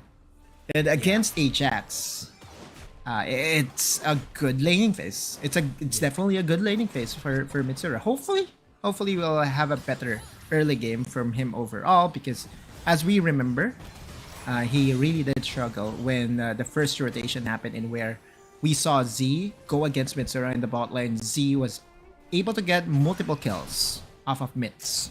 Yeah. What is the problem here, though, is that they weren't able to play around the early game of the Senna, and now if they go in for the mid lane or the bot lane, it's already off-timed. That early game advantage could have been good for the first 3 levels of that Senna, but because that rotation call from Thunder Talk was there, that's a good call from them. Right. NAOS was not able to correctly guess the lane that would be be employed here by Thunder Talk. They sent Fiora bot lane to surprise the members of NAOS, and so now, finally, NAOS was able to find the lane that they want to get that advantage towards Calm and against Shin. Now, Calm and Mirmo would try to bully out this Fiora. Yeah. At this point, at level 4, Fiora could just stay out in the turrets, just get close, and maybe just try to poke out Calm. And this is what you like about the Fiora. Very, very workable champion here, even against a 2v1. That's why right now they're going to be forced to back away. And that just canceled out the powers of the Senna in the early game. Yep. A good adaptation by Thunder Talk. A good read from them as well. Sending over the Ziggs topside, that's 100 IQ play. You can only go for this 50-50s, and now they're also doing the same 50-50, right? Like, once both of these champions recall, there is a tendency for them to flip the script and go for a switch. But yeah, you might be able to go for this one though, but a bit too aggressive for NAOS. But could have been a good kill for them. But at this point, they still don't have the firepower for that. Right, and also, Shen would have access to the flash still. The bullying continues for Calm and Mirmo in the bot lane. They really want to accelerate Calm, but Shen, no way. Almost dying. Wraith. It's a good thing he had the barrier, was able to survive for a bit, but I think this is going to be a dive in the bot lane. But SMY is already here. No rotations, but they have to stand united, remember. So this is not going to be a very favorable fight for NAOS. Right, it's not going to be a 2v2. It will be at best a 2v3. But on the top side though, that was an information provided to NAOS that the flash has been burnt by the Ziggs. A very mobile champion, a very squishy champion. So if you are to target someone in the first objective fight, definitely you look for the Ziggs, right? You overreach and just go for it. Yeah. The problem here is though, whenever you're fighting a Shen, one of the best things that you could do is just try to 3v1. And from what I'm seeing from NAOS, they're just letting them just farm out, just get the early game advantage. And most of the time, the first objective is where the Shen is very strong at. And once you don't just poke out the Shen or force out the stand united, that is when you're going to be losing. And Calm has been caught by the dredge line, but they still have a lot of damage from Mirmo, so they're not going to continue this fight. That's okay. I mean, Calm was able to body block the hook coming from SMY. Had it connected to Mirmo, then it could have been a favorable trade overall for Thunder Talk. But NAOS is actually getting some wins here. Wait, stand united. Okay. That charge gonna come in, and that's gonna be it with the shadow dash. That's gonna be a dead Calm, and Mirmo is gonna be left alone in this tower. Right, and that's a very proactive play. 10 seconds before the dragon, so that's also additional information that Thunder Talk won't have access to the stand united. I also was expecting that Mirmo would use the Dawning Shadow to try to at least protect his Baron laner. And now that he still has access to it, then there is still an opportunity for NAOS to challenge this. Oh yeah, Calm This is not a fight that you want to go for. Smite's gonna come in. I think he's gonna be dead here. Broken Beam's gonna be there, but it's not gonna be enough. The Mega Inferno Bomb gonna be able to get the kill. And Thunder Talk takes another kill on the board. They wanted a 2-4-1 special, right? They wanted to just stall out the members of Thunder Talk while they're taking the Dragon. And so NAOS just got punished. 2 kills to the side of Thunder Talk. There could be a dive, but Z, it's hard to dive a Jax. We all know that. Yeah. Counter-Strike. Look at the damage, though. They're going to be pulling him back, but SNY is also here to help out. They're not going to continue the fight because, remember, the threat of the Shen is still there even without the Stand United. Inferno Dragon to the side of Thunder Talk, though. Scaling to their side. Meanwhile, NAOS wants tempo. The tempo, though, it isn't really... Tempo advantage is easily felt by NAOS because of the 2 kills that they were able to get. Okay. That charge gonna come out. A lot of damage, but Xiaopi's gonna be here to go for the fight. Counter-Strike onto Z. Gonna be fighting Mitsura under the turret. He's gonna be flashing away, but I think there's gonna be a dead Z. Gonna go in with a leap strike, but it's not gonna be enough. Wait, that's the first death of Z in the series, right? Yeah. So if you are NAOS, you'd be taking those. That's a win. With a happy face, for sure. Xiaopi? Yeah. Oh, Shane's connect. Okay. Push back. Calling's gonna be there, but it is gonna be enough, actually. The flash from Mitsura would be taking the kill. That's 2 kills in favor of NAOS, and now is also able to get down this tower in the bot lane. This is a huge win for NAOS Esports. Oh, X-Buy left alone. They do have 200 HP on that turret, though. No, they were not United. able to He can't destroy stand United himself, and he's gonna be running away unscathed. That's 200 HP still on the turret. Sure. I think he did a good job in at least trying to clear the minions. I'm not sure if he used and invested his smite to make sure that the minions would disappear. But that is still a good back-to-back plays for NAOS Esports. Thunder Talk is now on the back pedal and is now feeling the pressure that NAOS possesses just because of this advantage that Mitsura was able to get on the solution pick against the Jax. Looking at the items, Divine Thunder on 3 champions by Thunder Talk. Talk about some uniform plays, huh? Yeah. And from what we're seeing, right, from NAOS Esports, the only person who had a lot of deaths here is that Calm has been losing on a lot of battles here. Right. It's really an upswing battle against Shin for sure. And that's why he's having a hard time. But now, with what's happening, it's still okay for NAOS Esports to just go for this because at least a lot of the other members have been getting a lot of resources. Yeah, and it's just 600 gold. And the main reason why it's not that big is because they were able to get the tower plates. In the bot lane. All that hot. Stand United. Calm's gonna be the target again. That's probably the 0-3 for Calm right here in the bot lane under the Stand United play right there bot side. Every time that it's on cooldown, Thunder Talk, not just them, but almost all Chinese teams would go for that play. An offensive way to utilize the Shen. Oh. Yep. Was able to get the body slam Dawning Shadow to get the kill. Mirmo's here. They have the knockup, they have the space. Xiaopi, look at the lead strike onto the back line. Z, they're fighting it out, but without any damage. There's a lot of sustain still from Xiaopi. Still have some healings to work with. Shin is going to be there later on, though. Mitsura is going to be here with the calling. Z, going to be falling down in a bit. Counter-Strike, still surviving. But now SMY going to be the next one. Mitsura is eyes on him. Apple of his eye, and there's still no flash from Mitsura, but still not enough to get the kill. Chasing down X-Buy, but they're going to be running away after that win. They were able to get a tower in the mid lane, and that's the bigger prize for NAOS Esports. Mitsura's damage, my god, it cannot be counter-striked. Dude, I know for a fact that that's one way to control a Jax. You put out the calling, you make sure that he absorbs a huge chunk of that. NAOS Esports fights back, gets another advantage for themselves. Yep, gets a Rift Herald. Very important for them to get this. Can still count out now as Esports even after those losses. But with the kills that we had, look at how Wraith started this fight though, with explosive gas. It started with Chin. Oh, with the satchel even too. The satchel charge. He wanted to channel the satchel charge, but of course, the perfect timing from Wraith really denied that play from him. Now Z's Jax. This is not the Gwen. If it was the Gwen, then maybe he could have turned around this fight. Look at the calling though. Like, those are the plays from NAOS Esports that basically cemented a good win. Another misplay. Hey, now so here's X-Buy. It's not going to be able to run away from here. Shadow Dash is not going to be helping his issue. That's NAOS Esports taking one more on the board, 1k gold, and there's a dragon coming out. Right, and the Rift Herald was summoned on the top lane. Now Calm would be using that as a trial to get that tower at the top lane. So this could be a 4v4, maybe even a 4v5. Remember, that's a Shen with the Stand United available. So could be waiting though. But NAOS still not forcing the issue against Thunder look Top. at the tower top lane waiting though. for that. And yeah, as he said, tower top lane.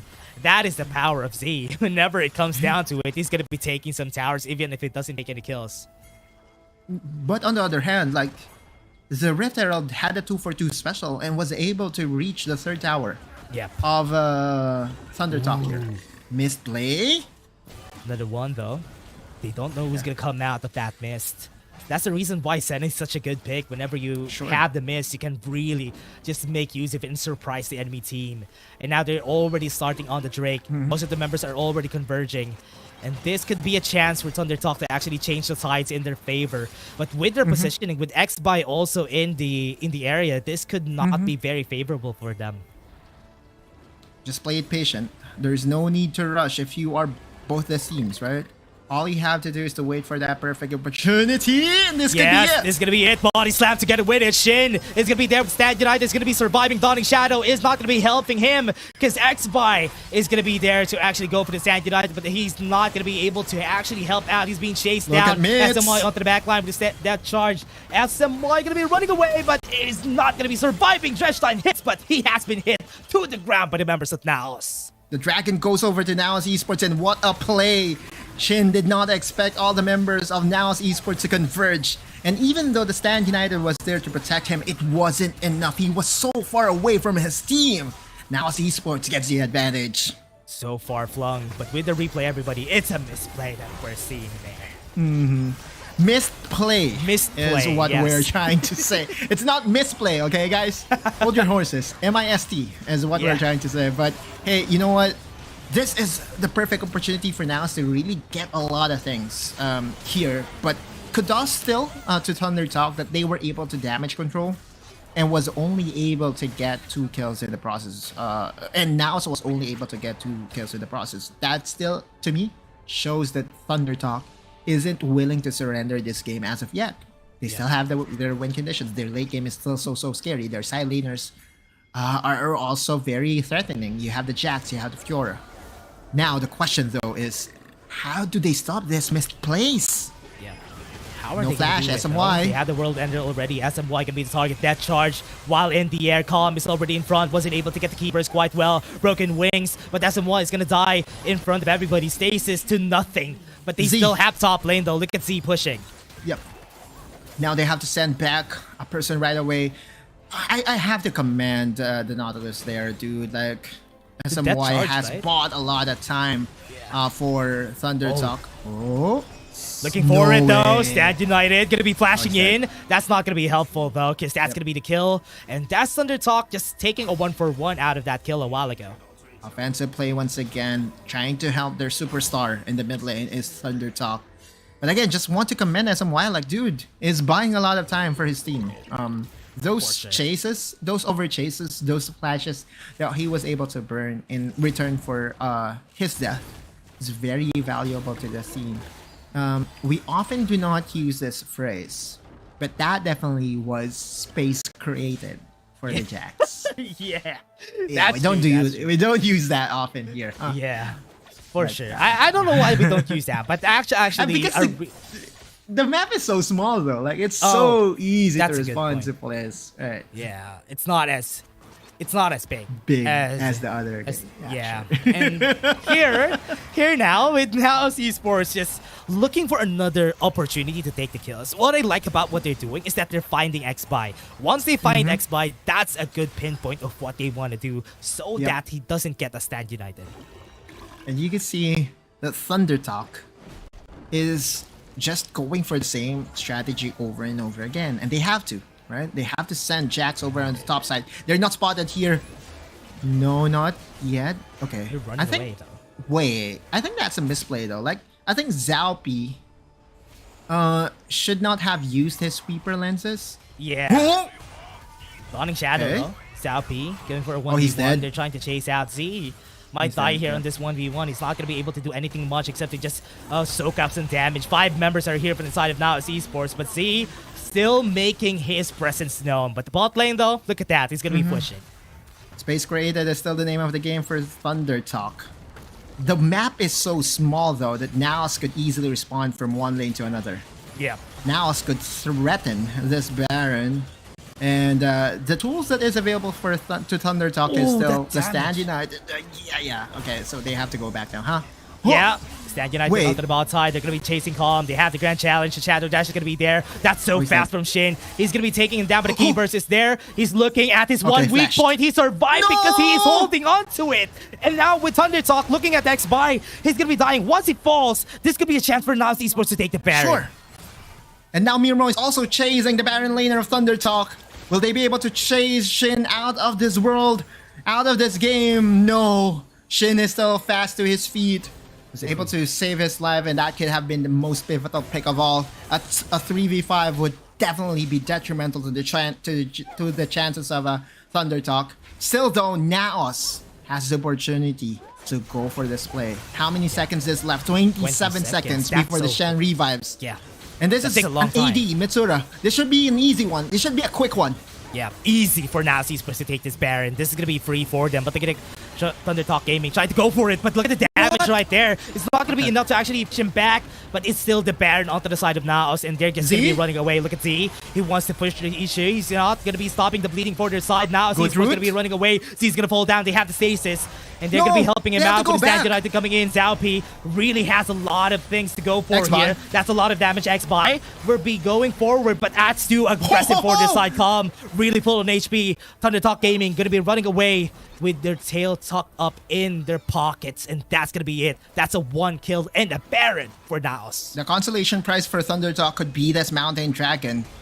NAOS is trying to rush their way back into this. They want to challenge this third dragon. Kelm is still here. Zaupi finally here. Yeah, X-Buy's not in the issue though. He's not going to be able to take this. They could kill Z. Able to go for it.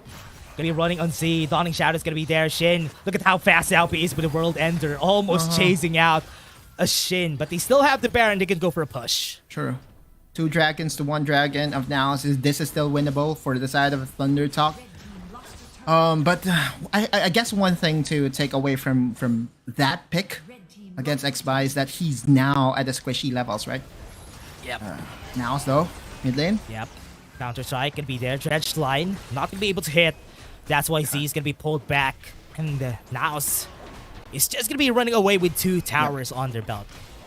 Now it's time for NAOS to go back and go back to the fundamentals and try to use whatever advantage that they can get here with the goal lead that they have, with the Baron buff that still remains, to push down the wave. Because if Thunder Talk won't be able to push forward their lanes, then all those split push shenanigans won't be present. Another play. Alright. With the wrong move, they can implode here. Now it's a close gas on the SMY. That's a miss. Really too close. Stasis gonna be coming in. The damage from Chin with a Mega Inferno Bomb forces the members of NAOS away. They don't have any Baron buffs anymore, but they can still really go for this push in the mid lane. True. 1350 is the remaining HP, but Mirmo has to be careful. Look at his HP. Shin is here. Shin is waiting. Good thing for Mirmo is that there's some heals available to the Senna kit. Really lovely to have the Senna on your team, but the damage, look at that from Shin with the bouncing bombs could be enough. One sweet spot Mega Inferno Bomb could potentially get the kill on Mirmo for sure. Like an 80% damage to his health total, right?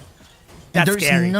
There's no way for him to build any defensive item. Like Frozen Mallet is no longer within the choices available for the Senna here. And by the way, he is the designated Serpent's Fang user, so he has to be involved in almost all these pickups. The Elder Dragon win condition is available to both sides, dude. Yeah. This journey, this 20-minute fight, NAOS. Wait. They're chasing him down. Goes for X-Buy.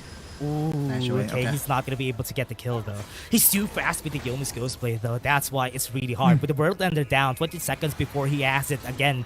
Mega Inferno Bomb is down, so this is a chance for NAOS Esports to actually take this Drake. Yep, but there is the threat of that split push. You look at the top lane, you see Shin. That's the win condition for Thunder Talk. They're spotted on a ward. Good. Yeah. Good one from the observers here. SMY body slam is a good thing. Rafe was able to get that, but the red line for SMY still survives with the death charge. That's a lot of ultimates down, but NAOS could still take this Elder Drake for themselves with one member super low in HP without any death charges. Yep. But they still have vision on this side of the map, so they can still really threaten this on the side of Thunder Talk Gaming. They cannot be impatient here. If you are NAOS Esports, looking at the wave top side, it was still pushing towards the base of NAOS Esports. Good thing that Calm was able to reset that one.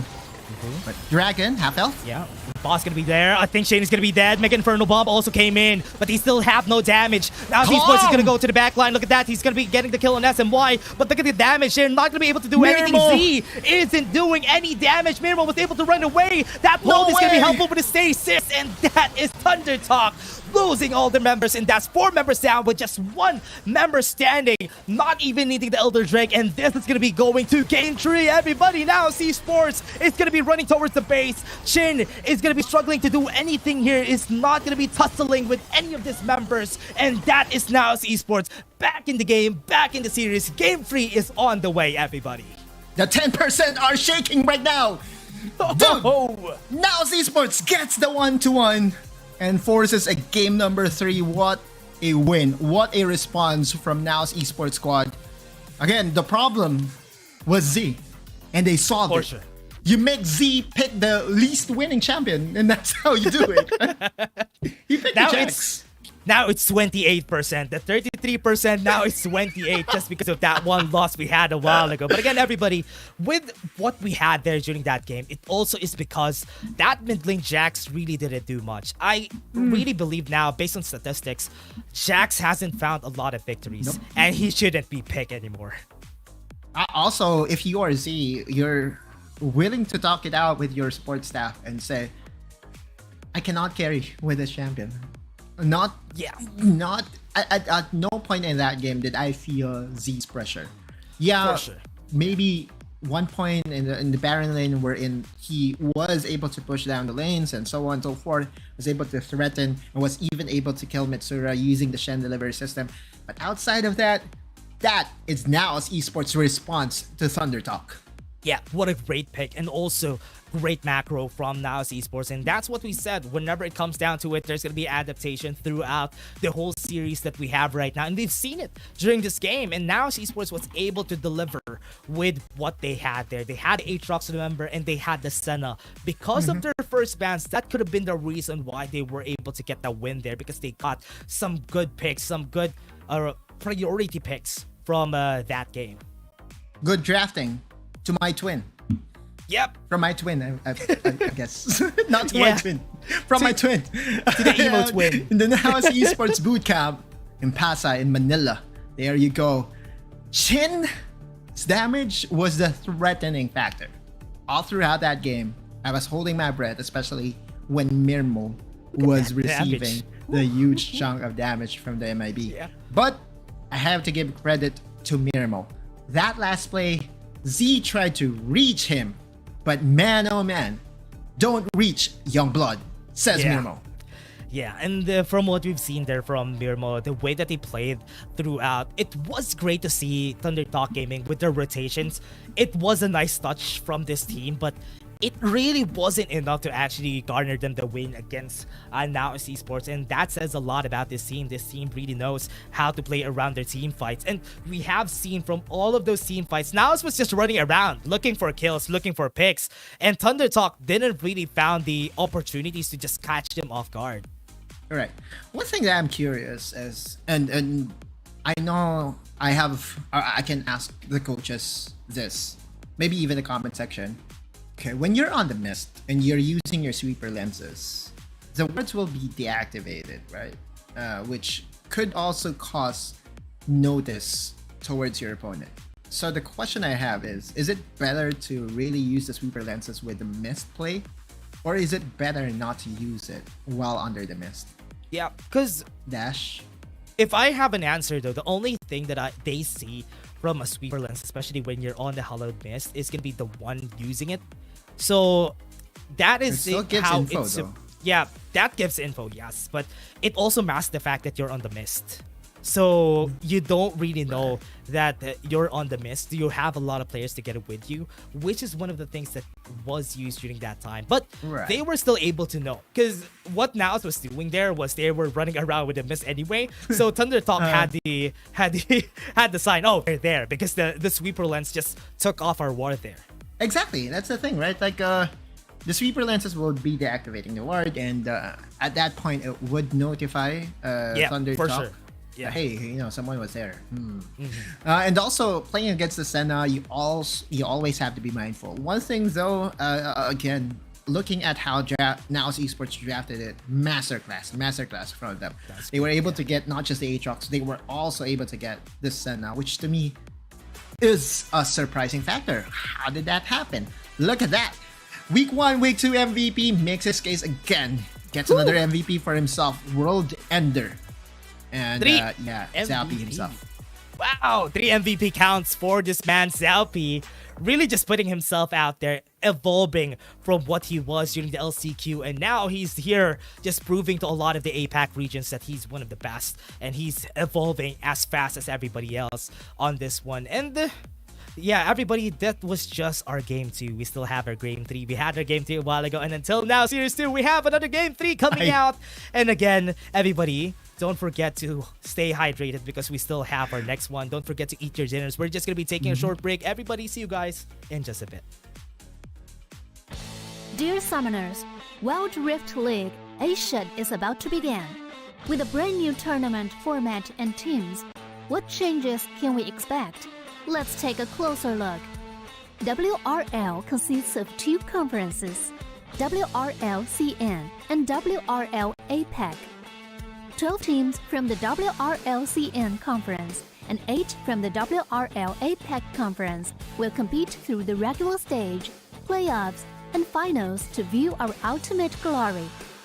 All matches will be played in the BO3 format in the regular stage. The 20 participating teams will compete within and across their conferences. Each team will play a single round robin with every other team within their conference once, and half of the teams from the other conference once. Throughout the regular stage, teams will be ranked based on their points within their conference. The top 8 teams from the WRLCN conference and the top 4 teams from the WRL APAC conference will qualify for the playoffs. The playoffs will also be held separately for each conference, adopting a BO7 double elimination format. Only the top 2 teams from each conference's playoffs will advance to the finals, vying for the championship. Of course, a new tournament brings unique challenges. The Wild Rift League Asia Season 1 WRL A1 Finals will be a 3-day extravaganza. On the first day of the finals, the 4 qualifying teams will play a single round robin in BO1 format. The top-ranked team will advance directly to the grand finals, while the remaining 3 teams will battle it out in a single elimination bracket on the second day to secure a spot in the grand finals on the third day. The 2 teams that make it to the grand finals will face off in the BO7 showdown to claim the championship. Additionally, in both the WRL A1 regular stage and finals, teams will participate in the fight for side FFS match before the official games commence. The FFS match will be played in a 1v1 solo mode. Each team will send 1 player to compete. They will ban 2 champions each from the official weekly rotating champions pool, and then select 1 champion each for 1v1 competition. The winning team of the FFS match will earn the right to choose their side first. Wild Rift League Asia Season 1 regular stage will officially kick off on April 8th, with 20 top-tier teams assembled and ready for action. Who will climb to the summit and seize the crown? Let's wait and see.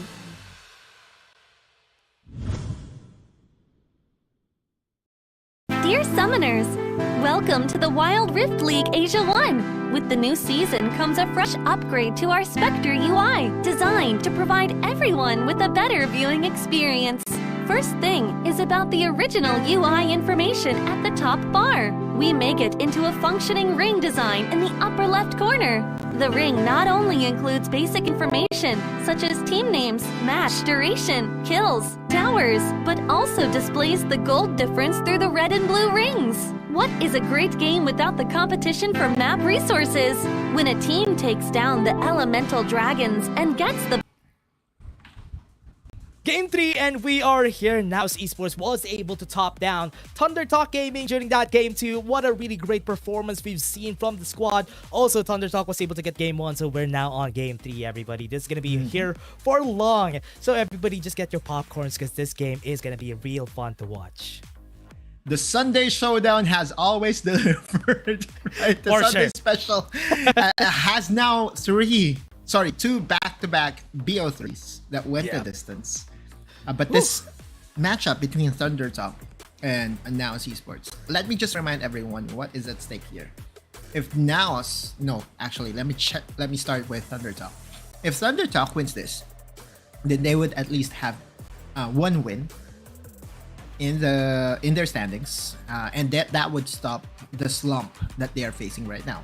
If NAOS gets to win this, though, they will be making a statement and history as well, as the only team that was able to beat two Chinese teams in a BO3 fashions.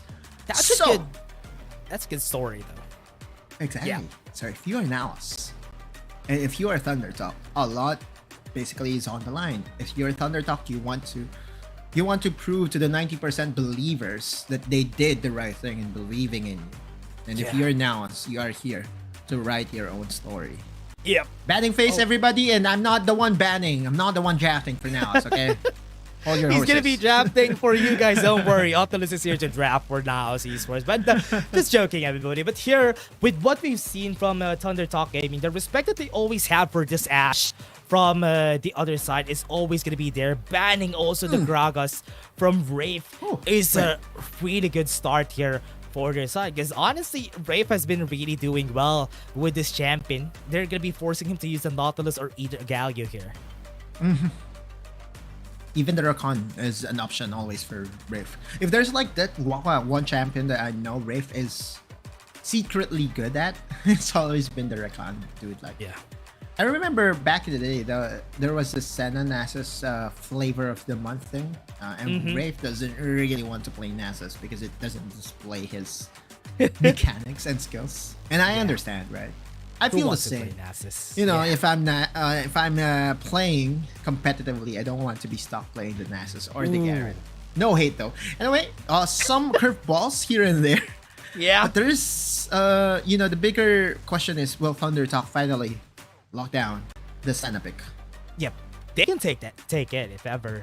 Because if ever, they're gonna go for it with the Senna on their side. But the Shen has been banned, so that took off a bit of what they want to do here. The Shen with the Senna is a really good combo for Thunder Talk. Supposedly, it's a good thing that NAOS caught that out. And if ever they're gonna be taking something here from NAOS, a Nautilus could be a good start for NAOS Esports. Then maybe, honestly, they don't really need to take the Ziggs at this point.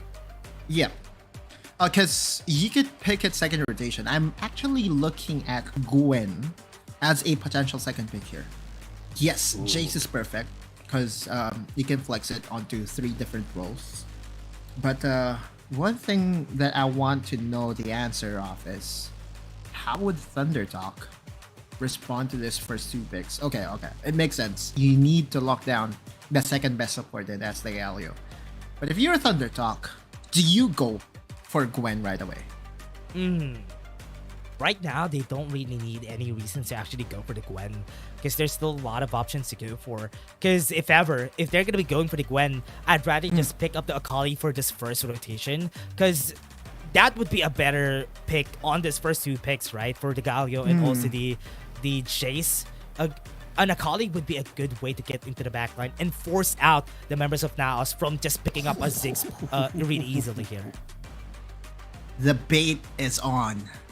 This is what NAOS wanted. They wanted to challenge the best pick of Z. Z now has the Akali. And we all know that this could easily be answered by a Kassadin by Mitsura. If you are NAOS though, there is still an opportunity for this Akali to get flexed onto the Baron lane. Which to me still warrants that respect ban on the Gwen. So please, I'm begging NAOS, please ban the Gwen. Yep.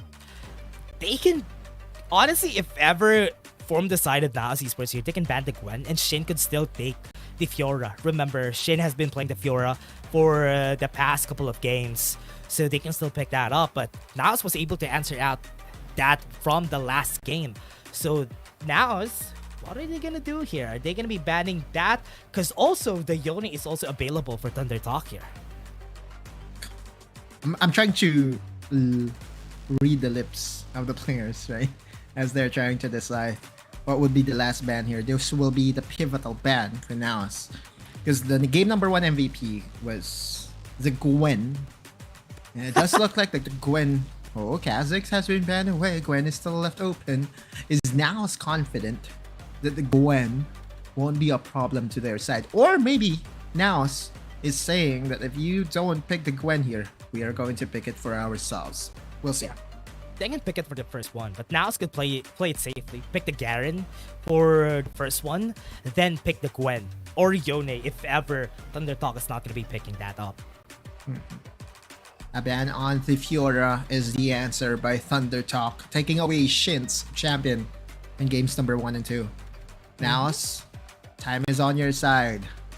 They will be making use of the 15 seconds to decide that their 4th pick is going to be Riven. That also was a good part of why they won game number 2. Yep, they want to get this Riven for Calm here on their side. It was a really slow start for this player. But now with Thunder Talk, they're going to be flexing that out. They can pick the Gwen up from last game. Just pick it up, just give it to Z. Or are they just going to be committing here and just going to be giving the Jax to Shin? So Shin is going to be on Jax duty. And they haven't found success here on that last game. So is this going to be helpful for the team? Why? Wait, I'm not saying anything, dude. I want them to lock this out. Okay. No way. An insta access to the backline with the Vi here. Now you have an easier way to reach the backline alongside the Akali, right? But if anything, it's Mirmo that is piloting Ziggs. The question though is, if you are NAOS, how do you play this? Because my initial thoughts of this Vi pickup is that they're not going to really they're not really going to overchase Mirmo, because we all know that Mirmo is so good in his positioning. But rather will try to reach the Jace. Mitsura though will have access to a lot of HP because oftentimes as your first buy, you go for the Hull Breaker. So if someone engages, you will have enough HP to call your support. There's a lot of things to consider with this Vi pickup, and I think this is like the first time, maybe second time that the Vi got picked up in this tournament. Yeah. It's a good way. It's a good way to enter and pick a champion from the opposing side. But against NAOS Esports lineup, I'm liking their chances. I'm liking the chances of NAOS here. The only time that I've seen a Vi getting picked is when there was a Zoe, because they want to lock down the Zoe as fast as they could. But in this composition, what are they gonna lock up? If they try to lock up the Ziggs, it's real easy to get the satchel charges out. But what they want to do here, I can see, is they just want to get that early game pickup and just give the advantage to this Akali in the mid lane, which is Z. Cease and desist would be what they would want to use to connect to Mitsura for that easy assassination for sure.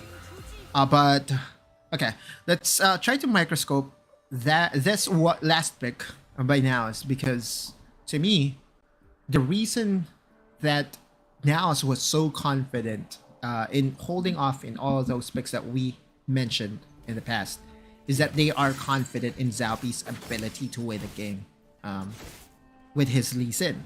And we remember that when they won against Rare Atom, there was a highlight play by Zalpi on this Lee Sin. Yep. So that could be one of the reasons why NAOS is confident with this draft, going for the Lee Sin as their last pick. Get that early game advantage, though. That's what they want to do here. Really going for it. But what I also saw from NAOS's composition is that they don't want losing lanes. Because remember, there's a presence of Asana on the composition. So they don't really want losing lanes. For example, a Jax on their side. That's why it's good. But again, with this, how are they going to be starting this? Because considering that they're going to be letting Nautilus just get out of the way, it's going to be a real big struggle for them to make use of this Nautilus in the early game. That may not look big, but having to be able to disrupt Chin's flow and chunk away her health bars is going to help a lot in this laning phase, right? We're going to look into the rest of the laning phase real quick as there's a trivia here. Chin has 46? picked the Ziggs and made, what? Is that 46? even possible? 46% damage dealt? Huh? Of the whole game. Wait. What is that? Is that possible? But here, how is this going to be possible with the Shield of Iran taunting Shin? Still not going to be enough to take over the members of Thunder Talk. X-Buy is already here top side, so NAOS is going to be running away from this fight. But good respect by Chin overall. Had it connected to Chin, that's goodbye. Immediately. Because that's how you punish the Senna lane. We have seen NAOS being able to punish the Senna lane before by targeting the Senna. Oh, yeah. Z's level 5. The party starts now. And NAOS's challenge to this pocket pick by Z will be tested right away. How are they going to be going about this? Because it's really hard to go for the lane where Jax is just together with its Senna. It's going to be hard for them to do anything much as a team here, except to let Calm get the level 5 after he gets a Blade of the Exile. That is when things become a bit easier for NAOS to execute. So they need to put all their eggs in the top lane basket in order to shut down that Shin. It's kind of huge because Mitsura's recall was delayed by Z. And now Mitsura has decided to just stay back and not miss out on minions. Small plays, but definitely impactful ones coming from the mid laner of Thunder Talk. This is going to be hard for Thunder Talk especially, because most of the time the reason why Vi isn't picked a lot on this game is because you don't really find a lot of gank opportunities compared to the other champions. And because you're fighting against Jace though, they're gonna go in. They have Zalpi together with them though. Shield around is at the ready. Shin gonna be flashing away. It's a good thing he had the miss. If not, that could have been a kick from Zalpi. That's also a flash burnt by both Baron laners. Now they're having a good read as to what Thunder Talk is trying to do, and again, at least with what we have, with what we are seeing here, NAOS is just so how should I call this? They're it feels to me that they're so practiced against the Senna lanes, right? Because they know when the Senna would be aggressive. I know that there's no kills yet, but the more important factor here is the amount of advantage Senna lane can give you. And so far, it hasn't netted anything yet for Thunder Talk. Yep. But slowly but surely on even a Jax lane, until I think now we can definitely say that even if it's a Jax, it's still not a late game threat at this point of the tournament, because so far I haven't seen a Jax just pop off after getting a lot of advantage, because even last game, Z even struggled to do anything during these big fights. 24 seconds before the objective spawns up. And we know that Thunder Talk loves their dragons. Meanwhile, NAOS could elect to go for a trade real quick. But if you're the Lee Sin party or Lee Sin team, you want to be the aggressor. You want to be aggressive, right? You want to be able to dictate as to what objective you want to take. Yep. So, it won't be surprising if they will go for the 5-minute challenge and 5-minute team fight. Yep. Even here, for the fight composition, they can go for a fight here if ever they want to. Right. Because with one item on the Akali for Z, Thunder Talk could really get the backlines right here of NAOS Esports, especially they have the mist too. So it's going to be real hard for NAOS Esports to just take any objective confidently. So with what we're seeing right now, Autolus, nobody's taking it because they know that they're going to be challenging each other. Yeah, and there's also a very good Vision Scuttle Crab available to the Philippine squad. Yep, knockback. They have it. Hero Center's going to come in to help out Zappy. Zappy's down. And that's going to be it, Rafe. It's not going to be helped out here for the members right here of NAOS Esports. Perfect execution is still available by Z. Are they going to continue with the fight? Dragons is still up. And only 2 members are here to help out. They went for the swing and they missed easily. Mirmo challenging. Dredge line gonna be here, but that's gonna be it. Thunder Talk is just gonna be taking down the members. But the counter strike gonna be out. And Shin, the damage from him is enough to push back Calm. They went for Z. Z survives, and with all that, the punishment is too severe. 3 kills to the side of Thunder Talk and also a dragon. Let's look at the replay once again. Z's barrier was actually enough to cancel out the total damage output from Zalpi. Zalpi went for the swing, and also Mitsura sniped, didn't really hit Z in the process, and I think that's a total win to the side of Thunder Talk. If you are Thunder Talk, you'd be happy with that, right? Yeah. And I don't understand though, like what happened there. Yeah. Now Wraith gonna be left alone with the Dredge line. That's gonna be an easy kill for Thunder Talk. This is the reason why they want those easy executes. Exactly. Like the game plan for NAOS is to play it patient and to have Mirmo have early access or have priority in the mid lane. And you just have to wait it out. You have to wait it out, wait for them to start the objective and win from there. Yeah, Mitsura has to respect Z's flank, and with this, I think it's time to say that NAOS is really on the back foot, and now has to rely on their killer instincts in trying to get those kills in return, because this advantage that Thunder Talk was able to get in that team fight alone was huge and massive. Yeah. Still at the loss on what NAOS really wants to do with this comp, because they haven't found any kills, and that's not what you want when you have a Lee Sin on your comp position. You really want to find out some plays. Look at that, backline has been breached already. Mirmo gonna be the target. Hero's entrance has been cancelled, and now Esports now with no netting utility on their side. Thunder Talk is going to be having a lot of time here to actually just use that to get some kills. And then Thunder Talk would just go back in business and try to take down what they're trying to do. Least, wait. Okay, just sponge, knock up. SMY really tanky. Has a lot of shields, but Z's going to go in already. Perfect execution. Calm is going to be the target, but they have the Ignite Rave. It's going to be the target now for Z. It's 2 aggressive 5 members in the bot lane. They're not going to continue with any kills. No casualty to the side of NAOS Esports. If you're NAOS, you would take those, right? But you are now sensing that NAOS really wants to punish and wants to put their eggs in one basket and trying to control Z and trying to kill Z.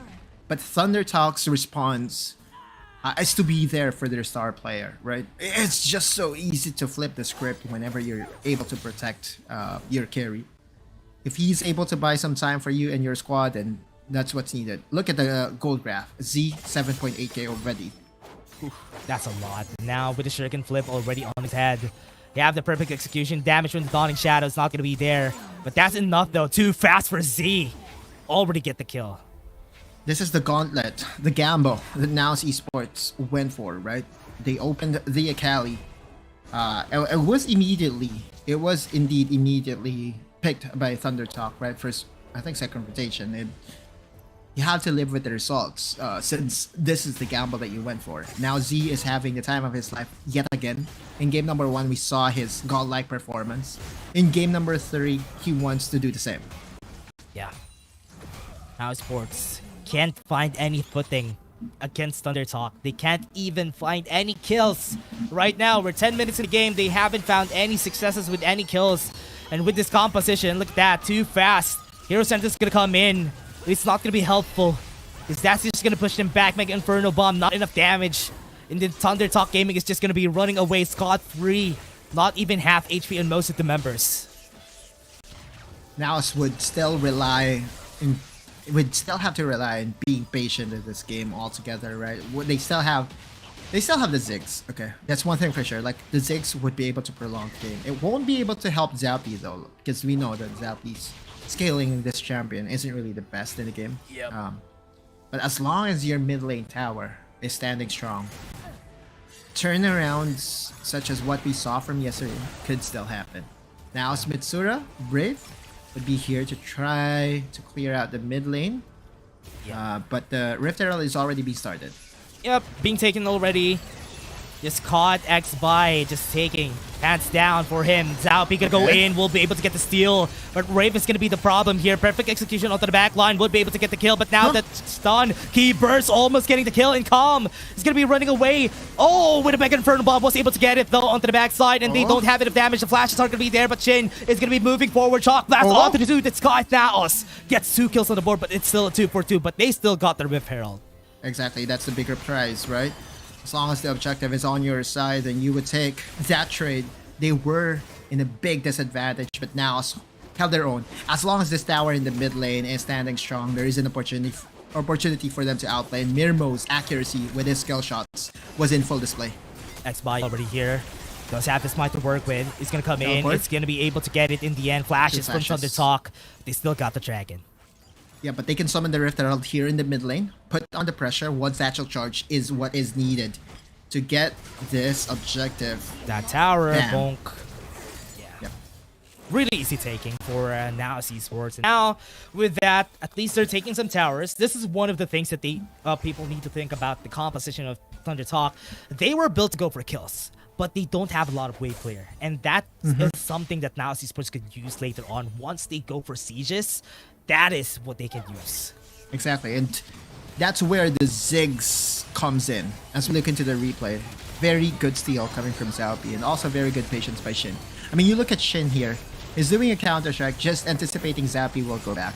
And I thought that Zaupi's kick was, or would have put Shin over the wall, but that's actually not the way the game works, huh? So it was almost a perfect kick. If had it been that Shin went over to the Baron. Went over, right? Yeah, that's but he got trapped to the wall. But anyway, so Shin though, NAOS is making some proactive plays. They forgot that they have to protect the mid lane though. I don't think it's a good play.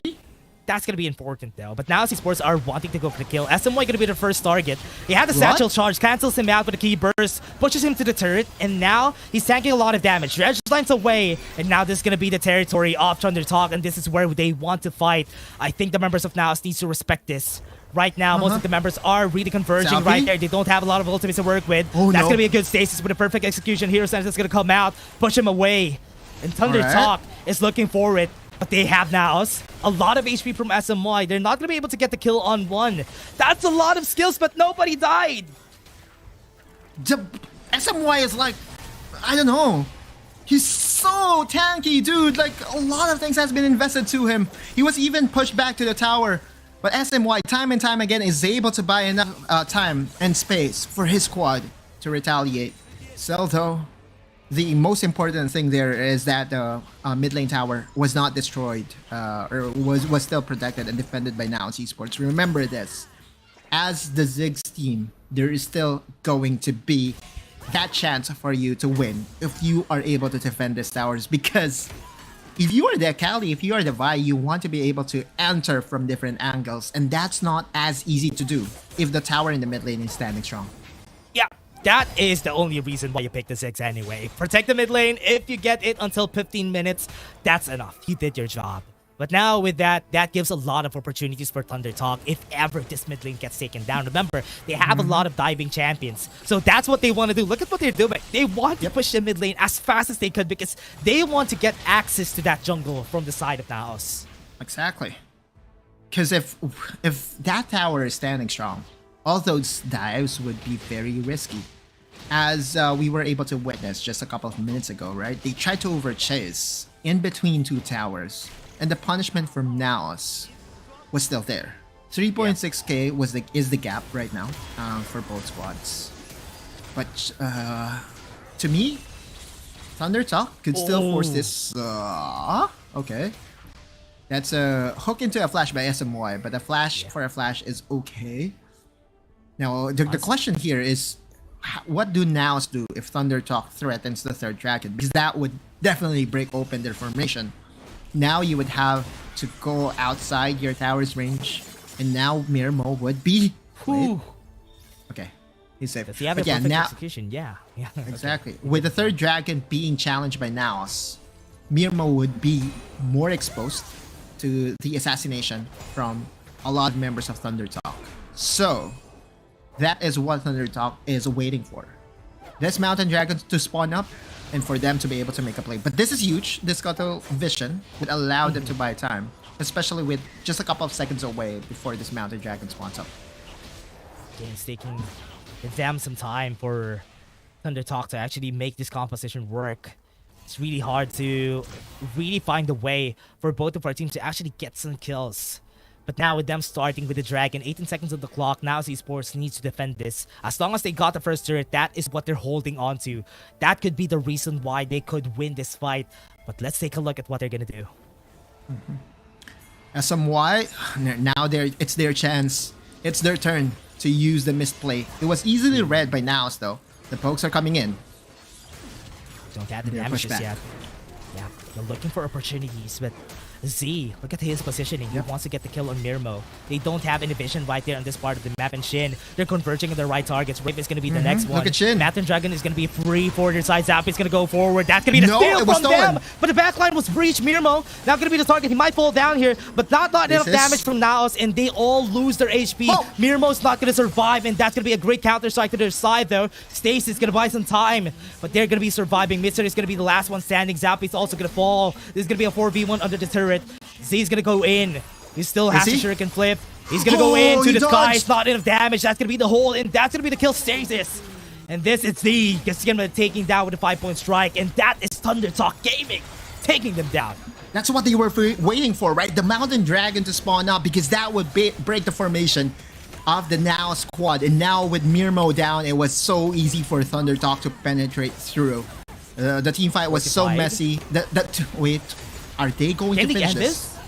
Yeah, actually they have some time to end this though. They're gonna go in. Thunder Talk actually just won that with just one tower, one objective being taken. They stole the Mountain Drake, but Thunder Talk stole the game from NAOS Esports. That's a good play. I had to commend Thunder Talk in being so decisive. It was Shin. He found Mirmo. Mirmo being dead means that there's no defenses really to retaliate the push of Thunder Talk. Overall, it's a good win for Thunder Talk, 2-1 to them, and now has a win in their standings. Remember, the push from Shin and also Z was the one threatening Mirmo. And once they got Mirmo, that was enough. That was the game right there. Yeah. And they don't have any damage anymore. Even Mitsura wasn't even a threat for the squad of Thunder Talk Gaming. And this is their first win. Very historic for the team to get their first win. Even if it's against an APAC team, it's still a good start for Thunder Talk Gaming to get the momentum on this whole series that they're going to go for in this round robin. Whew. Okay, that's an intense 2-1, but definitely if I'm going to look back as to what really happened, I feel, the first Dragon fight, where Xiaopi tried to reach and tried to kill and assassinate Z, that did not happen, was really the biggest hurdle for of NAOS Esports in getting that reverse sweep. But that's okay. I mean, if you're looking, if you are to look at it, Dash, like one way or another, you have to look and still commend NAOS Esports in showing the grit and showing the fight. And you could see in there that they're not willing to surrender without a fight. This is still a Chinese team. Thunder Talk is also a very proud organization. They have been in WRL for, 2 seasons now? They've been the runner-up during the Horizon Cup. But we have to give credit where it's due. Z's Akali, it's not as impressive as his Gwen, but it still made things work for Thunder Talk. Yeah.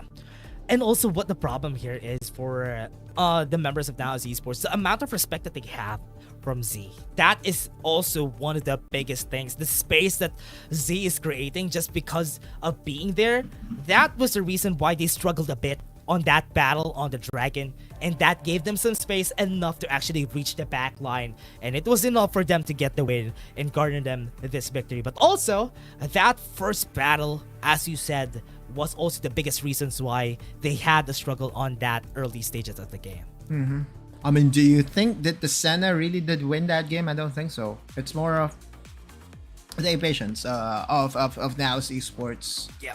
During that opportune moment. I mean, if you're Xiaopi, or Xiaopi was the MVP during game number 2, and you cannot fault Xiaopi in getting that killer instinct in and trying to assassinate the star player of Thunder Talk. Because had it connected and had it converged into a kill, really, then that would be the most pivotal kill to really get the advantage, and we could have a different outcome overall.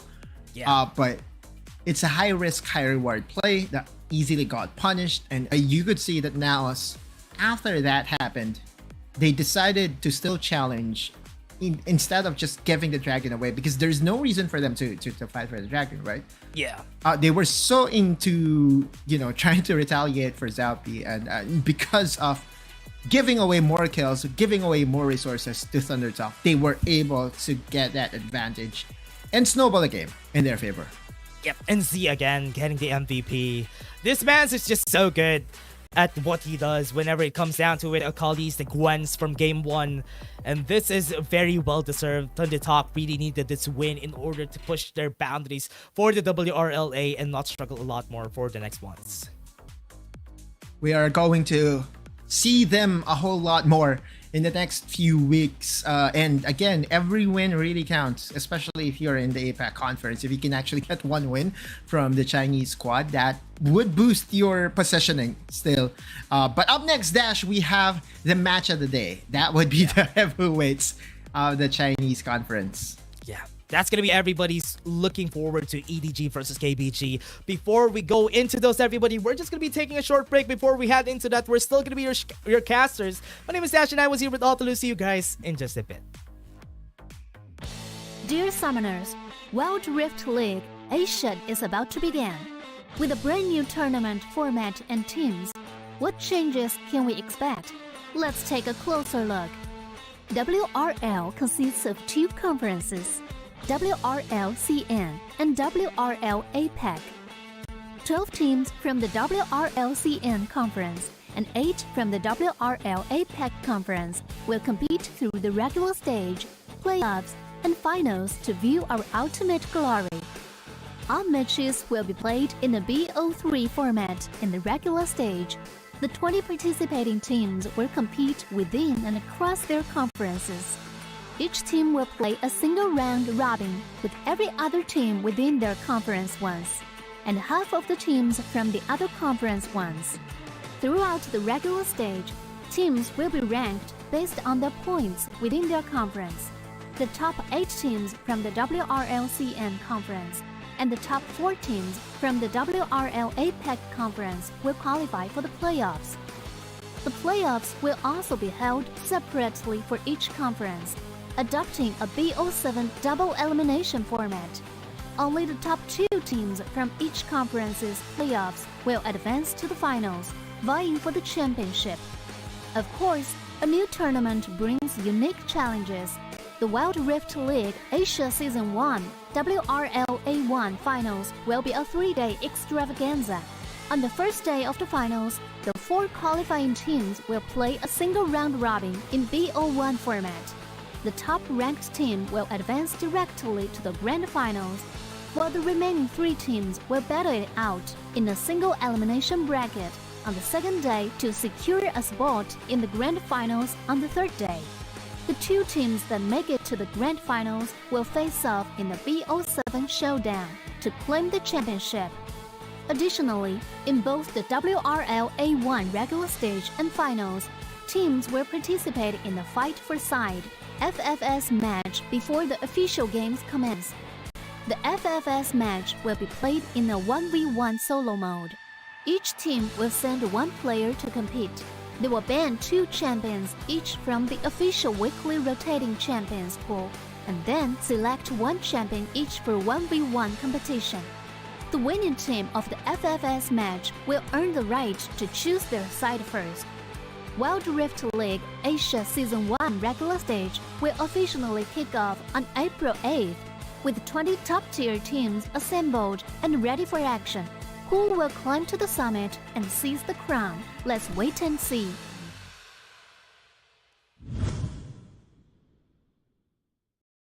Dear Summoners, welcome to the Wild Rift League Asia 1. With the new season comes a fresh upgrade to our Spectator UI, designed to provide everyone with a better viewing experience.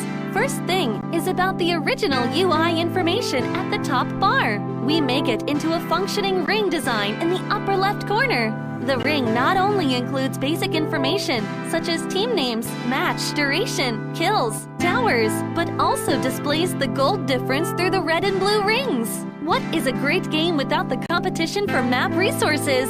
When a team takes down the elemental dragons and gets the buffs, the stunning special effects not only make the acquisition of resources more ceremonious, but the elemental dragon's specific color-coded buff energy blocks will also be intuitively embedded in the corresponding red and blue sides. Whether a team speeds up the match tempo by getting Rift Herald, expanding their lead by killing Baron Nashor, or stealing the Elder Drake for the final victory, the countdown timer special effects and the resource-specific color coding will help summoners watching the game to quickly understand what is going on in the game and capture the critical information. Additionally, we will display the whole in-game map on the top right corner. When the elemental dragons, Rift Herald, or Baron Nashor is about to spawn, the corresponding resources exclusive countdown will appear in the top left corner of the map in real time, providing clearer information on team tactics and map resources. The new UI will introduce 4 panel modes: the landing phase mode, pre-team flight mode, team fight mode, and post-team fight mode,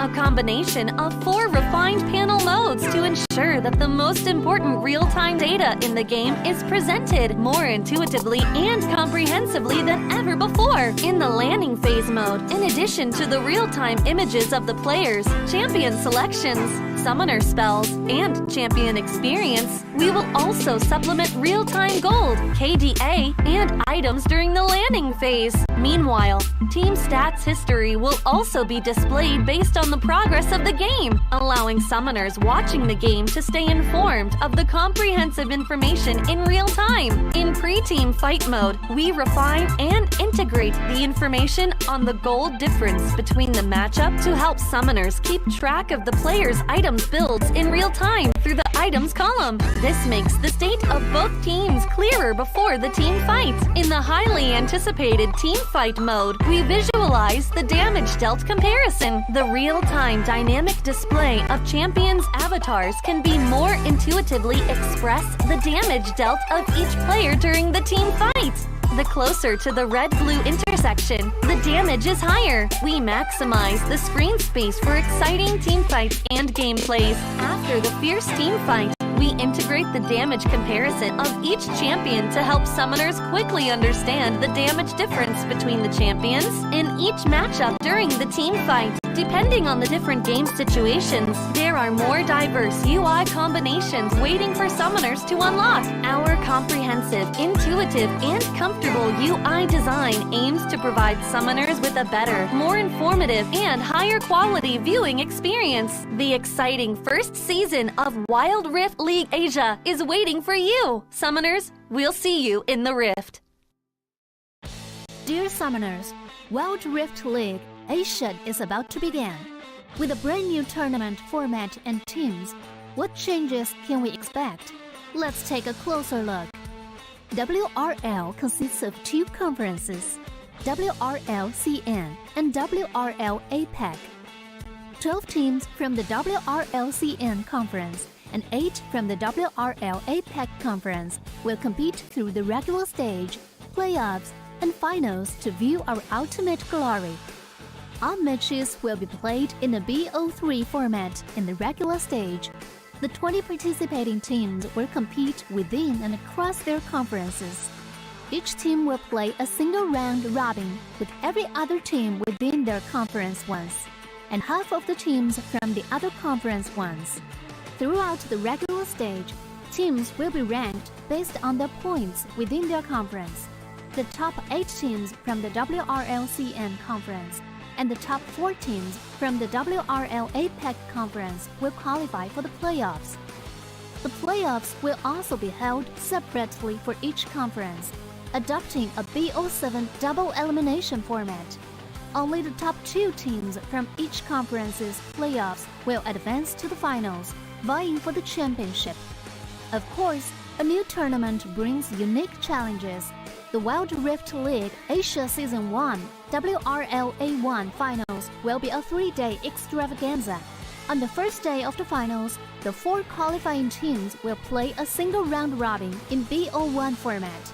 The top-ranked team will advance directly to the grand finals, while the remaining 3 teams will battle it out in a single elimination bracket on the second day to secure a spot in the grand finals on the third day. The 2 teams that make it to the grand finals will face off in the BO7 showdown to claim the championship. Additionally, in both the WRL A1 regular stage and finals, teams will participate in the Fight for Side FFS match before the official games commence. The FFS match will be played in a 1v1 solo mode. Each team will send 1 player to compete. They will ban 2 champions each from the official weekly rotating champions pool, and then select 1 champion each for 1v1 competition. The winning team of the FFS match will earn the right to choose their side first. Wild Rift League Asia Season 1 regular stage will officially kick off on April 8th, with 20 top-tier teams assembled and ready for action. Who will climb to the summit and seize the crown? Let's wait and see.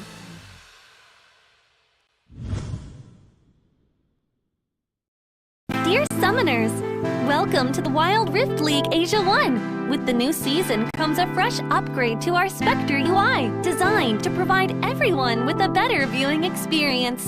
First thing is about the original UI information at the top bar. We make it into a functioning ring design in the upper left corner. The ring not only includes basic information such as team names, match duration, kills, towers, but also displays the gold difference through the red and blue rings. What is a great game without the competition for map resources? When a team takes down the elemental dragons and gets the buffs, the stunning special effects not only make the acquisition of resources more ceremonious, but the elemental dragon's specific color-coded buff energy blocks will also be intuitively embedded in the corresponding red and blue sides. Whether a team speeds up the match tempo by getting Rift Herald, expanding their lead by killing Baron Nashor, or stealing the Elder Drake for the final victory, the countdown timer special effects and the resource-specific color coding will help summoners watching the game to quickly understand what is going on in the game and capture the critical information. Additionally, we will display the whole in-game map on the top right corner. When the elemental dragons, Rift Herald, or Baron Nashor is about to spawn, the corresponding resources exclusive countdown will appear in the top left corner of the map in real time, providing clearer information on team tactics and map resources. The new UI will introduce 4 panel modes: the landing phase mode, pre-team flight mode, team fight mode, and post-team fight mode, a combination of 4 refined panel modes to ensure that the most important real-time data in the game is presented more intuitively and comprehensively than ever before. In the landing phase mode, in addition to the real-time images of the players, champion selections, summoner spells, and champion experience, we will also supplement real-time gold, KDA, and items during the landing phase. Meanwhile, team stats history will also be displayed based on the progress of the game, allowing summoners watching the game to stay informed of the comprehensive information in real time. In pre-team fight mode, we refine and integrate the information on the gold difference between the matchup to help summoners keep track of the player's items builds in real time through the items column. This makes the state of both teams clearer before the team fight. In the highly anticipated team fight mode, we visualize the damage dealt comparison. The real-time dynamic display of champions' avatars can be more intuitively express the damage dealt of each player during the team fight. The closer to the red-blue intersection, the damage is higher. We maximize the screen space for exciting team fights and gameplays. After the fierce team fight, we integrate the damage comparison of each champion to help summoners quickly understand the damage difference between the champions in each matchup during the team fight. Depending on the different game situations, there are more diverse UI combinations waiting for summoners to unlock. Our comprehensive, intuitive, and comfortable comfortable UI design aims to provide summoners with a better, more informative, and higher quality viewing experience. The exciting first season of Wild Rift League Asia is waiting for you. Summoners, we'll see you in the Rift. Dear Summoners, Wild Rift League Asia is about to begin. With a brand new tournament format and teams, what changes can we expect? Let's take a closer look. WRL consists of two conferences, WRL CN and WRL APAC. 12 teams from the WRL CN conference and 8 from the WRL APAC conference will compete through the regular stage, playoffs, and finals to view our ultimate glory. All matches will be played in the BO3 format in the regular stage. The 20 participating teams will compete within and across their conferences. Each team will play a single round robin with every other team within their conference once, and half of the teams from the other conference once. Throughout the regular stage, teams will be ranked based on their points within their conference. The top 8 teams from the WRLCN conference and top 4 teams from the WRL APAC conference will qualify for the playoffs. Last series of the day, and this is what everybody's waiting for. It's EDG versus Keep Best Gaming, and this is one of the exciting matches just because of the fact that EDG still hasn't lost any game throughout a whole series, and that's a big gamble that they're fighting against Keep Best Gaming, who also are their demons from the WRL. Now it's time for them to prove themselves against their demons. KBG still the reigning defending champions, so EDG. If there is a game to really test their skills, where their level really is at, it is this game. Although EDG's 4-0 record were also against Chinese teams, it pains me to say this, KBG is on a different level. For sure. KBG during their last games, the only team that won against them was Nova Esports, which is very well deserved. But if it's against EDG, this could be a change of a lot of things altogether, because Keep Best Gaming, especially with their support, they're so good. But let's take a look at the EDG. Most notable player that I can see here is Alone and also Hudia. For the support, who also plays Alistar, which we don't see a lot. I mean, Hudia is, I believe, one of the many supports in China that really is a head turner here, Dash, and also Alone, also so deadly as his partner, but also you, right? You has revolutionized the picks in the mid lane and has shown that Karen can still be used in the meta. We go to KBG, and this is the reigning defending champion.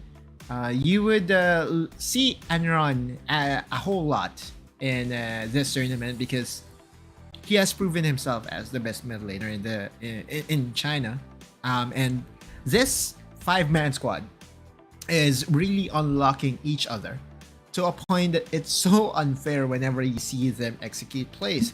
They would be drafting Shen and would make Shen a carry by that tone, which to me is so unfair. We look at the stats, and again, the stats is not really telling as to what is to expect here. All I know is that my prediction is still KBG over EDG.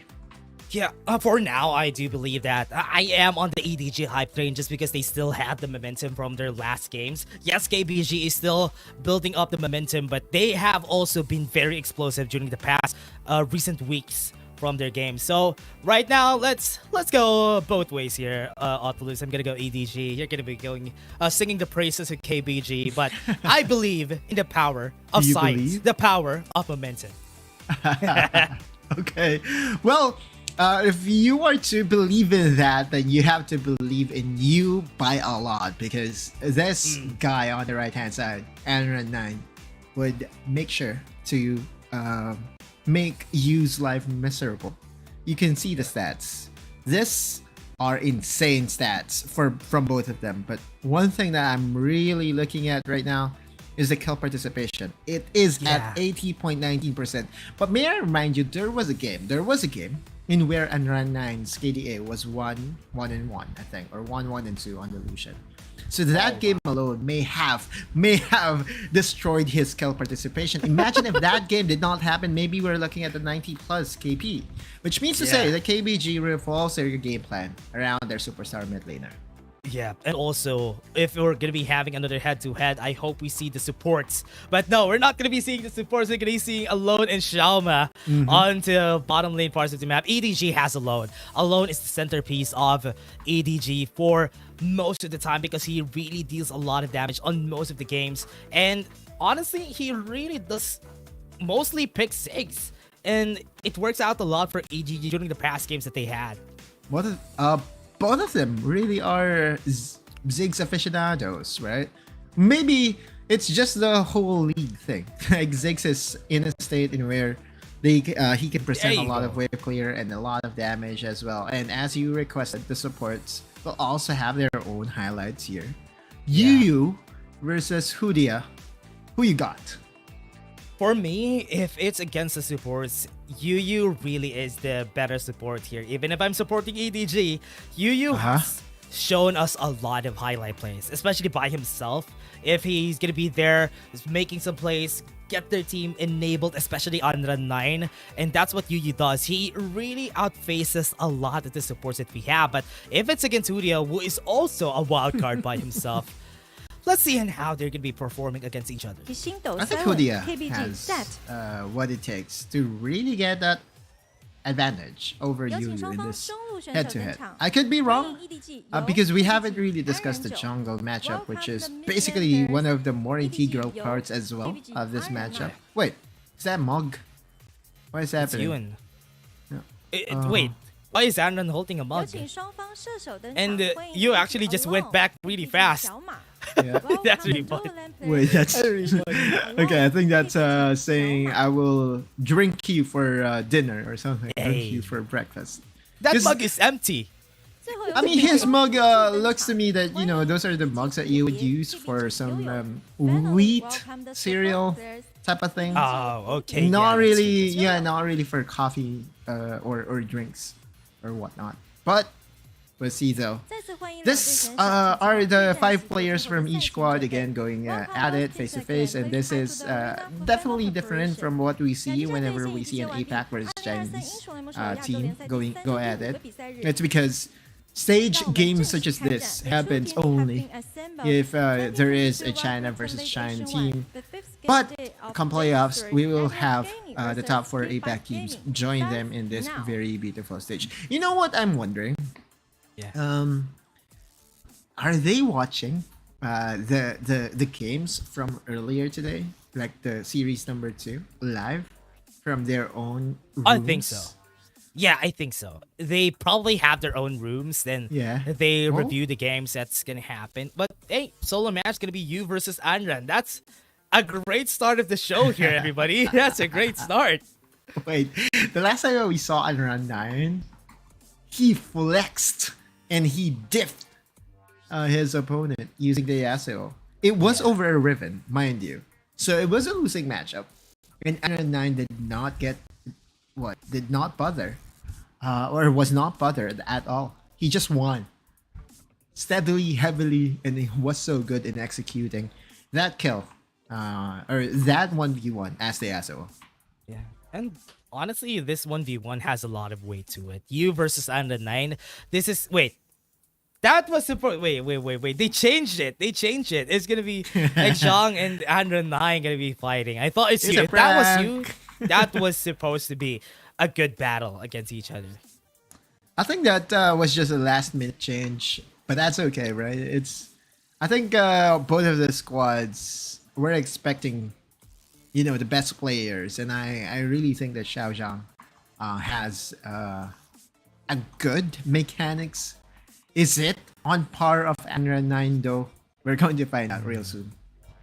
Yeah, and Xiao Zhang really needs to put himself out there if he's going to be fighting against Anran. Anran has been playing this 1v1s every time though. I do hope to see another player from KBG to actually fight the 1v1s. I'm getting tired of Anran just winning this 1v1s. Let's hope for the most weird picks available to show up. Kassadin, here. please. Nah, I still think that Unreal 9 would be flexing on the yes. So, a hover on Vayne though. Wait, is this a mirror matchup of Vayne to Vayne? No, it's a Vayne versus Diana. That's interesting. That's not a winning matchup. If ever Unrun is going to be picking this Diana, that would be nice to see. Because at least he gave Xiaozhang a bit of an advantage here. We'll see though, because again in this 1v1 you will have easier access to items, which means to me that the amount of burst that is needed to really get that one up against the Vayne would be a lot easier for Unreal 9. He's smiling. And the last time that we saw him play a losing matchup, he turns things around. I mean, look at this guy. Like, do you see the screen? There is like a way for them to show their emotes. I think there's a button that you can press. Wait, really? You could, yeah. To show you the emotes? Yeah, that was adjacent mode in front of his screen, in front of That's his table. cool. Yeah. That's so cool. I think you know, if we would ever be there, I would just be spamming a lot of those emotes, random emotes. Maybe a Timo one. Maybe. What's your favorite one though? The Blitzcrank one, the one with the question mark. Yeah. Right. Yeah. Okay. Yeah. What about you? What is your favorite? That mainly is the only question mark that we have in the game, though. Yeah. So that's cheating. Because the question mark pings was basically replaced by that, but it's correct. Mode though, right? So. What else do I have? I don't really have a. Maybe the Jinx one is also fine. The one, the shocked Jinx face. Don't you want the Corgi showing his backside? Not Corgi, but the Corgi. The Corgi, right? Yeah. That could be nice. That could be nice. That too. So, let's ask chat. See if they have any emotes that they can remind us. Would be lovely to use in this 1v1 setting. Yeah, I think it's not just during the 1v1. I think you can make you can send a message. Maybe even during the 5v5 you can press the button. And if the other player is actually looking at your station, then yeah, he could easily be provoked with that. But anyway, Xiaozhang again on the Vayne. This is, I believe, the oldest skin available to the Vayne. Correct me if I'm wrong. Vayne? Yeah? Yeah. I think so. That's one of those. That's one of the oldest ones. Because we also have one other one. I forgot the name of the other Vayne skin. The one who's like just a chroma skin. Right. But it's still one of the old ones though, the Dragon Slayer Vayne. Okay. Be mindful of the burst that is available to Diana. Of course, Xiaozhang, what he wants to do is to do this, basically. To poke, and to utilize the range advantage. But if Anren gets the gap close, up and ready, how would Xiaozhang respond? I mean, you still have that condemn to have that enough separation. But remember, if you hit that first skill or S1, your dash would have a reset available. So there is a potential for that 100 to 0 from Anran. Yeah. If ever they get Xiaozhang to half HP, that could be a chance for Anran to actually just go in. Because with the minions, that's enough to just whittle down the HP of Xiaozhang here. And look at the respect that he's giving him after getting to half HP. Because it's going to be hard, but the condemn is still available, remember? Yeah. Which you can also squeeze into your combo, right? Yeah. Like one auto attack, one condemn. Sorry, one tumble auto attack, one normal auto attack into a condemn. Oh, and run. Punished. Oh, the punish from a Vayne is just so much. It's just too fast to actually work with. But again, if it's against a melee champion, that's the reason why people hate Vayne top. Is because of this thing, that damage though from the condemn. And also denying the health pack from Anran is what I think was the most spectacular thing that happened there. So yeah, we'll see though. Xiaozhang still has the advantage. Oh, no mana though. Sticking though. Exhausted too. But Xiaozhang might die here by the minions. He's gonna be hit 2 times.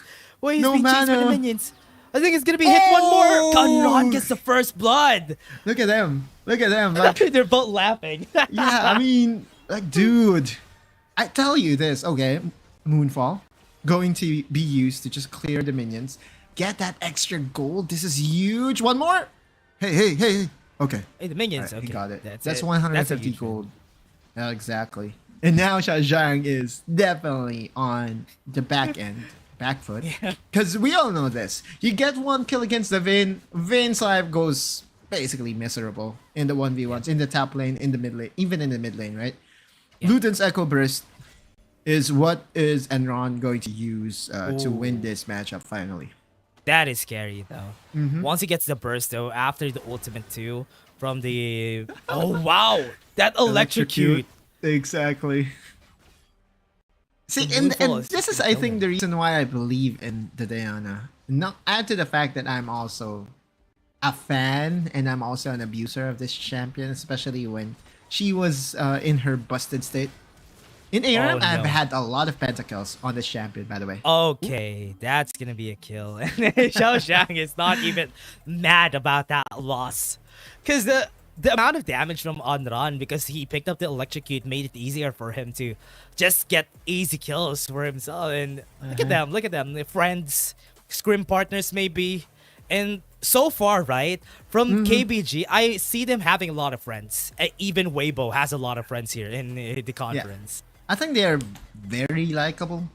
Their organization is new to me. I'll be honest with you, and so this newly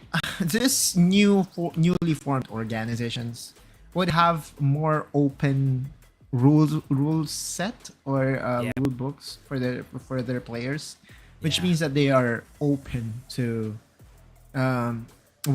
interact more with opposing sides.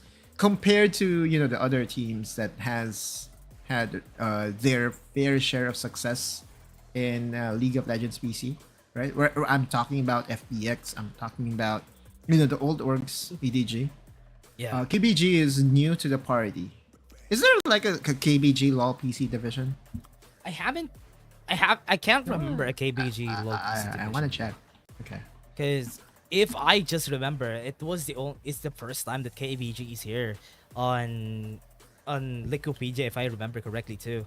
Yeah, I looked at Google, and it all showed me Wild Rift. So I guess to answer my question, I guess it's not yet part of ZLPL. Also, one more thing. I was looking at the comment section, and Ramos, of all people, violated his his oath to not say anything else aside from and okay. Right. And did nominate some of the emotes. He said here, Malphite, the laughing Malphite, the trash that was pointing to his head. There was also the blushing Orgot. The blushing Orgot is huge, funny, though. huge thank you to our interactors and YouTube comment section. You guys are the real MVP. That's true. Thank you very much for still tuning in. This is probably the strongest matchup that we have for today. It's EDG versus KBG, and we all know that they're going to be banning the Shen because they don't want to see that from both of these junglers. If I may, I think both of these junglers really love their Shens. Datan and Xingdao really love their Shens. Yeah, but Datan takes the cake in the Shen. For sure. Aficionado or Shen mastery, because like this guy would make use of not just Yu but almost every single member of KBG. And remember, guys, Shen has a different way of using Stand United in Wild Rift. It's not like Galio, in where you can drag it over the map and choose who to teleport to. Shen has this left goes to this person, lower left goes to that person, upper left goes to this person. So has some mechanics in it as a Shen user. So guys, if you haven't tried Shen in your ranked games or maybe even in your normal games or ARAM, I recommend this champion. It's fun. Don't play Shen, everybody. Don't play Shen. You'll be one of those people why, though? who uses Shen in ranked games and probably won't be able to do the same thing like what these players are going to be doing. But again, everybody, if you're going to be playing something, just probably use the trifecta that we have here for the there's the emotes. See, okay, I told you. Now. That's a Pengu, right? I think you press on something. See? Now the production knows that we're talking about the emotes in front of their desk. Yeah. And now the crying Jace is there. The Pengu is there. I want the Corgi backside. The Corgi. But look at this though. From what we've seen, they already had the bans a while ago, was able to get the first pick. But because maybe of technical difficulties that we have, we're just going to be short on a bit, everybody. And waiting for what's going to happen for this tech difficulties that we have right now. We're going to look into... I'm actually waiting updates from our production team as well, if there's anything that we are missing. But rest assured, if there is any technical difficulties and if we have to do a redraft, everything will be quick.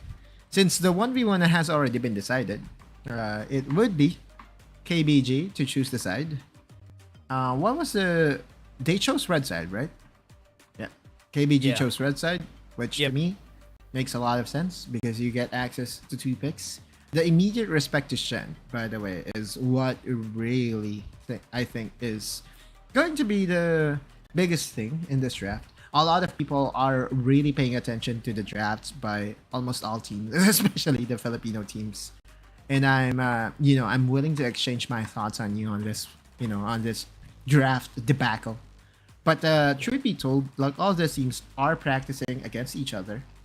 Yep. The Chinese teams, if I'm to tell my prediction, I think they prefer to scrim with APAC teams more than scrimming with Chinese teams. Really? Just to hide some strategies here and there. Oh, from the CN conference teams too, right? Right. Yeah. That could be something good for APAC though. Because at least they evolve quite a bit from the things that they get from the APAC conference. But here, based on what's happening, that could be true. But the problem here is they already fought with each other a lot anyway during the WRL, so they probably know what each other plays most of the time. But EDG taunting with a vein from that 1v1. Well, it was a fail though. So wait, they lock it in. They did. No way. Are they gonna pick a Lulu too? They doubled down. With a Vayne Lulu. Okay, what is KBG's reaction to this? This is new. This has been quite a while since we've seen this. And this is a pick that you can hide. 4th pick, 5th pick, which really to me is what I'm surprised of. I cannot wait to see this fail. I want to see it. Not fail or success. I want to see it because it's been a while since we've seen an ADC. Because I feel like this is more of, I don't know. I like. Is it really going to help you in your cons in trying to get that win? This Lulu, as we remember, is a utility enchanter support, which to me has no place in the meta because it's all about invading. It's all about being tanky. But KBG's response is to not go for the Galio, but rather go for the more quick Rakan, which is also not that tanky, mind you. So we needed this. This could be very interesting. We needed this too. We wanted to see a Vayne and ADC popping off in games. And from what we're seeing from EDG and KBG, we said that they're really good friends, but with what we've seen from EDG, alone is their centerpiece. Remember that. And that could potentially just swing it to their favor. And they're picking a Singe 2 together with that. And that could be way better than expected here, Otto. I remember, and I know that some of the viewers are not aware of this, but alone is that one player that would be picking Zeri and would play AP on it. Right? It's not going to be AD Zeri. Yeah, that's true, everybody. That's true. He's crazy like that. He's Vayne. That crazy. They're crazy. Right? But you know what? There's one way to look at this, and EDG might just be saying that, hey, you know what? I know it's not going to be a 2v2 in the bot lane. If it ever becomes a 2v2, then definitely the range advantage of the Lulu and Vayne would be in full effect. But if you're EDG, I think what they're trying to expect here is that the Vayne would have a solo lane, and they would be using this Lulu as if it's the Senna and would be supporting the other lanes instead of just the bot lane. The Jarvan pickup though, what is happening? I'm not sure if this is this same Jarvan from PC. The Jarvan for PC has been buffed a lot, and the shield is actually really good. That's the reason why in PC people have been picking a lot of Jarvan because of that. But now with this, if it's against the Xin Zhao, I'm not really mad about this because it's gonna be okay. And on solo queue, Jarvan is also decent for Wild Rift. Yeah, sure. I'm just not sold. In solo queue. Yeah, but I'm just not sold. Okay. If it ever wins, EDG is basically sending a message that you have to be more creative in trying to defeat us. But if it doesn't work, then they just basically wasted one game, right? The thought process here is that EDG would still have that advantage again when it comes to possibly the late game, just because of how busted the Vayne can be when it comes to those team fights. And go ahead. No. This is just random. This is a win-win situation for EDG. Win-win? Imagine if they lose, they can say we picked an ADC. It's okay if we lose because we basically threw the game from the draft itself. And if they win, we picked an ADC and we won. That's on you, KBG. That's on you. A lot of commenters are praising the draft here by EDG. Just wait, dude. Just feel that there's going to be something explosive that would happen and would remind us why the Vayne is not in consideration. This is good though, because Yu is getting the advantage here in the mid lane. We have seen range champions go into the Gwen just now when Z basically dominated game number 1 against NAOS. So this is a situation in where EDG's Yu would have lane advantage, of course. But come later stages, he would have, or Enron9 would have a lot of tools to work with. Yeah, and this is one of the problems with their composition so far. What I like about EDG though is even though they have a Vayne, they have someone to wave clear in the mid lane if ever they need to go for rotations and just put the Vayne on the side lane, which is a really okay spot for EDG. But remember, on the other side, KBG just went all out with the composition that we usually see. Just pick up the Ziggs, have the wave clear, just put the side lanes onto the bruisers so that it would be easy enough to just shut down most of the dismembers on the first objective fight. Under 9 is now feeding the pressure. That is a level 3 Jace.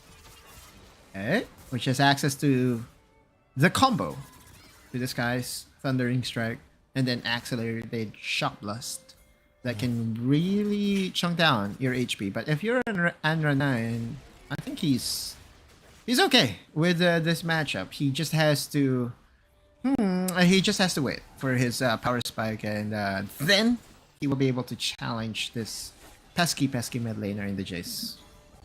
This is really interesting though. With the rotation, no rotation to the top side, normal laning for everybody, and we're not seeing any activations, any enablers, or at least any engages from both sides. This is like watching a ranked game. 109 though, one poke away from dying. Already level 5 is you, but that tone, guess what? He's here. Shingdo though, on the Jarvan, goes in, Cataclysm, has the barrier, and he's gonna be dead. That's a really fast kill. Low HP onto Shingdo. Yu is here to actually help out. He won't be able to see him. And that's such a great showing from Shingdo. He's just gonna be executed here. That's so smart from Shingdo too.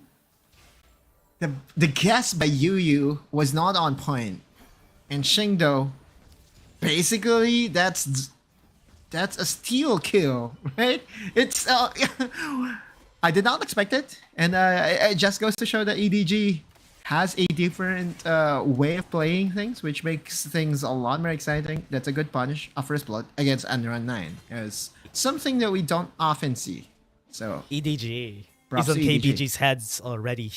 Yu was off-timed. You don't usually see that. Yu being off-timed, that's not usually what happens. Now they're going to go to the mid lane. They have the fling to work with. Gonna go for the knock-up. Unrun is gonna be another target for their side. They have the damage, but here comes the Ton to go for the kill. Xiaozhang gonna be the target. He's gonna fall down. Yu is gonna be... Oh, the Ton is gonna be here, but they're not gonna be taking the kill anyway. And Unrun is still surviving, but with one knock-up changes it all. And Yu is still not even able to get a kill. 2 for 1 in favor of EDG. Am I missing anything? Is Shingdo 7's Jarvan like a top-tier champion in Wild Rift? Well, guess what? It does look like it because it has been present in all the kills so far by EDG. Let's look at the replay. A very aggressive flash in coming from EDG's Xiaozhang, by the way. And the Tone, again, this Xinjiao is all about those small 2v2s, 3v3s. All the damage will be there. But, yep. Right on cue. Shingdo cancels out Yu and Unrun 9's chase. And just enough space, right? Because had he overextended, the tower would be in range to get that return kill. And now Yu has the advantage in the mid lane. 2-0-1. What a creative way of getting an advantage against what we call the best mid laner here in WRLA. Knock up from Yu, but they had the polymorph, stopping the engage totally from KBG. But still, as you said, I'm just going to be adding up to it. Yep. This is the reason why we don't usually pick a lot of ADCs, because look at the damage from Xiaoma. He's bouncing bombs, deals so much damage. Sure. Just because that is the case. That is the reason why. And the wave clear is just so much, but I think EDG is making work. And one way to look at this is because of EDG's, how should I call this? Like creativeness of daring to go for an ADC or a marksman in the bot line. It opens up a whole lot of things for the other teams as well. Now they will be trying to get their hands as well on the marksman. Looks like that EDG would be getting first brick. There you go. Imagine having an ADC in your team and you're still able to get a tower top side. That's just mind-boggling to me. I haven't seen these types of games for so long. And the EDG is the team. This might be the reason why EDG would be my favorite team now, because they can pull off something like this. I just hope it would translate into a win, because if they end up losing, I don't think you would still be having the same, opinion of this marksman. Call me a doubter after this. I'm a doubter of this Vayne pickup. Okay. I tell you that right now, because to me, once the rotation comes in, and here comes the rotation, right? Xiaoma would be here in the mid lane, would be clearing the wave, and all those standard side laners, namely the Fiora and the Gwen, would have access to the side lane. And if you're the Gwen, top side, Xiaozhang was able to get that. Riposte wasn't able to get the stun just yet, though. Cataclysm, KG still able to get the healing for himself. He's going to be getting the weak points right here, but Hootie is here to help. And that's still a 1-for-1 top side. He bought enough time, though. A lot of time for his team. And again, now, that's where the problem lies. Vayne is not really your... is not really the best side laner. That's for sure, right? He has access to Condemn. He can chase you. And with a long lane, he has the opportunity to outplay.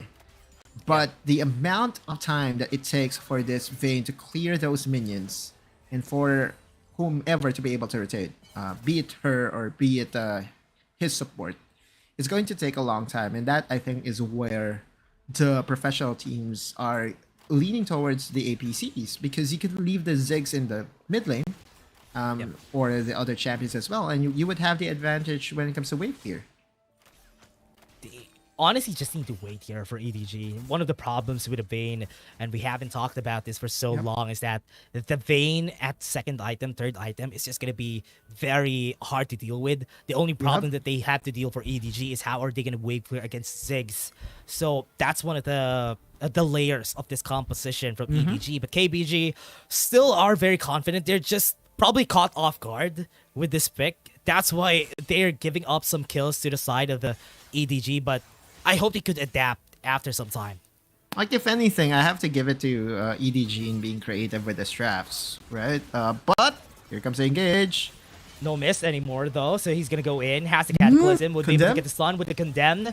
They're going to be taking the tower down, and they're going to be chasing Yu. Doesn't have any more of the dashes, and that's going to be the kill. Unrun's going to be next. That's the amount of damage, even exhausting Unrun, and that's going to be Alone taking more of these kills. It's not Alone, though. That really is the difference maker. It's the Jarvan pick from Shingdo. Yeah. He's like 100% kill participation in this game. That I think is true, because so far, in all kills that I've seen from EDG... Wait. What is this? What is that? Oh my, Alone just challenging the stakes. I mean, he's going to win 1v1, but under 2 turrets? That's really crazy. I think Alone is just cracked with this vein, though.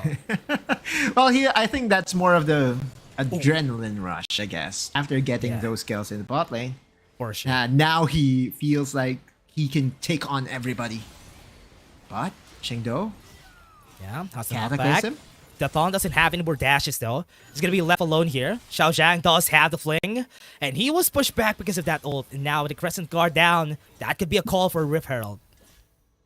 Another objective that would go to the side of EDG, which is, to me, the reason why you pick up this AP champions is to get earlier priority into this objectives. But EDG is trading well. The question is, will EDG be able to get this dragon? Now, this Rift Herald could be summoned here in the mid lane, which is going to be very problematic for KBG. Especially because they have the Ziggs, right? As the Ziggs team, you don't want your tower destroyed this early. We're putting all their baskets, or rather the eggs, on the Alone basket. But what's great about this is that the Jarvan, Shingdao, is just doing so good. And what could work here for the composition is if Yu is really fed, the composition would work really well. And that's what happened during the early game. And that's why there's always a threat in the mid lane. Now, starting the Ocean Drake, they are trying to take this red buff so that they would have enough firepower to chase this EDG's chance. Yep, and look at Anra9 just being so patient. Try bush. Oh, look at his positioning. He did not even step foot in the middle of the bush, which allowed him... Oh, the Rift Herald was denied by KBG. Good denial from their squad. Now EDG Alone wants to have that ruler in him. Ooh, that's true. Oh, no! Knockout's gonna come in too aggressive though, and now Alone is left alone right there in front of everybody. Now low in HP. With a Crescent Guard down, the Ton would be very much happy to actually take this. Mega Inferno Bomb dealt so much damage from the members of EDG. They're being forced to back away. I think this is not a fight that they need to go for, because this is going to be free for KBG right now. Yep, unless Shingdo again was able to get the steal. That is really big, and now he's going to be running away. Yes, he's going to be flashing out, but it's not going to be enough to actually survive. And that's such a big swing again for EDG. My man, Shingdo is on fire this game. 100% kill participation, was able to steal against 4 people. This Jarvan pickup has been so clutch. I've heard of stories of Chinese Jarvans, and I think this is one of them, huh? Yeah. No more mana onto you. Not going to be able to go in anymore, but the Ton with the Crescent Guard, that's going to be an easy tower mid lane. Yep. I think the best part, if you're a fan of KBG, was that the Rift Herald was easily denied in the mid lane. At least they were able to mitigate some of the damage. But we look at the replay. We did say that Shingdo has been the biggest reason why EDG is enjoying good space, at least in this early game, regardless of how the draft went, regardless of their gauntlet of getting Alone in the mid lane as their AD carry. But man, Alone, he's too far forward, right? One quickness, one grand entrance. He was trying to bait. The dude was not able to even do a thing. Like, the damage dealt by Vayne in that team fight was maybe just a couple of hundred. And if you are EDG, you need more from your AD carry, right? You need her to be able to get some space. So the question is, how would they be able to do that? Is it? Chase from Alone though. It's also because of the fact that Shingdo is always just shadowing EDG, especially alone, just so that they would be able to get this. But what the problem here is that KBG needs to think about is if they're too far forward from the Baron, they can take the Baron. Because remember, that's a Vayne. Yep. And also, as to how accelerated Shingdo is in the game, I mean, look at him. Already 3 items. Black Cleaver, Warmugs, Force of Nature, completed for the Jarvan. Meanwhile, on the other side, you only have 2.5 items. Oh, Cataclysm? No more Cataclysm for them. Remember, also Alone has 3 items already. So that's a scary Bane, and that's not what you want to see on an ADC. Having 3 items on a Bane, that's going to be really hard. The Ton, moving forward, does have the Flang, is going to come in. Going to go for KG, quickness onto the Cinch, and he's dead. A lot of damage in the Mega Inferno Bomb. And that's Xiaoma going to go in, has another knock up onto Shengdo. They can still run away, but they still have the knock up. One member has fallen, so KBG could have a chance here for the Baron. And now KBG just has to stop their backs. They can now threaten this Baron takedown. The Tone and Anranzo, they don't know that they were spotted and trying to cross over that hill.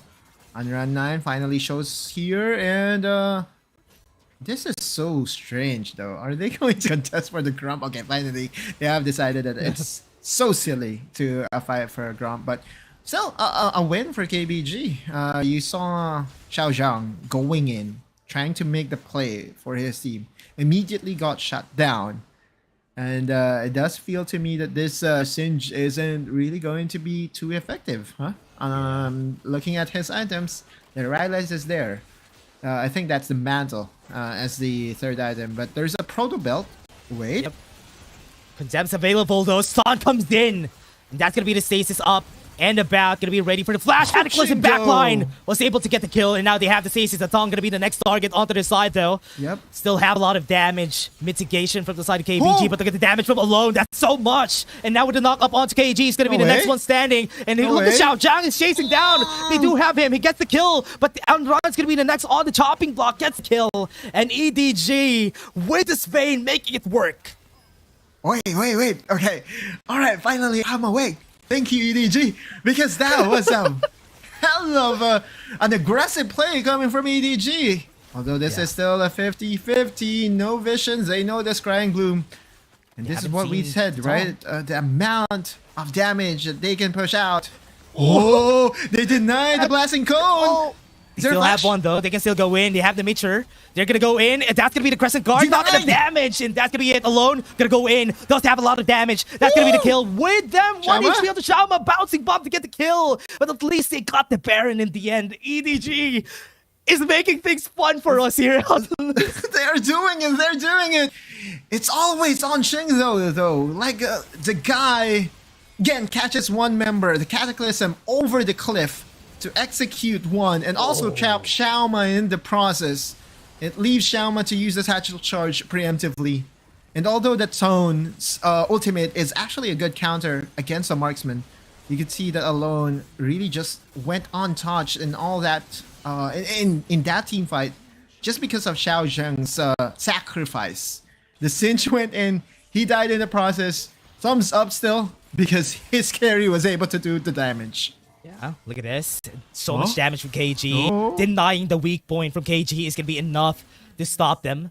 They can still go for this. The Tong can still take this, but they can still go for the steal if ever they want to. But the Tong is going to be securing this for their side.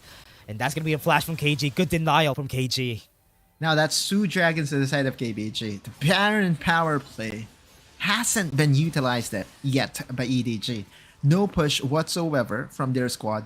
And look at the duration left on the upper left-hand side. It does feel to me that this Baron would expire without any advantage whatsoever for the side of EDG. And to add insult to the injury, the Dragon was even stolen by KBG. Yeah. That's going to be hard for them though, once they lose sight of what is really important for the team here. 2 objectives already to the side of KBG. And what they need here is to get a push. But because of how things work here in Wild Rift, it's not going to be easy for this composition to actually just go for the push because they have an ADC. Yeah. One bomb hurts a lot. And I think that's where they should start nerfing the Ziggs, right? Bouncing bombs hurts a lot. Quickness, backline. They are going to go for Hudia Alone. is Hudia dead. is going to fall down, though. Alone was left alone with 5 members on front. He tries to go for the kill, but he still survives for 1 HP. That's all? He's being chased down by the Ton, but I think the Ton is Okay, going to be going for the flash and takes the kill, secures it. Yeah. I think it's because Hudia was forced to use the wild growth onto himself. That was the difference maker. Alone expected, or at least hoped to have that wild growth for him. And I think that's one way to attack the draft with the marksman, right? If you cannot kill the marksman right away, you kill the utility supports because they're a lot squishier and they're a lot easier to execute. I remember back in the day, right? There was a strategy, Chinese strategy, Raise the Puppy, and that was made famous by Uzi back in LoL PC days, right? So basically, He was the puppy. he was the puppy. He was the puppy. Yeah. So one way to attack that strategy is to focus on the supports. So that's what KBG is doing right now. Hudia has to be careful with his positioning. Oh. And what's hard about Alone here is that he doesn't have a lot of targets though, because the Ton has the Crescent Guard and Andon has the Mist, so you really can't kill a lot of people whenever a fight happens. So this is where the ADC struggles on this types of composition. So they need to find a way around that if EDG still wants to win this. Guardian Angel available for Xingdo. So those engages would be more deadly now. But one thing is interesting though, this Xiao Zhang, even though his record is at 426 and even he's not 426. He's definitely less than that. His impact in this game is all about making sure that he can make this play.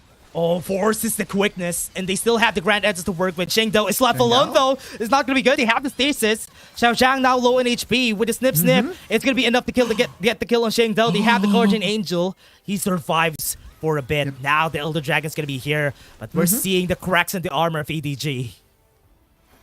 Alone still has enough lifesteal and Omnivamp in him to regen back without the need to go back to base, which is one thing that I think is missing with some other champions, with AP champions actually, right?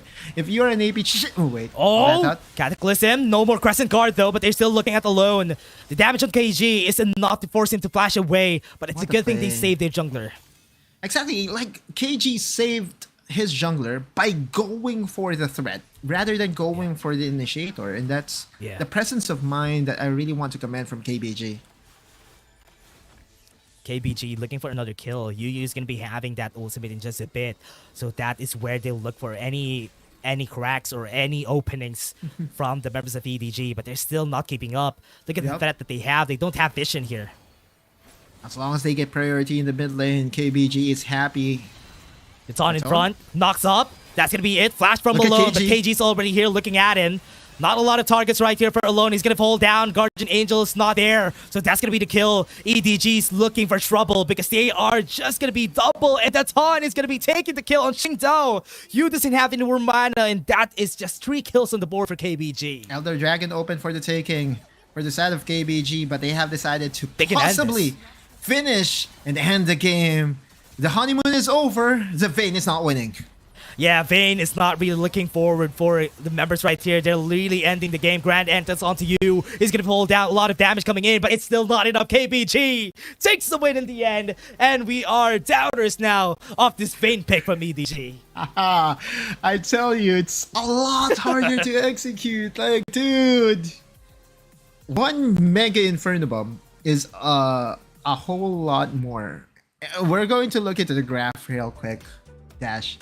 And we would be, how should I call this? We would be at least be reminded as to why APCs are in the meta. Because just from the damage chart alone, we could see the amount of impact that Xiaoma had in that game could be double the amount of impact that Alone had. They tried. EDG tried for the unconventional draft here in Wild Rift, which was starting so good for them, but I cannot really say it was the Vayne and Lulu that made things more interesting in that game.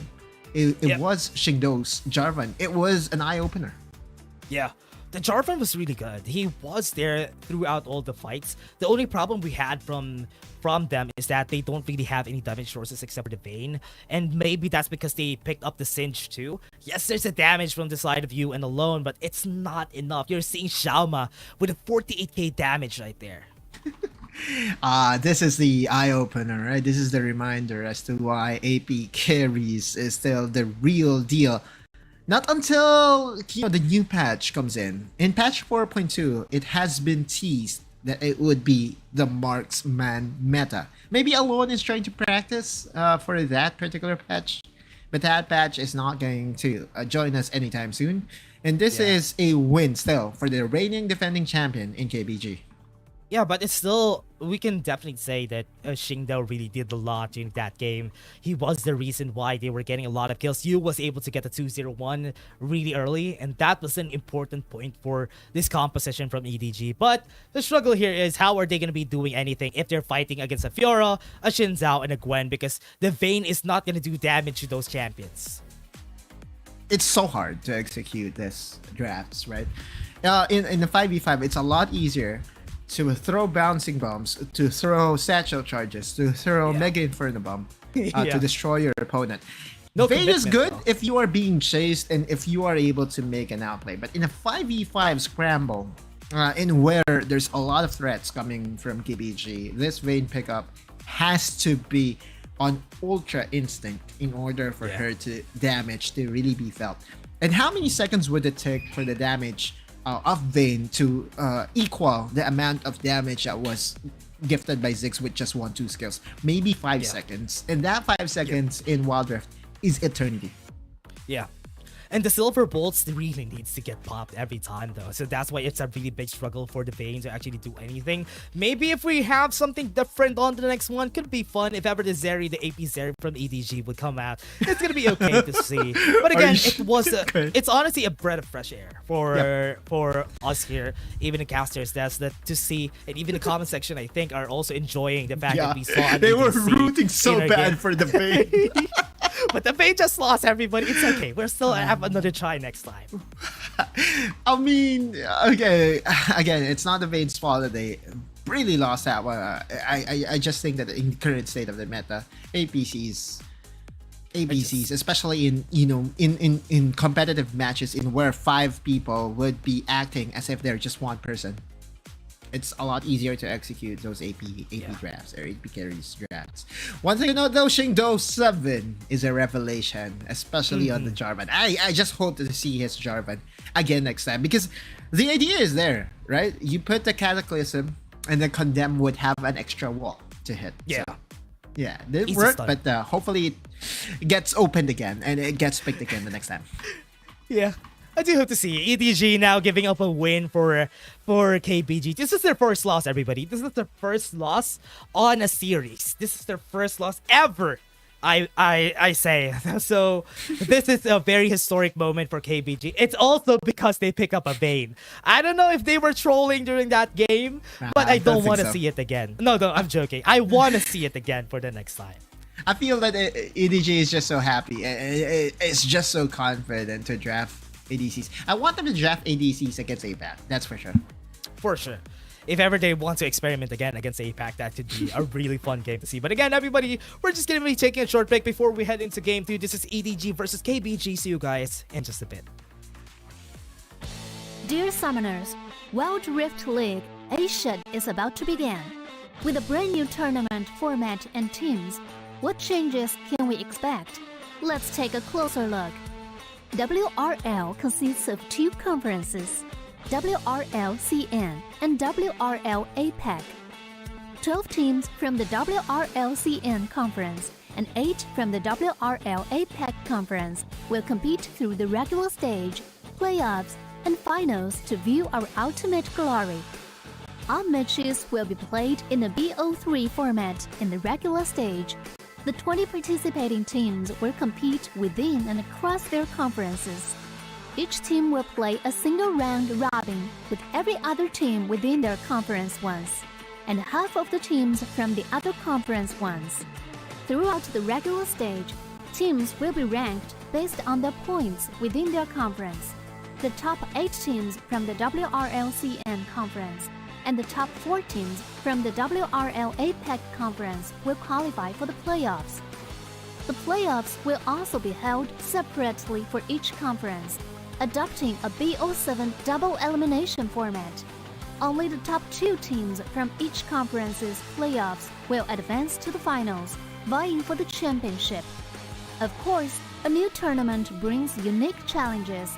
The Wild Rift League Asia Season 1 WRL A1 Finals will be a 3-day extravaganza. On the first day of the finals, the 4 qualifying teams will play a single round robin in BO1 format. The top-ranked team will advance directly to the grand finals, while the remaining 3 teams will battle it out in a single elimination bracket on the second day to secure a spot in the grand finals on the third day. The 2 teams that make it to the grand finals will face off in the BO7 showdown to claim the championship. Additionally, in both the WRL A1 regular stage and finals, teams will participate in the Fight for Side FFS match before the official games commence. The FFS match will be played in a 1v1 solo mode. Each team will send 1 player to compete. They will ban 2 champions each from the official weekly rotating champions pool, and then select 1 champion each for 1v1 competition. The winning team of the FFS match will earn the right to choose their side first. Wild Rift League Asia Season 1 regular stage will officially kick off on April 8th, with 20 top-tier teams assembled and ready for action. Who will climb to the summit and seize the crown? Let's wait and see.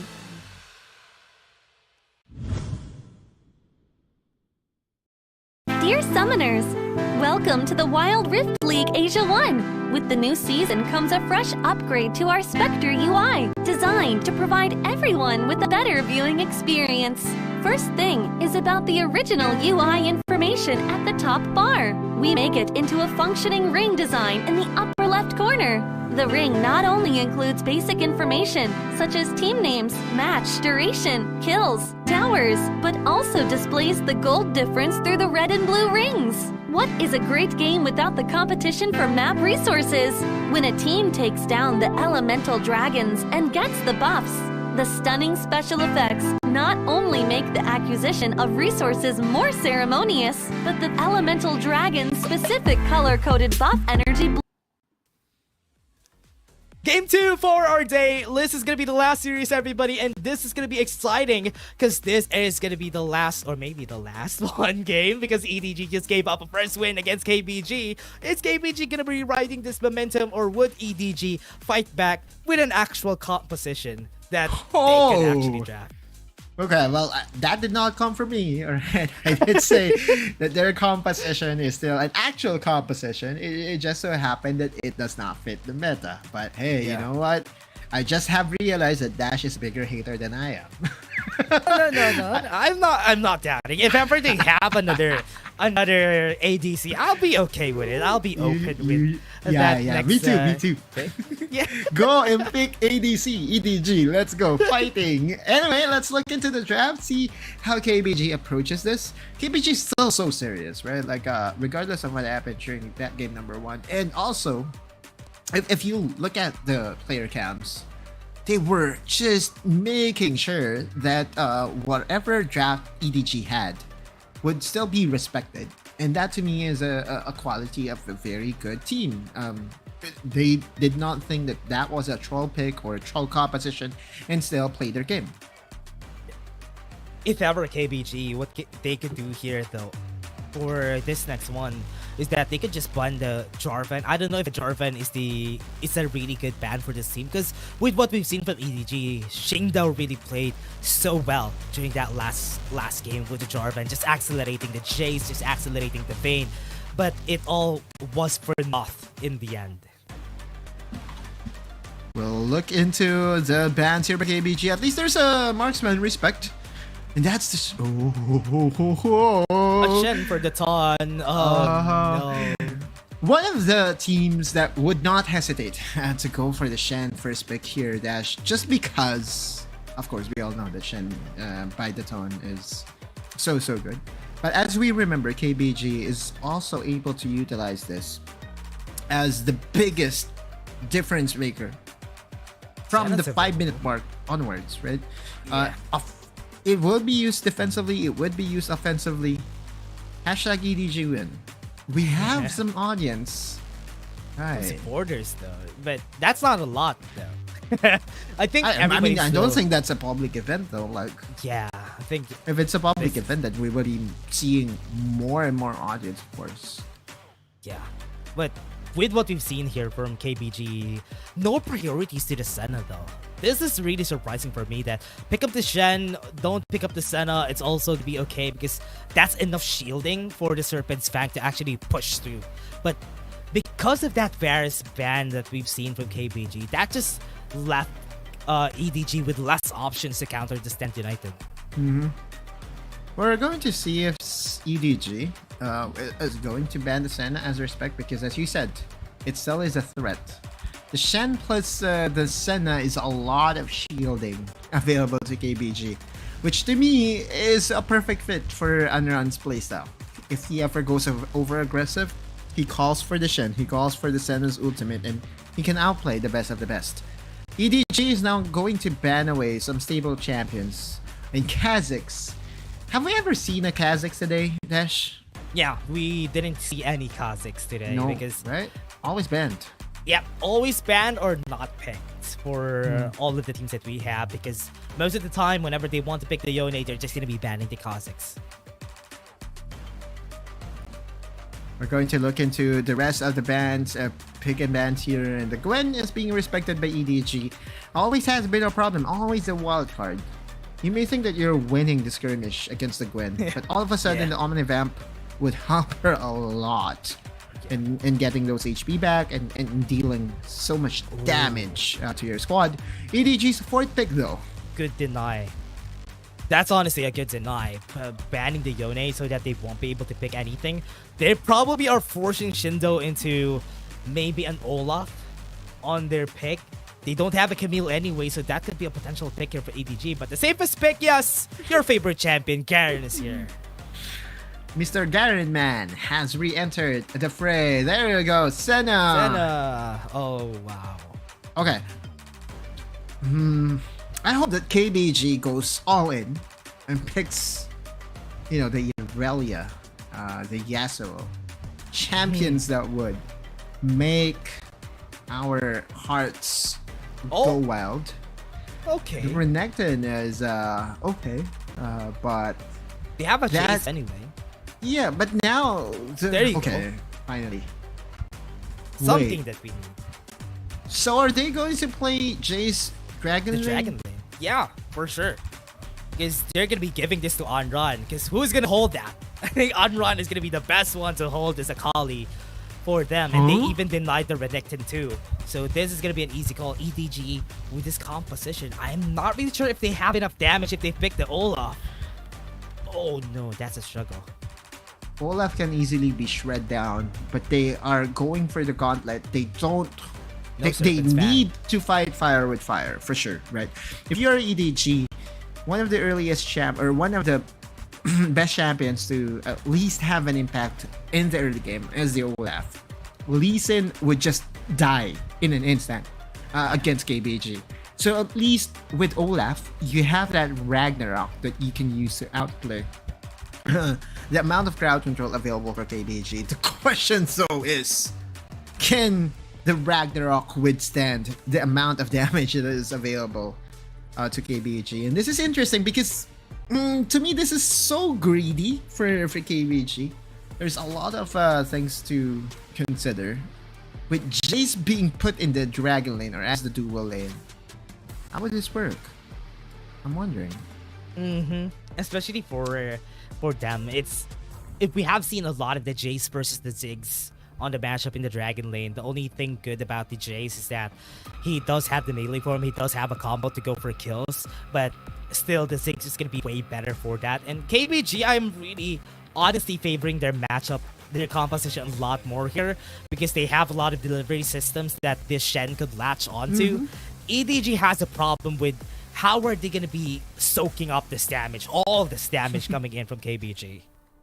True, and there is still that not really cheat code, but it is indeed a cheat code.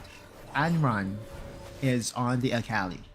And we could be spoiled here by a lot of flashy plays. Xiao Zhang, though, doesn't want to go down without a fight and would be picking Riven to go against KG's Renekton. We've been singing praises of KG, especially with his Fiora play, just a couple of minutes back, because his Fiora play was so clutch when it comes to decision making. And this Renekton, known to be a bully, would have called the meek as his first skill. Yeah, it's not gonna be easy though for the first minutes of the game for this Riven, which is gonna be important to note later on, because the longer this game goes, the easier it is for the Renekton to just bully out the lane. And what I like about this is that we have been on a treat today, Authlus. We've seen Z picking up the Akali a while ago. Now we're seeing Anran. Yay! 43% damage share from I'm not even surprised Ziggs. anymore. And you try to compare it to the Vayne, and now alone has been relegated back to Ziggs. Yeah, time to play the Ziggs again alone, because you play. I'm sorry, alone. I'm sorry, alone, but you had to play the Ziggs. If they won, they could have that again, but the dredge line already here with the shield of the run. That's gonna be the ignite. That's a lot of damage to the side, and KG takes one to the board. Yu with a lot of HP still not gonna continue this fight. Wait, it will come down as to who got the kill. Yu got the kill. There is a pause. We all know that. I think it was the Baron laner that called for the pause immediately. I could be wrong, but there is indeed a pause. But that exchange of kills was a support for a Baron laner, which means that it would benefit, of course, the one that was able to get kill the carry, right? It will give access to the Baron laner to farm in the lane while the other is sleeping and is trying to respawn. Small advantage overall, but a very, I would say, welcome skirmish, because that just means that we are in for an explosive fight. Yep. Yeah. Well, that was a great one for one, at least. But again, still checking the cost of pause. I really love this thing we have here on the right side of the screen, that we have the minutes to know what's happening already. And we would be updating our viewers as well, because if in case that this goes longer, we could just turn up the music and feel the party within ourselves. Since this is already third game of the Sunday special. Guys, by the way, every Sunday it will be me and Dash always. So mark all your Sundays and join us, because it's always a party to be delivering the story behind every single one of the games that we have casted so far. Yep. 2 of the 3 games went the distance. Is this going to be the third one to go the distance? Only Dash knows. Yeah, I mean, if this is gonna go the distance, it's gonna be game 3 again for EDG versus KBG. But with the advantage they gave them on their early parts, I think if ever KBG could really just take over this game, just because of that momentum swing a while ago. But again, with this, let's see if this will go the distance because of the pause. Oh, no. It hasn't been resolved. It's KG. I tell you, I realized it was KG that was having some difficulties, and I think at one point maybe he still have access to the flash, and he wasn't able to flash away. But there's no chrono break in this game, so whatever happened there, well, you have to echoes. Yeah. So let's see if ever they would be able to get back from this one. I mean, it's KBG. They always perform whenever it's needed. And also KG was the one on the losing lane. It's still okay for KG to actually just lose a bit on that advantage. But look at KG. It's okay. I died. It doesn't matter. What does KG remind you? Like the name? It reminds me of... I mean, for me, it reminds me of a basketball player that I used to follow. KG is KG stands Durant? for. No, dude, what are you doing? Did you just hear? Did you just hear this guy say KG Durant? What? Someone clip it, please. Oh, what did you do, dude? Okay, anyway, I don't think they will terrorize you because not all viewers are NBA fans. Well, what I'm trying to say is Kevin Garnett, dude. You combine Kevin Garnett and Kevin Durant. So, yeah, like, dude, chill down. Anyway, yeah, there were some players. There were some commenters that did understand. I'm so sorry, guys. I just remembered Kevin Garnett back when I was playing 2K back in the day, but I really forgot about him. But hey, we're back in the game, so let's just erase what happened during the past 5 minutes. Everybody, we're back, and we just got a 1-for-1 already. Only here in Sunday Special we can talk about anything and keep you entertained, even during pauses. So guys, do not forget to be here every Sunday, because we are in to take you in a wild ride and talk about anything that you want us to talk about. Maybe even Pokemons here and there. just to appease our viewers. But anyway, 1-for-1, and the game is very much even here, Dash. Yeah, we're back in our point where this is a on-run show later on. This is what I like about the Garen pick, though. The Garen pick just neutralizes the lane, making it easy for this melee matchup. Now, keeping on-run in check, which is why this is something that they like for EDG. And this is the reason why Autolus really hates this Garen, because he just is good every time. Yep, especially against the Akali. I don't think Akali possesses any threat whatsoever against the Garen, right? He goes, if you're the Akali, you go to... What? Huh? Okay.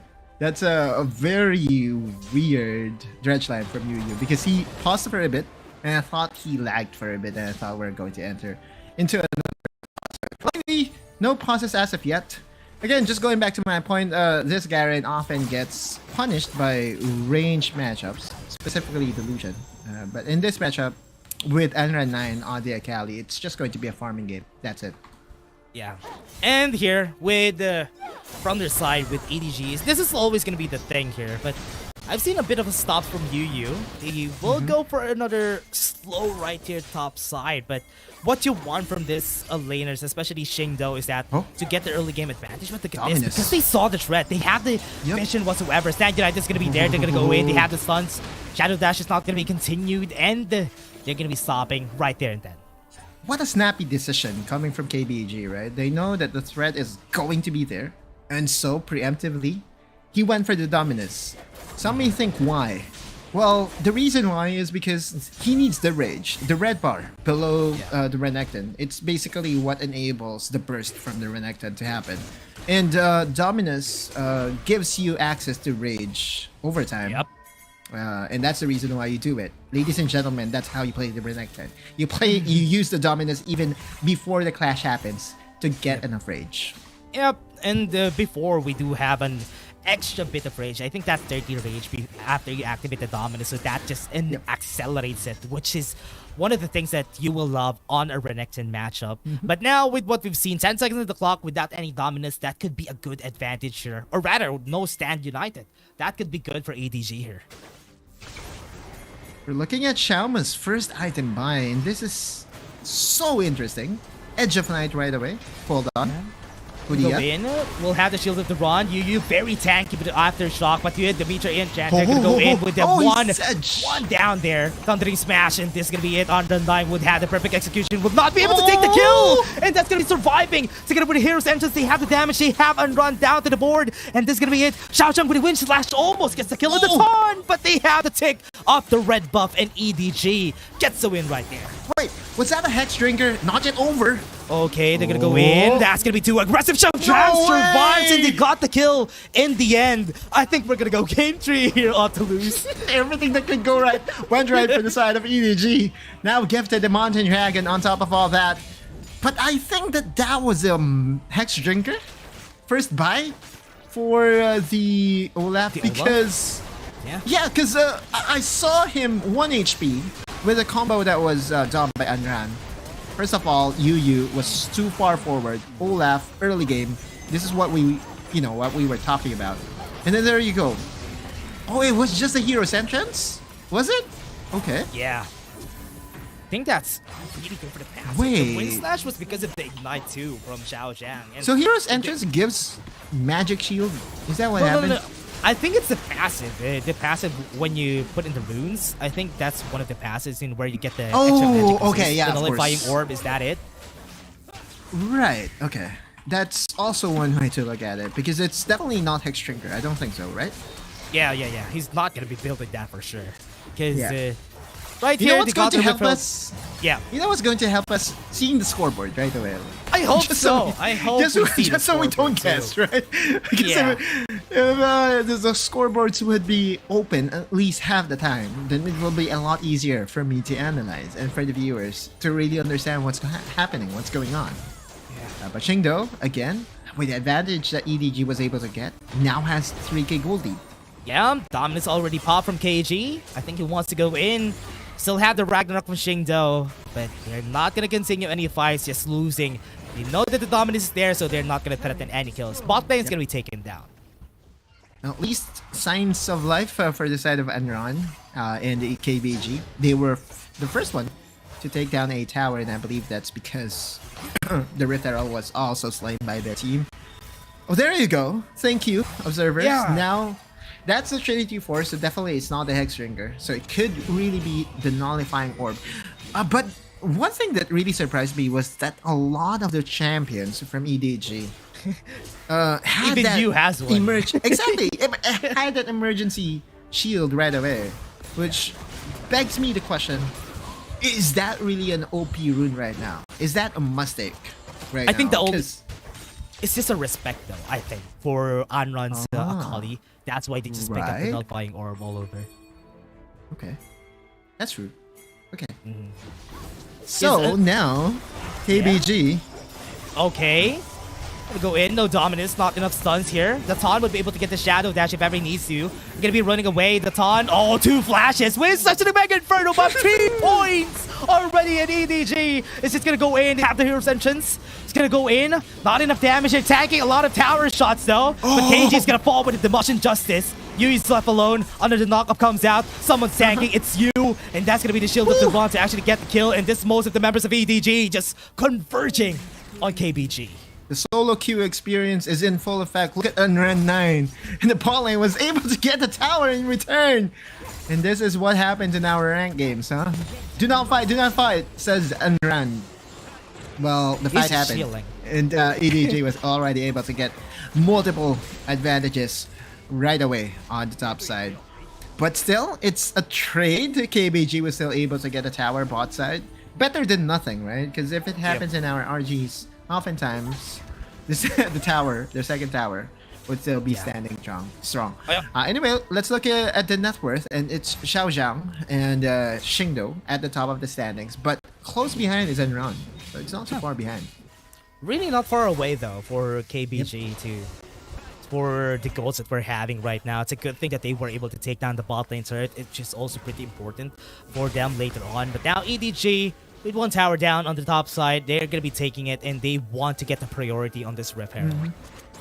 This is a lot harder now for KBG, right? Do you threaten to challenge a very fed Olaf? This is one of the champions that if fed, could just 1v3, 1v4. Gonna roll you over for sure if ever they try to challenge him on this fight that we're gonna be having. Remember, they don't have a lot of damage dealing champions for KBG if ever one has been taken down, especially on Ron. Now they're starting all over. They would have the better positioning here for the side of KBG. But with the Ton already here, Stand United can be threatened. So they're just gonna be taking this Rift Herald for free. So that could potentially be the distraction that they need for this tower. One Justice Punch was enough to dissuade KBG's attempt to challenge that dragon. Now Shingdo has to be careful because this is the game plan for KBG. They still have access to pokes from Xiaoma, and this is the reason why they drafted the Jace to be put in the Dragon Blade, to be able to at least threaten Shingdo's takedown on the objectives. But I think Shingdo is just so tanky now. And there you go. I looked at his items. He already has the warm-ups. So those folks won't work. Yeah.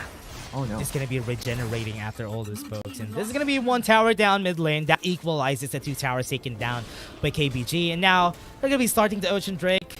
A lot of people are here. They also have the Stand United from the Ton. So KBG is not threatened. The Ocean Dragon now is being started by EDG. Yu is going to engage onto Hudia. Yeah, great suggestion though. Stand United is ready. The Ton doesn't need to commit onto anything. But without the dredge line, they need to actually just go in. They have the Shadow Dash to work with. But look at that, too aggressive for both teams. They have the back line though. KG versus Xiao Zhang, 1v1. But that Ocean Drake is going to be regenerating. Now Shingdo still very much healthy. You could see the damage chart is already... Oh, MIB. Mega Inferno Bond. Right there, 2k HP. I think they're going to be going in. Shingdo's going to be going, and he still takes the Ocean Drake in the end. The Ton is now running away, but look at the back line, though, being chased down by Onrun. But the threat is still not there. EDG looking for more. I think Onrun, that's too aggressive, though, for Xiao Zhang. It's going to be a 3v2, and that's going to be Hero's Entrance. Here comes the fray. Here comes the cavalry. Are they going to go for the push, sorry. But KBG is still there. Left in their tower, but at least EDG backs away. Yeah, there's the minion is so far away, so KBG had enough time to recuperate and recover from that exchange, in where we saw EDG again getting another objective for themselves. That's the second dragon, and that's what we're trying to say, right? If anything, I would say that KBG was a bit lucky that was only on casualty to the side of KBG, because EDG was in perfect position to really punish the members of KBG. And also, Anran's Akali is so scary. Who do you assassinate at this point? Yeah, you can assassinate the Ziggs, but after taking the Ziggs' life, what's next?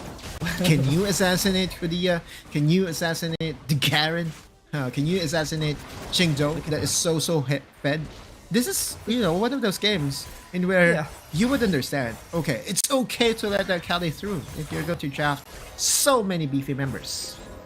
Yeah, they don't have anything to do, honestly, for these members of EDG. They don't have a lot going for them. For KBG, they don't have a lot of damage, not a lot of DPS. They already have a lot of bursts. After that burst, on the long drag on fights, EDG just wins by default.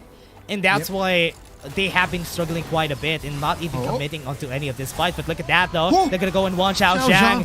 Hero's Entrance going to be here, though. They don't have enough damage. A lot of low HP members. They have the Wind Slash with Inferno Bomb. They have the Stand United onto Onrun. He's going to go perfect execution on front. Is he going to be able to take any more? But not yet, though. Nobody dies on EDG. He wasn't able to reach the backline, and that is all on Hudia, making sure that Onrun won't be able to reach the targets that has a lot of missing health. Had it been that Anran was able to reach the Riven, it could have been very much different, right? But again, you still have to give credit to EDG's awareness of what is happening. They knew that Anran would try and reach those critical members and was easily denied right away. EDG also has planted good vision on the top quadrant, or on the blue quadrant of KBG, which means to me that they could go for a play here in the Baron, but they're deciding against that, and they're still wanting to contest here in the red quadrant. Just a sponge onto Yu. Onrun is also here alone, might be in danger if ever they don't look at the back line, because this could be a potential kill, but they're not going to continue any fights. Sterox gauge already available to the very fed Olaf 303, 12,000 in the gold bank for the Viking that we all know is very scary when ahead. Anran wanted that tower, but immediately EDG responds and says that, hey, you know what? No more split push for you, my friend. Yeah, it's gonna be free again, and so far we're just going on this back and forth. I really love that KBG, even if at the back foot, they're still continuing to just go for the push. Just respect EDG's damage right now and just wait for the burst to actually come in. But how will that burst actually go through? Because those members are so tanky. I cannot think of... I mean, the perfect fight will obviously have to involve Ziggs going down and also the Riven goes down, right? If KBG would be able to win this game off of a very well executed team fight. And I dare say that KBG is just basically the tournament favorites, because this is a draft in where they cannot go behind.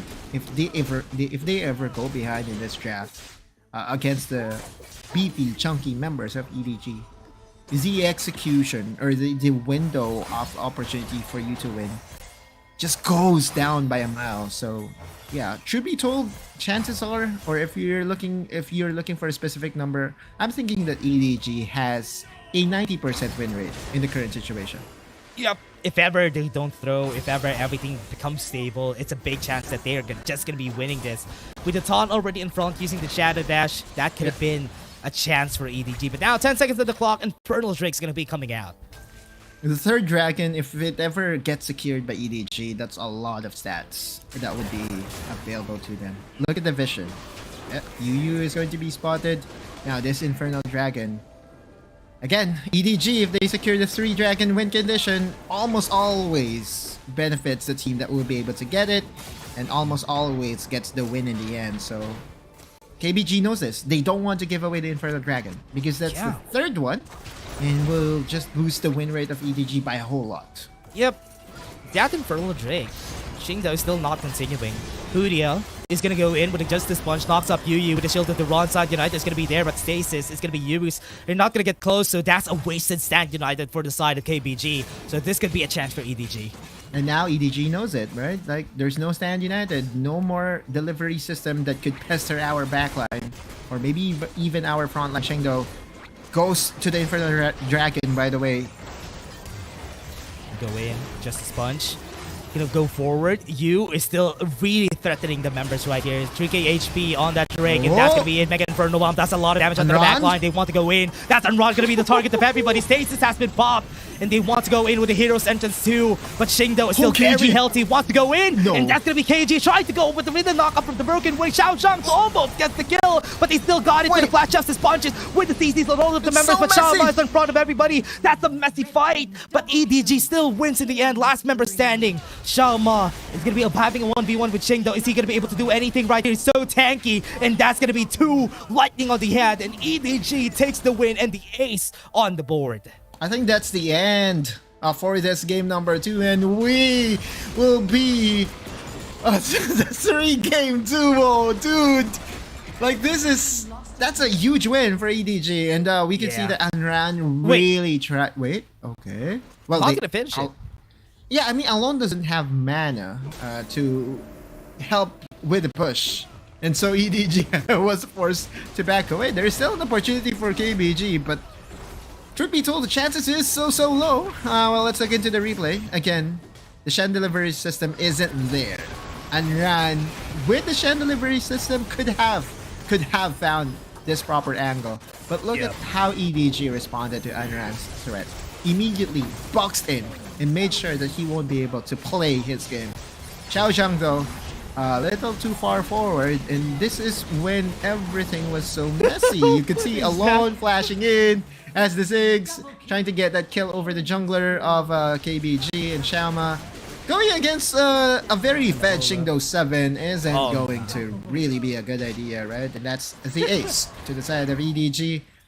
Looking at the damage chart, my god, 6,550 damage from the Olaf. This is why you cannot let the Olaf live a very good life in the early game, because if he ever goes ahead, he can basically win you the game. That's the case. He had it really easy during that fight, though. He's just in front of everybody, and because every member is very tanky, KBG really can't deal with them, because they do have a lot of members that really can't do much, though. Ragnarok has been popped already. Trick and Flip is not going to be hitting anyone. The Taunt is going to be the target, but there's the Stasis coming out. Xiao Zhang has been hit by the Dredge line. They have to make it Inferno Bomb. Unron is going to be the target with the perfect execution. Doesn't have any Stasis. Yes, he has, though. The Taunt is going to be here. Hero's End is going to be hitting everybody. Alone is down. So this could be the chance, though, for EDG to actually come back. That's going to be KBG running away. They don't have any more of their jungler, but the Elder Drake is still available. Look at the Taunt coming out. No more Ragnarok. Shingdo gonna be the target. They have the stuns. Unrun is gonna be moving forward, but that's not enough burst for them to do anything much except for Unrun to run. And EDG could potentially end this once they just chase Unrun here. Can't win 1v9 with a Cali. We all know this, and this is all for formalities. Man. This is a game 3.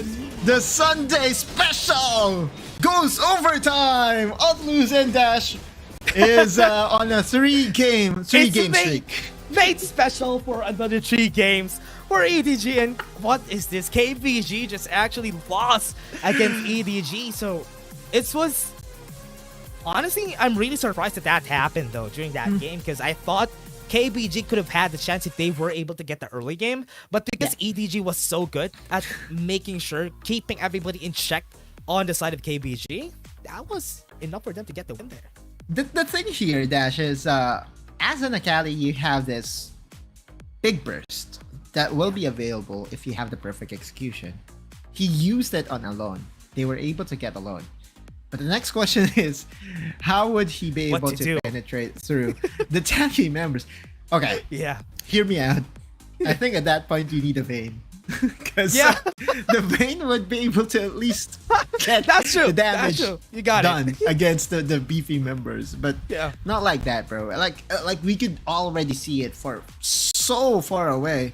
Even if KBG ended up winning some skirmishes here and there, the biggest contributor or contributing factor to the win of EDG was the early game. Like, dude, they were able to get 5 kills to 1, and we all know that all these teams knows how to play ahead.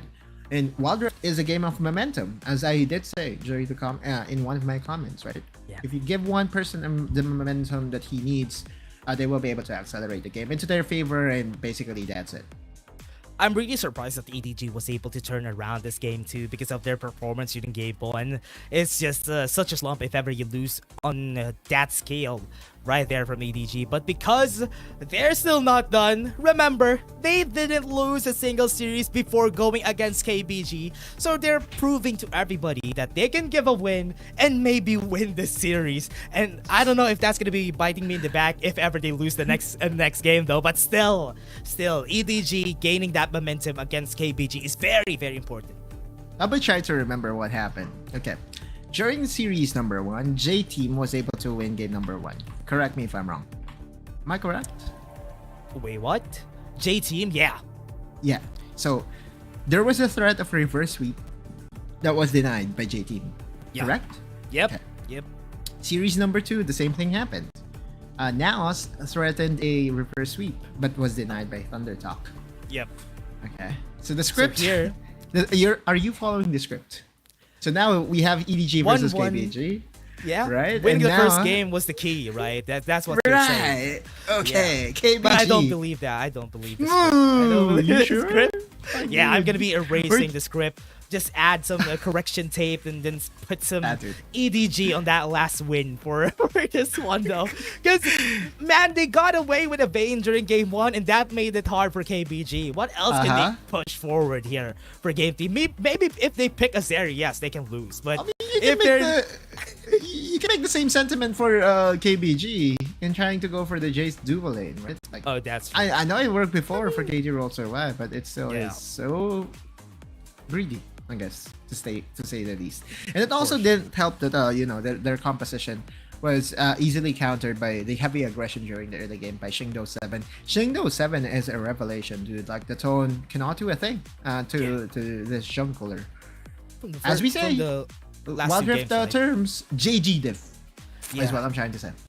I think that's really the case, because on the side of KBG, if I'm going to be having a weak link for them, it's probably going to be the Ton for the side, and this is the reason why. Shingdo was just able to get away with this 608 from the Olaf, and that's not what you usually want whenever you're fighting against an Olaf. Just shutting down that early game Olaf could potentially win you the game, because the Olaf wouldn't be able to do anything, but because they weren't able to do anything much against it, and also because they have a Shen and a Nautilus, that's why it's easy for the Olaf. Okay, so the Masteries were there, and I did not see Nullifying Orb as his choice. Where did that come from? Let's go into a break. so that we can research about it. I'm going to ask the comment section as well as to why there was a bit of magic shield that was made available. I really want to know too. Yeah. But again, everybody, we're just gonna be taking a short break.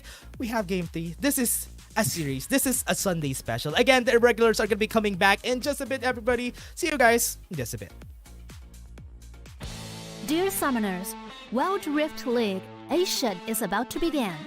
With a brand new tournament format and teams, what changes can we expect? Let's take a closer look. WRL consists of 2 conferences, WRL CN and WRL APAC. 12 teams from the WRL CN conference and 8 from the WRL APAC conference will compete through the regular stage, playoffs, and finals to view our ultimate glory. All matches will be played in the BO3 format in the regular stage. The 20 participating teams will compete within and across their conferences. Each team will play a single round robin with every other team within their conference once, and half of the teams from the other conference once. Throughout the regular stage, teams will be ranked based on their points within their conference. The top 8 teams from the WRLCN conference and the top 4 teams from the WRL APAC conference will qualify for the playoffs. The playoffs will also be held separately for each conference, adopting a BO7 double elimination format. Only the top 2 teams from each conference's playoffs will advance to the finals, vying for the championship. Of course, a new tournament brings unique challenges. The Wild Rift League Asia Season 1 WRL A1 Finals will be a 3-day extravaganza. On the first day of the finals, the 4 qualifying teams will play a single round robin in BO1 format. The top-ranked team will advance directly to the grand finals, while the remaining 3 teams will battle it out in a single elimination bracket on the second day to secure a spot in the grand finals on the third day. The 2 teams that make it to the grand finals will face off in the BO7 showdown to claim the championship. Additionally, in both the WRL A1 regular stage and finals, teams will participate in the Fight for Side FFS match before the official games commence. The FFS match will be played in a 1v1 solo mode. Each team will send 1 player to compete. They will ban 2 champions each from the official weekly rotating champions pool, and then select 1 champion each for 1v1 competition. The winning team of the FFS match will earn the right to choose their side first. Wild Rift League Asia Season 1 regular stage will officially kick off on April 8th, with 20 top-tier teams assembled and ready for action. Who will climb to the summit and seize the crown? Let's wait and see.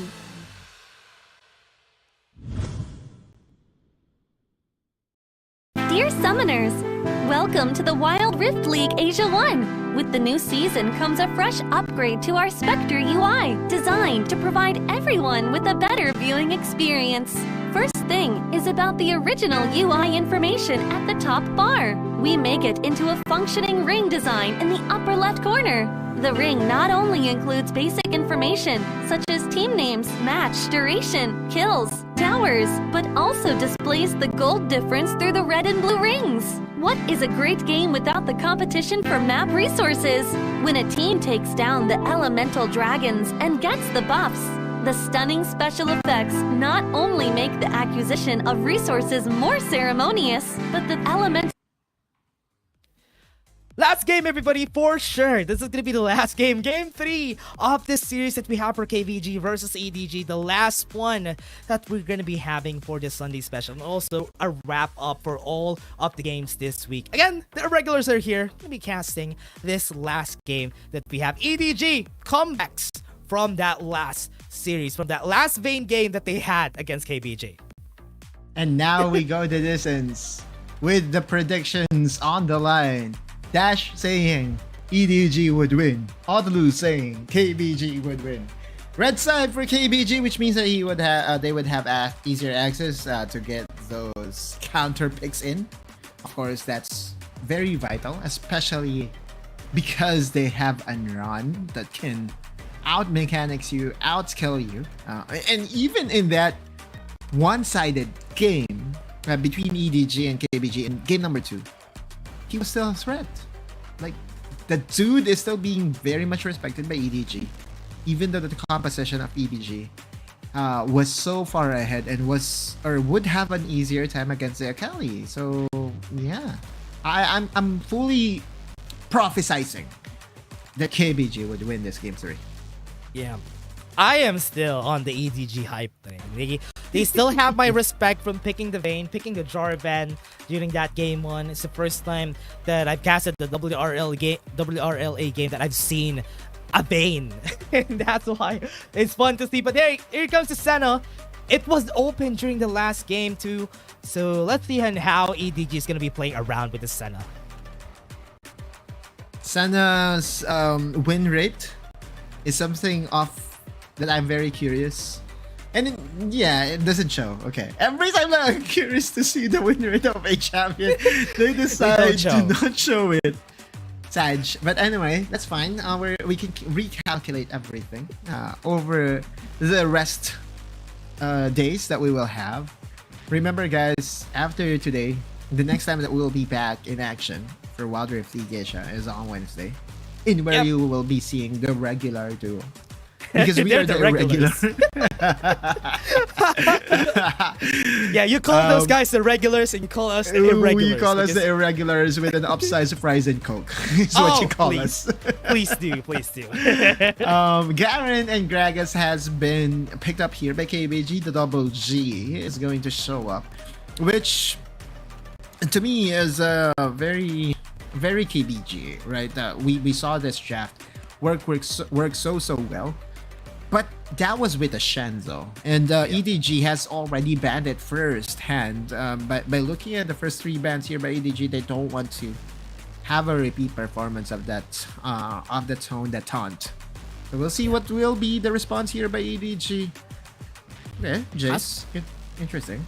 The challenge is going to be how will KBG change things up, because we haven't seen the taunt actually picking up a lot of these carry champions. But here with the Yone, that could potentially be it. Or this could also be a pick from Armron in the mid lane. So this could still be flex. It's still okay for KBG to just go with the flow here for the next set of picks and bans. But EDG, still solid. You really want a lot of those very bruiser type of champions. Maybe KBG is going to be banning that Olaf because they still have the Senna threat here. Mm-hmm. You also have to ban the Varus, right? If you're EDG, because that's also a champion by KBG's Shama to use. That will also be very effective. I mean, this Yone is half AD, half AP, so at least in that regard, you already have an AP damage source. And playing against the Senna, you can still outpoke the Senna, right? If you have very good accuracy with your piercing arrows, then Varus is a good pickup here. Immediately that gets banned away by EDG. So what will be the next option for KBG? Do they go for Lux? They can go for the they can go for the Lux. No Ziggs. Orianna could be. I'm not sure if this is the best pick here for Xiaoma, if ever, for KBG. Because it's gonna be a good laner for sure, but it's not gonna be very helpful if EDG doesn't trap a lot of melee champions here. Oh, they go with it. And this kind of pains me because it's not because I don't have faith in the Orianna, but it's because KBG was just checkmate during the draft here. Their heavy priority on the Garen was what made Xiaoma's champion choice so little. But I mean, like, Xiaoma's Orianna will be put to test. This will be the first time that we'll be seeing it here in WRL Asia. Ooh. Okay, this is a saver. At least there is something that makes a lot of sense for KBG. That won't be playing, or the tone won't be playing supportive this time and would be playing aggressive with that Kha'Zix pickup. Very good, especially against the Senna. If you want to burst down the Senna, all you have to do is to put an assassin or maybe even an run 9 on someone that can access the backline, and Yone is that champion. They can easily access the backline here. the reason why they picked up the Orianna is to have that delivery system pretty easily, because they have the Fate Seal together with the delivery system. That's gonna be very destructive, if ever. So that could be also one of the things that I'm really looking forward to, is that this series so far, we have seen a lot of very different picks, and I'm really loving EDG and KBG for being confident with these picks. This is a new, I mean, a set of matches in where we're seeing a lot of new things from both squads, right? It just goes to show the high level Wild Rift that has evaded us for so long, right? Now we are being exposed that Vayne Lulu could still get picked in the highest level of competition. The second game was a revelation that you cannot play Jace in the bottom lane without punish. In this third game, taking away a lot of champions from Shalma has relegated him to the Orianna. If it becomes the game-winning pick, I don't know what to say.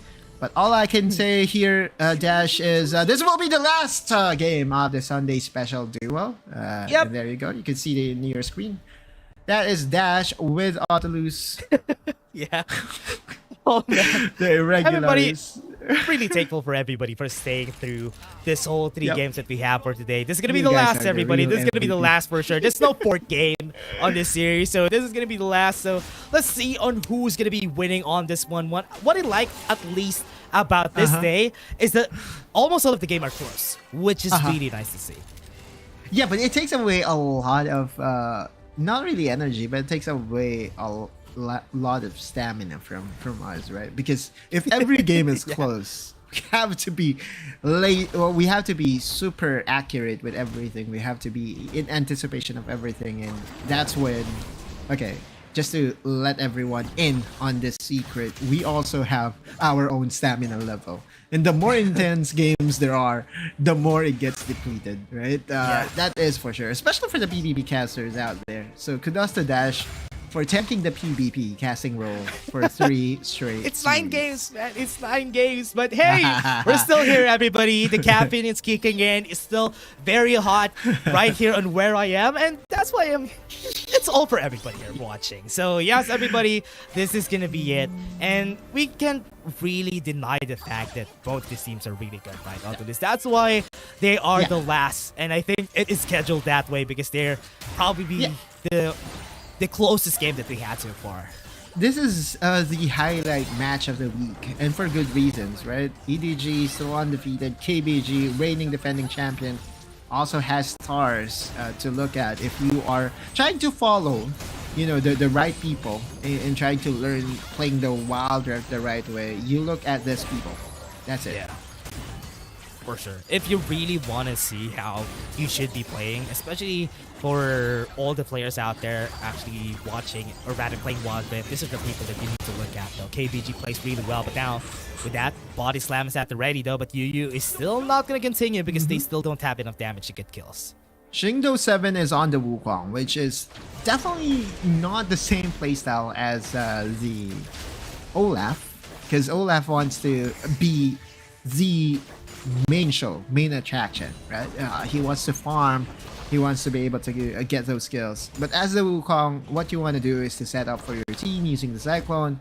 Do not be surprised though if Xingdo would be getting kills here and there, because in game number 1, utilizing his Jarvan, he made Jarvan as if, I mean he used Jarvan as if it's a carry, right? Like, yeah. So the same can be said for this Wukong pickup for the EDG's jungler.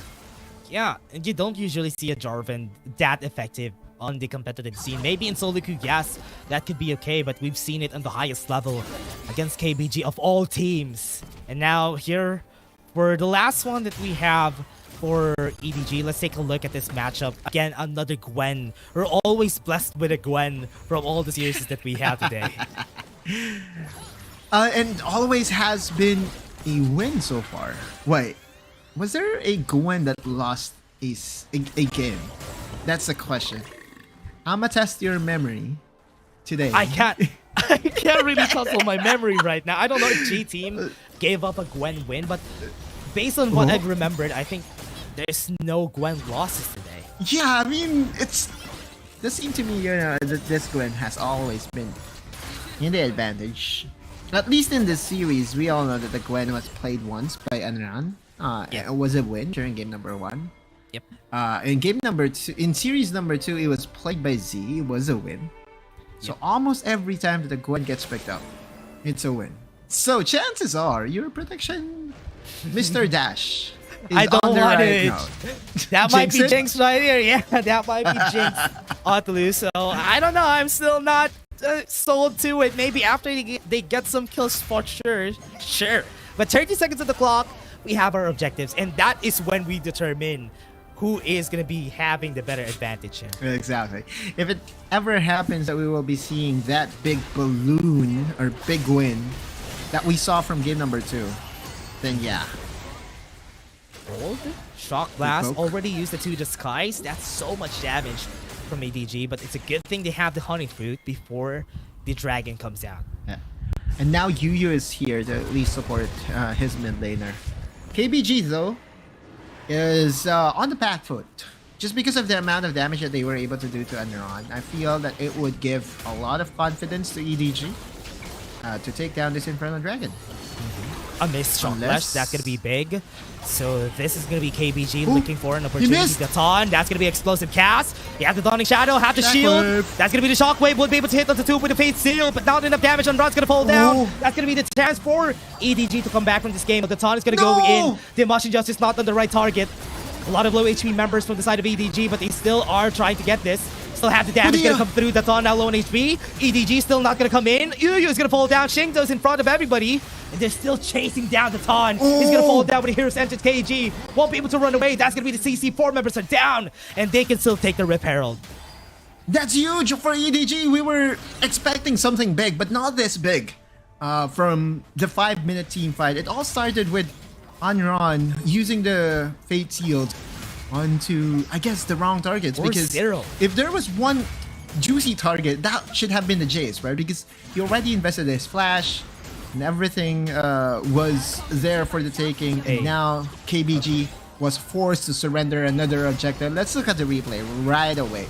Okay, this was a flash away by Yu, and that was a very good flash because the Shockwave did not hit him, and I cannot fault Anran by in targeting down the members that was hit by the Shockwave. The damage isn't there though yet because Orianna is one of the slowest champion to scale up in the game. For and sure. Look at Shalma, doesn't have any mana at all. That tone flash engaged by alone is enough.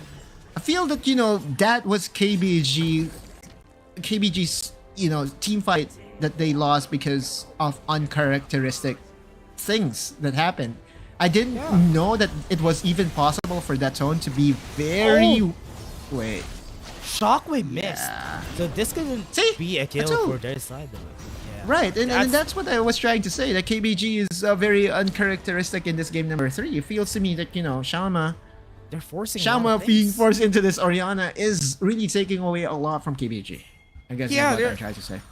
This is really hard though. They're forcing a lot of things which you're not supposed to with this composition. Remember, they have a Yone, they have an Orianna.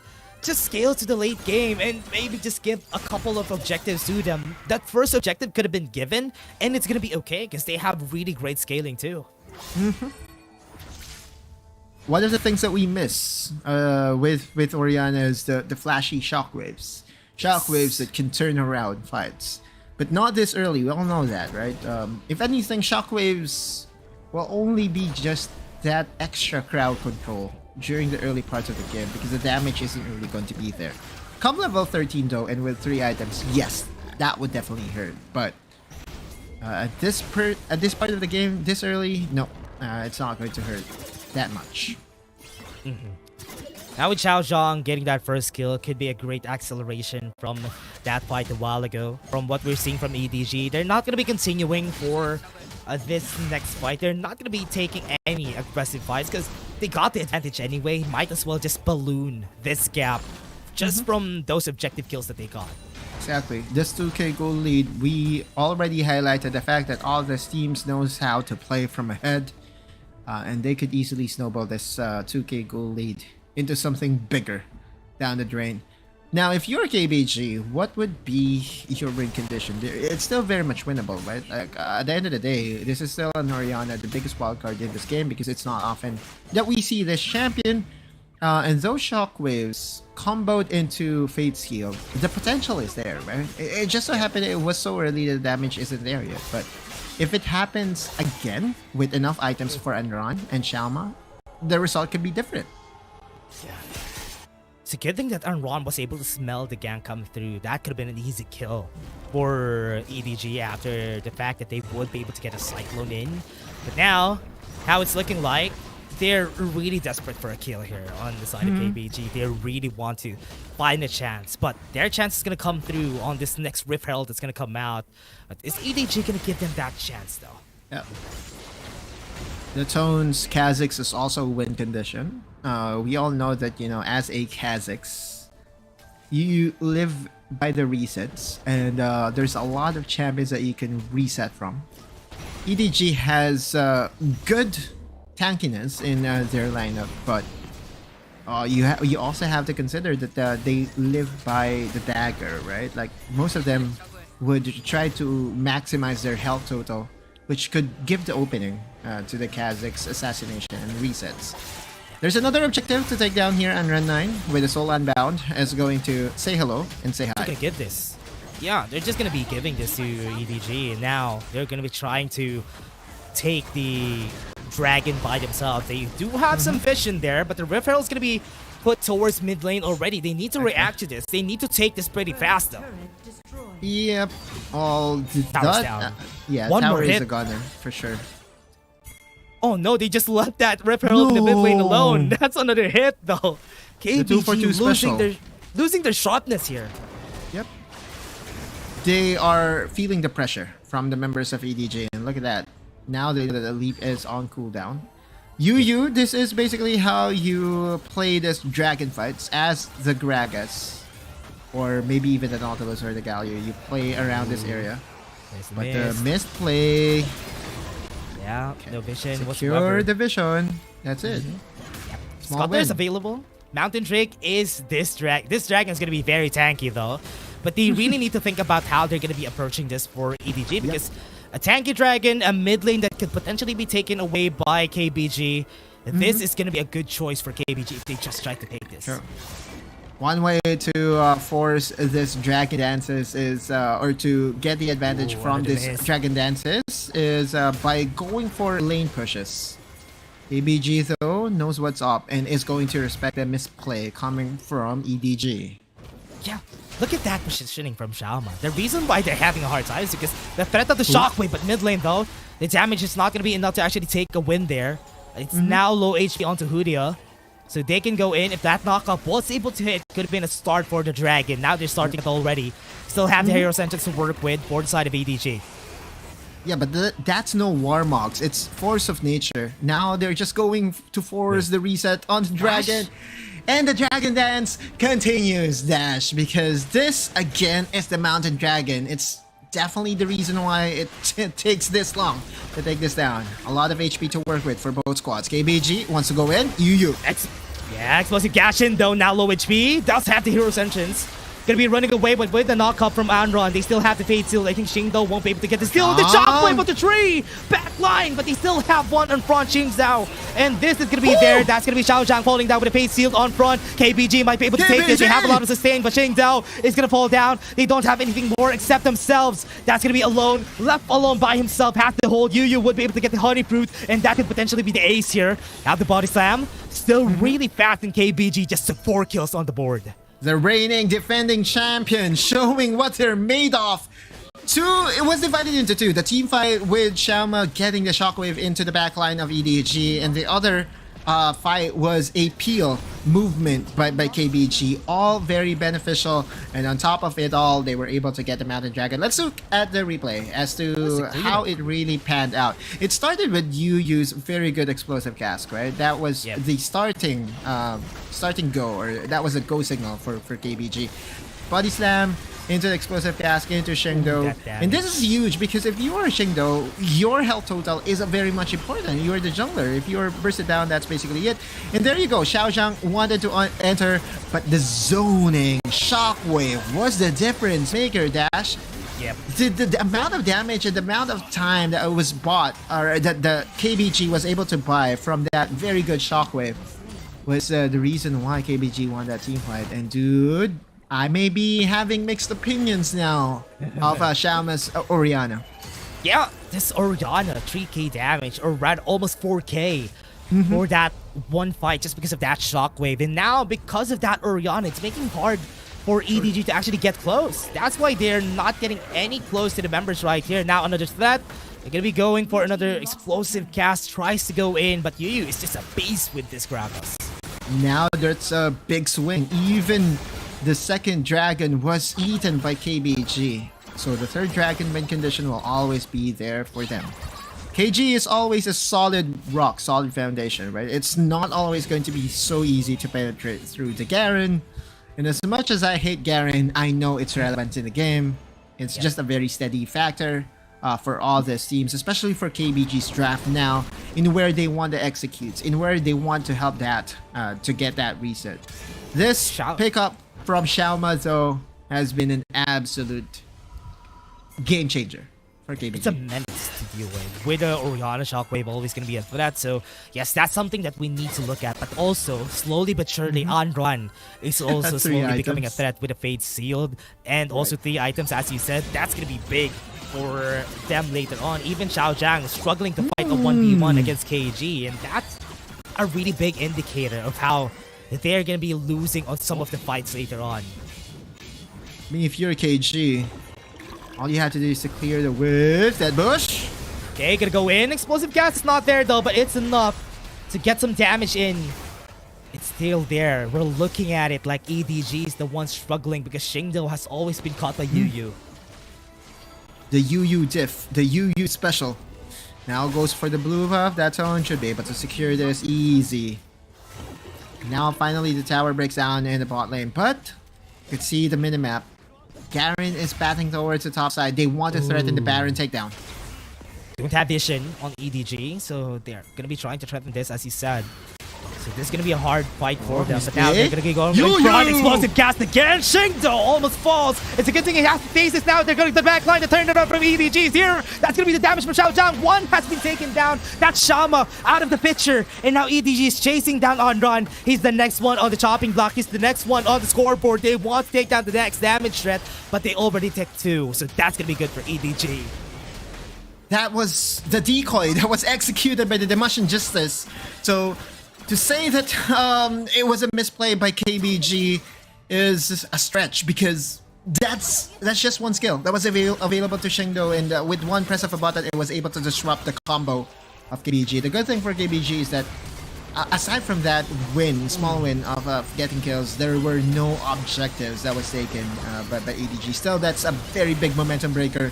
Look at the shockwave too. KBG. Oh. Exactly, the shockwave isn't really going to help a lot with your very exposed positions. Yeah. Shockwave would only be helpful if you can anticipate the movements of your opponents, but if they're rushing in, it's going to be a lot harder to hit your shockwaves, right?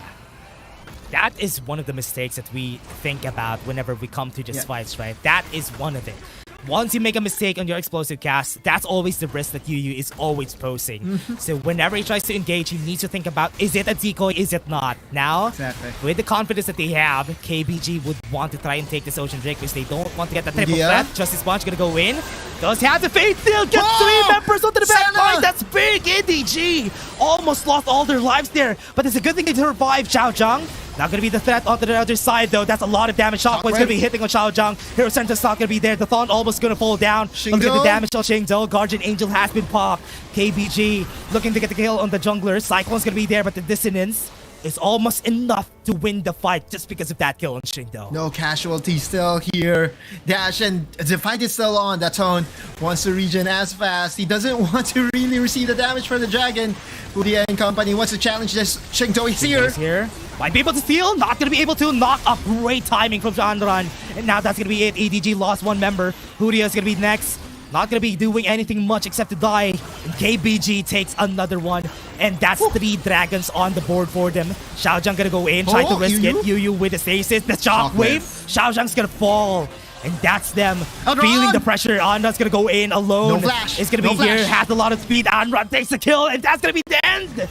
That's gonna be the end for the members, and EDG falls down with you being the next, and that's KBG being the favorites of this tournament, showing everybody that they're still the champions of the WRL. And here in WRLA, they took the win against the undefeated team EDG, and this is their first loss in the board. What did I tell you, dude? What did I tell you? I told you, the script has always been like that since series number 1. One threatens a reverse sweep, denied easily. Dude, we have to give credit to KBG. Like, what a team fight. One way to handle the Senna pressure, kill the Senna. How do you do that? You get a very good player in your roster that will be able to find the Senna. And that Fate Seal basically was a difference maker.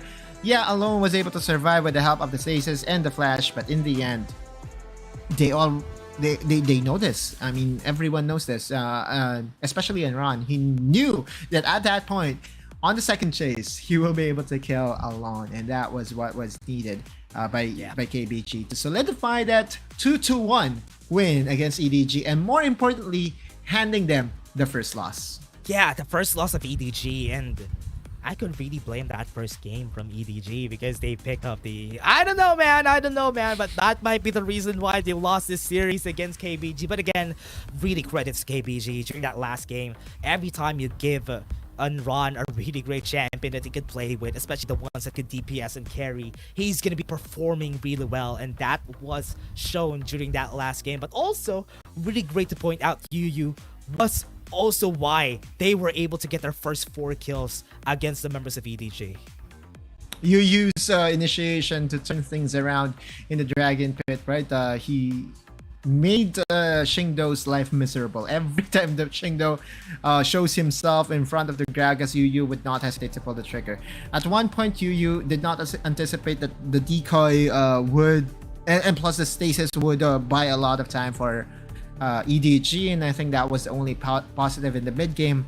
But when it all mattered, dude, that tone also securing the 3rd objective, the 3rd dragon. We all know this. Scaling wise, this 3 dragons will just give you a huge amount of advantage. If we are to put like a solid number as to how much I think the 3 dragons in gold value is come 19 minutes, I think you can easily say that this is a 5k net worth advantage to your side, just because of the amount of stats, permanent stats that is being gifted to you. The longer the game goes, the better it is for the team with the 3 dragons, and that's the reason why the 3 dragon win condition is always there for each squad in WRLA. Even though we don't have souls or dragon souls here in Wild Rift, the 3 dragons, the stats alone is worth contesting. Yeah, especially when you get the Infernal Drake at the last, that really gives you a lot of that, especially for this composition that they have for KBG. It is really, really helpful. And that we saw, the shockwaves from Shalma really does so much damage. But again, it's also, honestly now, I really believe this Orianna was also the reason why they were able to win. The threat of a shockwave is enough for them to not get close to each other. That's why they're not sticking really close to each other, is because of the threat of the Orianna. Yeah, but at one point they were holding hands, right? And when Unron found the right window to go for that Fate Seal, catching 3, catching 4 in the process, and more importantly, catching Alone.